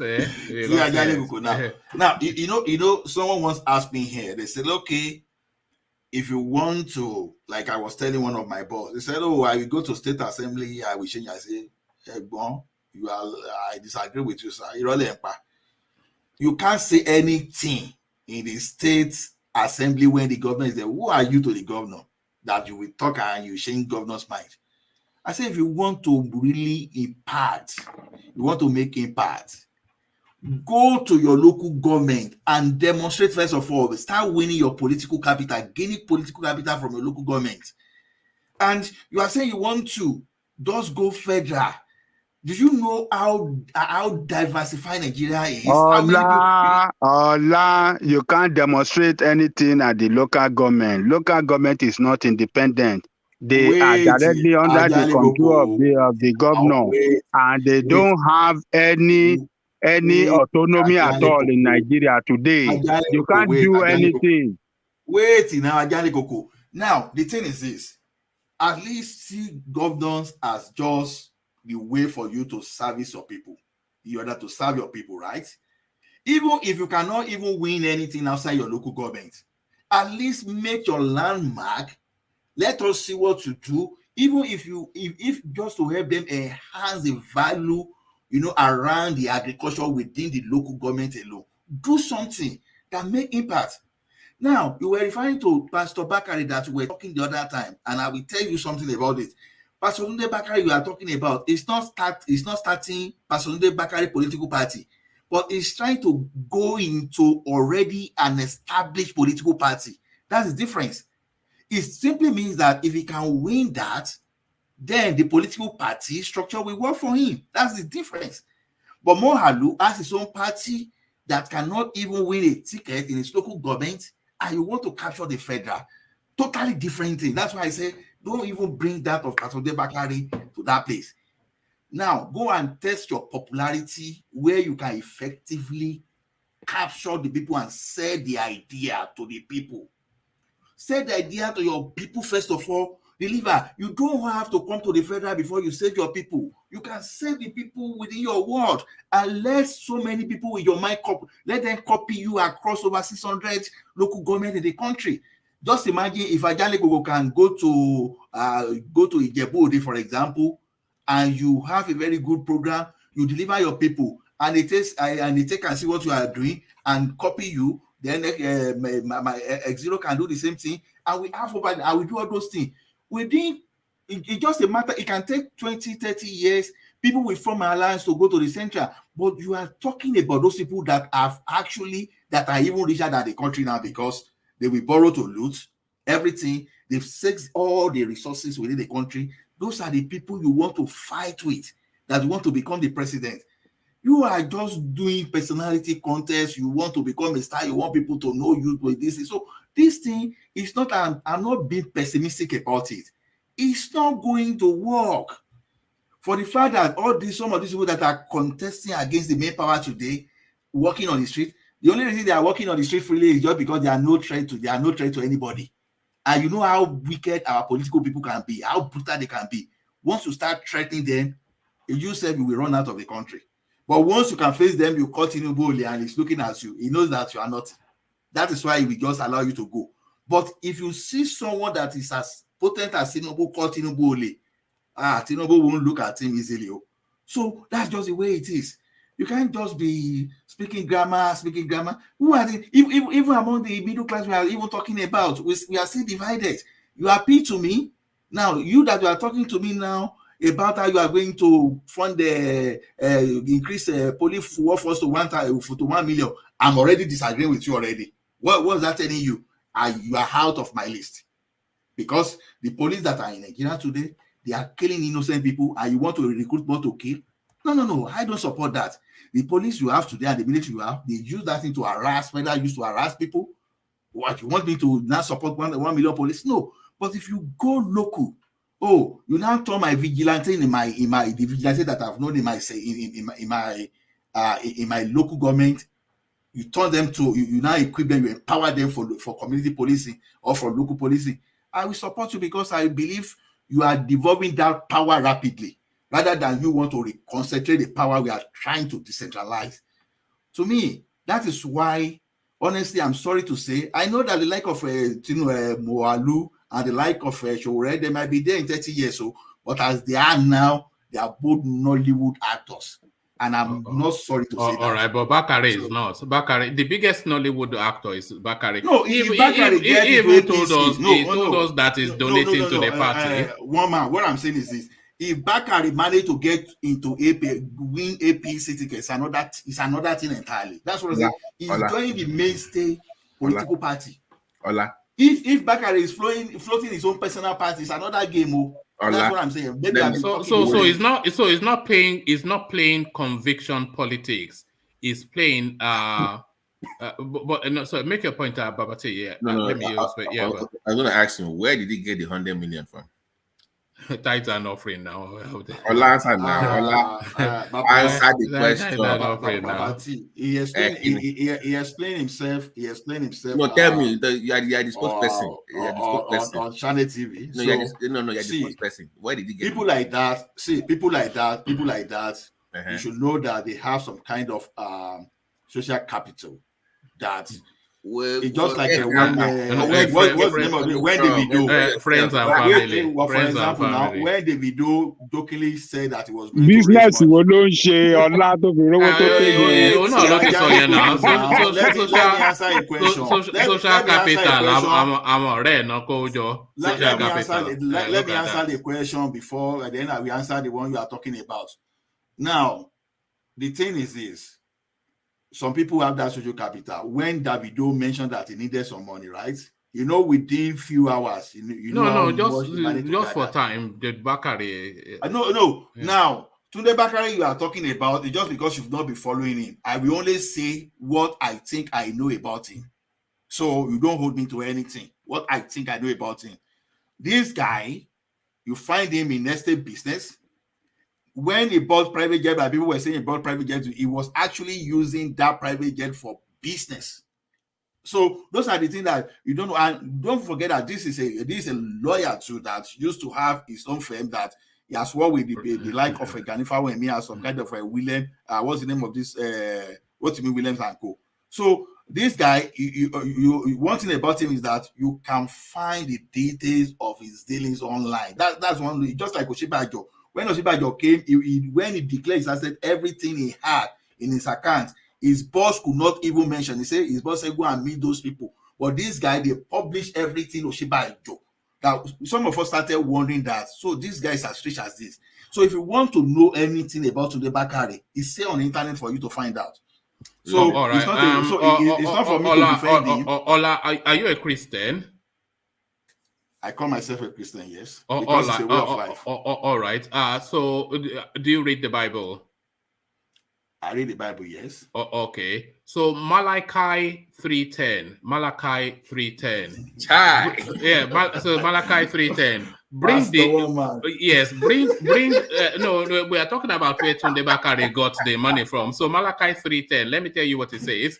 It says, bring the 10th part into the storehouse, so that there may be food in my house. Test me in this, says the Lord of all. See if I will not then open the windows of heavens and pour out good things for you until there is no more need. So bring the 10th part into the storehouse. Malachi 3:10. So that's one of the verses that that's propelled. That's one of the verses that propelled that 100 million. Tithe and offering. That's the tithe and offering. Hold on. That's the tithe and offering verse, by the way. That's how Bakare makes his money. Malachi 3:10. So don't worry about that. Let me respond now. 419. But briefly though, yeah. One man over time, for example, if you manage to grow this forum, let's say you have like 10,000 people, it simply means that people believe in your ideology, what you are doing. It's going to get to a time you raise a particular project that you want people to donate. Maybe you want 1,000, but by the time people will respond, maybe 1,000 is what you want, you can get 10,000 immediately just because they are bonded with you. You build that social capital. So I know some people, I don't want to mention them on Facebook, that, we want to help people during December. There's one guy, okay, don't let me mention them. There's a lady and a guy. One guy finished his doctorate from Michigan, and the other lady is into fashion designing. Now, they mentioned in that December that they would like to solve the problem of some people, that some people should come online so that they bring their business idea and people can contribute. You know what? Me that I'm even talking, I joined them to contribute money just because I've been following this lady and I've been following the other guy. And these guys, they gave these people that money to start small business, and they publish everything on that Facebook there. I've never come across either of these two face to face before, save for the fact that we chat online. So over time, Deuteronomy 8:18. But remember the Lord your God, for it is He that is giving you power to become rich. Hey. So it's tithes and offering. Tithes and offering. We know the game. It's tithes and offering. It's a con act. We all know it's a con man. Forget that. Wait. So Malachi 3:10. The man is still owing the bank. Wema Bank to be precise. And but they couldn't pay for that one. But they are threatening to foreclose his church. But he has 100 million. Imagine. These people were embarked on project of about 12 billion, and they borrow from 5 banks. And as of today, they've paid the debt for 3 banks 100%. Come on, remember we treated it here. Don't say that now. Remember you were here. They are on the way. They are threatening to foreclose them because they are defaulted. So you were here now when we debated it. One man. That publication was political. They restructured the Wema Bank, which restructured while they are paying the 4th bank, which they will soon finish paying. On the way. So you know one thing is this. When it's not wrong to borrow. What is wrong is for you to borrow and for you not to service your debt. Because when we are talking of project of about 12 billion, and we are talking about where pastor got 100 million. That, like I said, over time you build some social capital that when you just snap your finger, people will respond to you. So let's not. I don't want to politicize that. See. Pastor Bakare in the politics is one thing. Then let's see what he can do. Yes. I don't know. Let's see what he can do. That's the only thing. So the 10% that is collecting from the middle classes is where's that one? Malachi 3:10. Malachi 3:10. I wish I can release it to you. We just laugh. The 10%. You know one good thing about this thing is this. Apart from the fact that I listened to this man online, and when he came to my city, that I went to that city to listen to his program. I've never seen that one-on-one like this. I don't know the man other than his preaching and that day. So But like I said, there are some people that say the idea. You look at the viability of that idea, even if that idea is not 100%, but you know that these things are doable. So it's whether the Nigeria, just like I said, just like Ajani Kokona, there's nothing you can talk about Showore. They will tell you 100% that you want to go to Showore, that Showore is the Messiah. The same way you tell me something about Pasonde Bakari, or you tell me something about Osinbajo, you know similarity between the two of them, they are pastors, right? I'm not supporting them because they are pastors, but I'm supporting them based on how realistic, how viable the product or the intention. And when you look at those people, these people, they belong in the mainstay political party, the political party that already have a structure that can cover the country. It's not like maybe Ajale could now go to IGBO, he goes to IGBO now. I say, oh, I want to become the president. Who are those people? Just give me one quick second, Babati. Just an administrative something. If about 4 people that have not already subscribed, if you can do us the favor of subscribing, we have 4 subscription away from tipping over a threshold. So if you can tip over that threshold today, it'll be good. But yeah, Babati, carry on. Yes, I was gonna ask Ola because by God's grace, so inshallah we'll be here after the election. Inshallah, God's grace. I'm gonna ask you, just one man, please save this tape.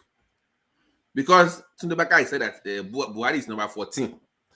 Number 15. So when he fails to get the ticket, we will be here to discuss it though. Remember, Ola, don't forget. Look, Babati, I'm not afraid to be wrong. And by the way, he said the Lord guided him in this endeavor. So in fact, you know what he calls it? He calls it Project 16. He said the Lord guided him in this endeavor. I've told you my reason. I'm not afraid to be wrong. You understand? So that maybe I will be wrong, that I will run. No, that I will run away. No, even if I'm wrong, I will stay here with you and I will tell you, sorry, I'm wrong. Don't edge your bet now. Don't edge your bet. You're edging your bet right now. So no. This is Thomas all over again. They don't born and well. See, Babati. This is the way I function. You say when I say something, I say, please don't hold me to this thing. This is my opinion. I tell you. Because the reason is I'm not going to stand there as an omniscient. I don't know what is going to happen tomorrow. I can only tell you about what I believe. So once you start telling me, once you start holding me in an absolute thing, then you are taking me for God. No, I'm not God. I just tell you what I believe. Okay. So what I believe, if God now says this is the way it's going to be, it's another thing entirely. Even if what I believe come to pass, doesn't mean it's my power that makes it come to pass. Okay, so that's the difference. If I'm wrong, in fact, I be the first person to be here and wait for you. Okay. You say I'm wrong. Yes, I'm wrong. But it's my opinion. Wait, I'm not afraid to be wrong. Okay. No comment now. Just be serious for now. What, in all honesty, as a fan of this, what do you think his chances are for clinching the APC ticket realistically? Well, to be honest with you, I don't know how we go, and I don't know. I don't know how vast is political capital within APC. The Lord will do so that. The Lord moves in mysterious ways. Wait now. Look at that. Now, ask Osinbajo as far back as 2011, because it was the first person to suggest Osinbajo, if you don't know, because in 2011, when the guy called Tunde Bakari didn't want to go. He suggested Iya Adebayo. Buhari said no. He suggested Osinbajo. You understand? So this issue of Osinbajo we are talking about, the first person that dragged Osinbajo into this thing is Pastor Bakari. So now, because is that his narrative? Is that his narrative? Where's that narrative? But he said it on public TV, and nobody has come to say it's a lie. And he said he was the one that moved motion for the merger of APC, CPC, another political party. He has said that at least 2 or 3 times, and nobody has come to say the man is lying. So at least what you are saying over time, and you know how Nigeria media space festers, they will have countered, because that is his narrative, of course. No, it's not as if someone is coming out to tell us. So he is saying all those things, and nobody has come out to say, okay, Pastor, you are lying. So to me, I don't know what's going to happen tomorrow, but ask me today, who am I supporting? Whose vision for the country do I support? I will tell you it's Pastor Bakari. Even though I tell you that there are some of his things that I don't agree with, but at least more than 80% I agree with him. So who am I? If I have chance to go and cast my votes today, who will I cast my vote for? Is Pastor Bakari. If I have chance to campaign, maybe you will say I'm campaigning now. Yeah, you're already campaigning. So just give me a moment to quickly acknowledge Jafar, who signs up as a member of the platform. So I acknowledge him before I call him a yam head. So I acknowledge you first for because you've done it before and then you dip out of it. But that's fine. But what I was actually asking for is for subscribers, because we are at a subscriber threshold which I want us to achieve. So well done for doing that. But really, I want four people to click on subscribe. You know, so this is going to cost Jafar money, but clicking on the red button, which I'm asking you to do, it's not going to cost you money. So just make sure you're subscribed. At least 4 people to tip us over a threshold. But no, Malachi 310. Bring me a tenth of. Imagine Babati. If you had because remember we discussed this, Ola. Tunde Bakari's church is a middle class church. So who constitutes the middle class? The doctors, the lawyers, the accountants, the bankers, etc. That's the body of the middle class, and he's cutting 10% of the salaries of that level of profession. And you're wondering where he's getting 100 million from. If they say it's 100 billion, they'll pay it. Malachi 310 now, 10% of their salaries. Malachi 310 is just a connect now. We know now. Do we not know? We know it's a connect. DBT now. But they are dealing with me in the comment section. No, I see you, but I will respond to you if I have time. And I'll be here with you now today. Don't worry, I will respond. Ola, this is the thing. You see, Bakari's position on those that's so-called the regional government. It's more of a Yoruba thing. It's not his own idea. It's always been there. It's nothing new to Yoruba people. No, this is Showore does that as well. He will repackage existing narratives and present it as a new idea, and pat himself on his back on the back for his own genius. It's just so everything is saying is nothing new to you. If you're a Yoruba person and you're deep in since the 80s or 70s, you know that everything he's saying is a Yoruba idea. And that thing was even put in the APC constitution, if you remember. That was the reason people from the South, they gave Buhari the vote, because he promised them he was going to do so-called restructuring of the country, right? That was the reason they voted for him. So it's nothing new. It's nothing new. Yeah. You are correct. There's nothing new, but you know the situation is there's nothing new, but what may be new is nobody has been willing to actually move and enforce it. You see, Tinubu was trying to do something similar within the Lagos state when he was trying to find the loophole within the constitution to create autonomy for himself within Lagos state. He tried his best. Honestly, perhaps he would have been the best governor since 1999 until he started stealing.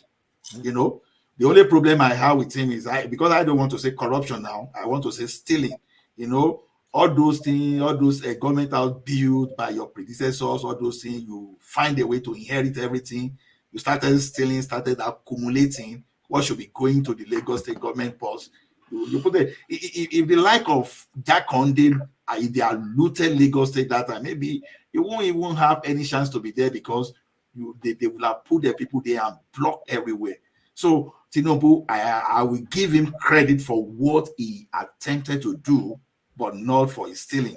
So what you are talking about, Pastor Bakari, his Yoruba agenda, he has never shied away from that, for the fact that he knows that that's what Awolowo did, and he's never far away from what That template. during Awolowo. So basically, he's trying to bring that olden days back.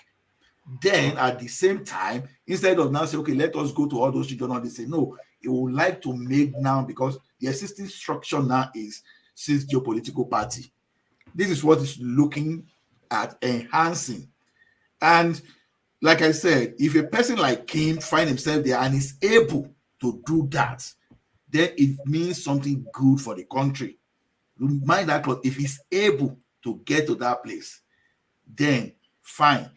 But what I cannot throw away is that the fact that he has that idea and doing that, even like I said, for example, if not because of Buhari, do you think if a person like Osinbajo will be the one that is the president of that country today?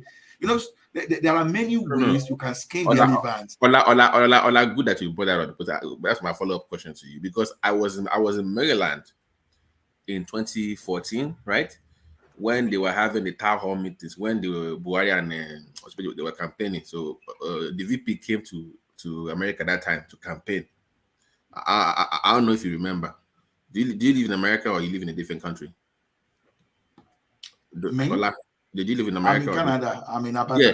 So he came to Maryland. They had a huge town hall meeting, and the selling point to us in the diaspora was that so-called restructuring of the country. That was the selling point. 3 years later, if you remember, they quoted the VP in the newspaper. He said the country does not need to study anymore. Remember, when they asked him about state police, he said we don't need state police anymore. So everything he promised in that Maryland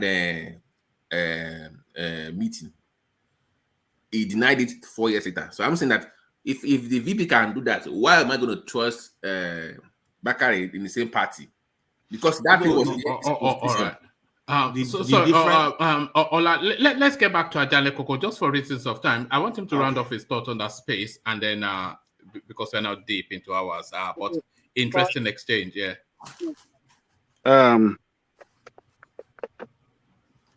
What are we talking about now? I've even forgotten, but let me take you to a different space, Ajale Koko. You, of course, you're down with the kids and still in the clubs. So obviously you must know who Banky W is. I, of course, did not even know that there was. I don't know much about him. All right. I know him from New York. I know him from New York. I used to know him in New York. He used to be an R&B singer in New York.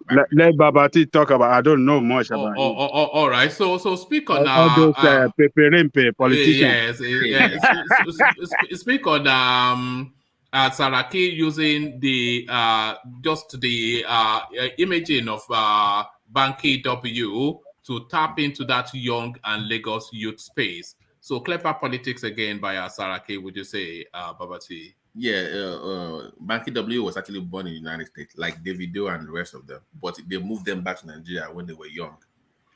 So he has that kind of. So I knew him when he used to do all these talent shows back in the days. He used to be an R&B singer, but he went back home and he started singing a Butemeta and all that, and he blew up. But I think this is actually good for Banky W, not so much of SARAKI. This will help Banky W more, not help SARAKI, because Banky W needs that exposure in that space. So it's going to help him more, but not necessarily SARAKI, because remember, the youth in Nigeria, they're not that effective in primaries anyways. We're discussing primaries now, not even generals. So I think this is more to help Banky W within the PDP, not so much SARAKI with the youth. All right. And I think SARAKI is aggressively trying to tap into that Lagos space because he's vaunting his Lagos credentials and saying, look, I am one of you and stay with me. And I think this Banky W just a photo op is part of that narrative that he's trying to paint. Not necessarily. I disagree, but it's okay. No, go and disagree. No, because what does he do? Even within the PDP, SARAKI has no chance. We all know that. It has no chance. So you can campaign all you want in Lagos and it does not make any difference. But I'm saying that this picture does more for Banky than for SARAKI. Because remember, Banky ran 4 years ago. But it was under a low-name party, so nobody he didn't gain that much traction. So he said he had to join the PDP because, hey, guys, this is the reality. So it needs people like you to endorse him. He needs his photo up more. It does more for him. Because remember, we are discussing primaries now. So this does more for Banky W for primary than Saraki running for primaries in their own PDP. So it's not so much that much for Saraki. All right. Thank you, Babati. So yeah. And thank you, by the way, the guys are listening. I think we've tipped over that threshold that I was keen for us to tip on. So the people that did listen to the we've actually had more than 4. So, but that doesn't stop you. Continue to subscribe if you're moved to do so. But thank you for that, and thank you, gentlemen. I think we've reflected on everything, and we've chewed everything over sufficiently. So we seek to start to round off here as ever to land on Ajale Koko. Just rapidly, if you can, guys, so that we can just condense it sharply and then move it, and then to reconvene tomorrow.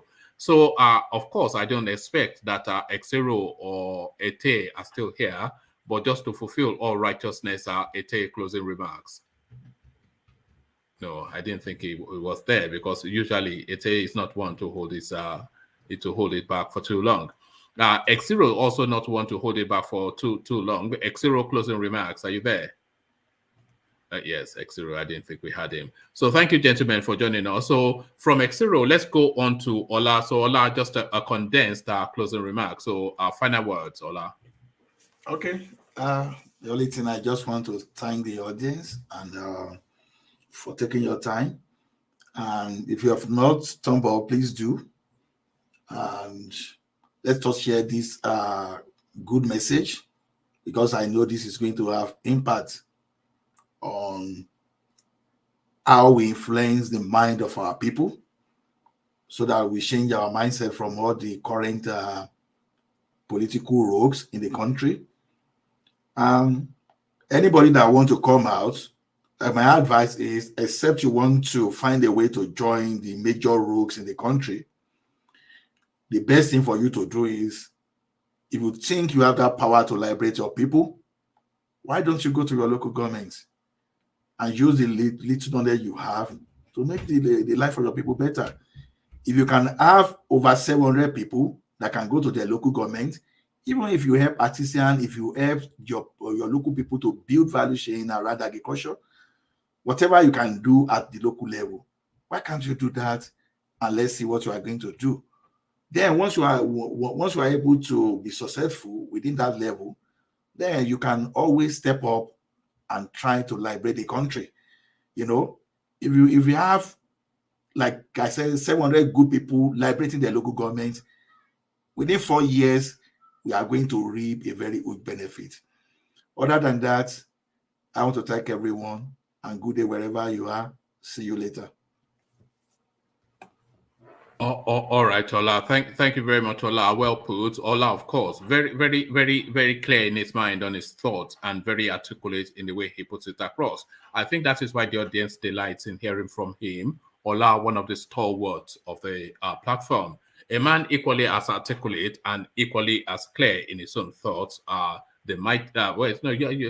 You can't be the mighty if Ajan Lekoko is around, so we just call you Babati. If Ajan Lekoko is not around, we call you mighty. But final words, Babati. Don't worry, I will impeach him very soon. That's just kidding on the side.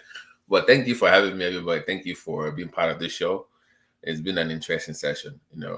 Maybe in coming weeks I might not come off as often anymore, because I was on call for the last few weeks. So, but I will still check in and be in the background, or maybe be in the comment section, listen to the show. But regardless of what we think about the country, or regardless of what we think about our own position, we should always have at the back of our minds that we should have people first. We should care for each other, love each other, or care for each other, nurture each other. And if we decide to stay together as one country, we should figure out a way to best make that relationship work. And if we do not find a way to make it work, we should also separate and be good neighbors. We don't have to force a relationship, especially when we have cultural differences that can destroy life. It's already destroying life anyway. But we should have a round table discussion, sit down, and have a dialogue about the way forward. And in regards to the coming elections, this just keeps becoming more complex. I didn't think it was going to be this complex, but especially on the APC side. And it's very intriguing, actually, as somebody that loves politics and grew up intrigued by, by politics and, how it unfolds every 4 years.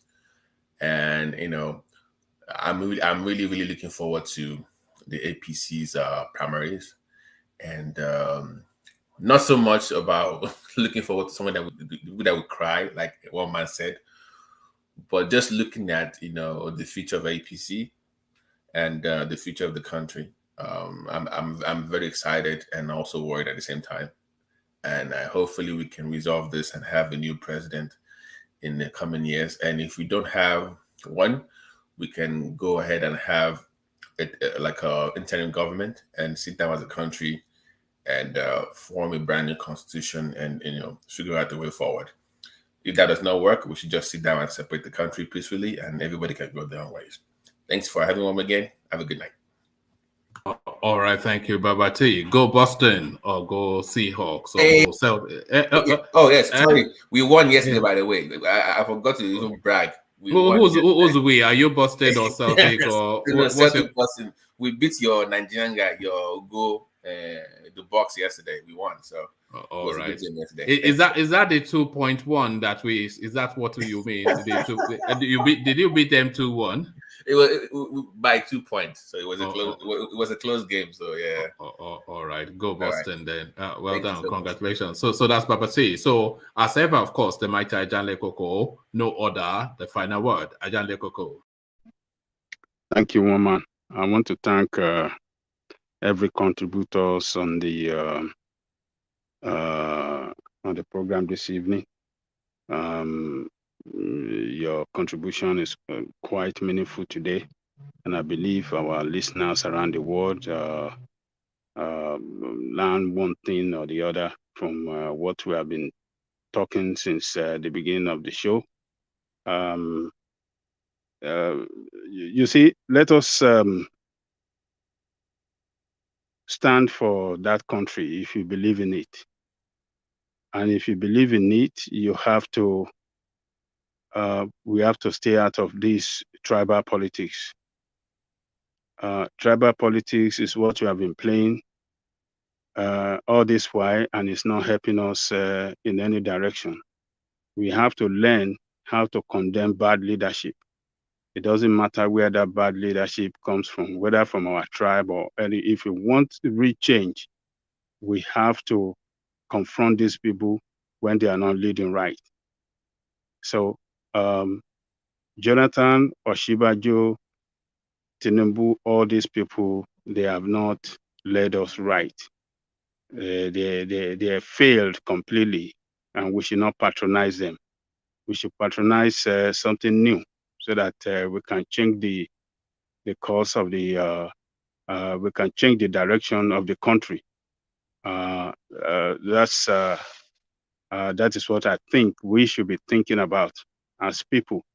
If you really believe in a better future for generation behind us to come and meet a good country, we have to do away with these people. We have to try something new. Like I've been saying on this program, Shore is my man. You look for somebody else too, from another party. So if you want to go for Mogbalu, that is fine. You want to look, just let us. We get nothing to lose by looking another way and not in the same way that we find ourselves today. We must not go with these people anymore. We have to abandon them. We must not let them. They have abandoned us all this while. They don't care about us. So it is time for us to abandon them now. Let's render them jobless. Let put shame on them, because they are shameless people. They have put that country into shame, and we must not tolerate that from them any longer. I vote for Shore, vote for something else. No any candidate from APC or PDP. please let us do that. Other than that, let me thank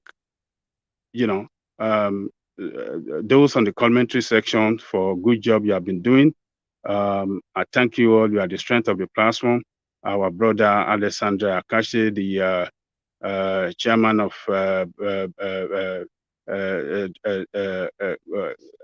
board of director. One man went to more. I thank you all for your coming on every time and chatting.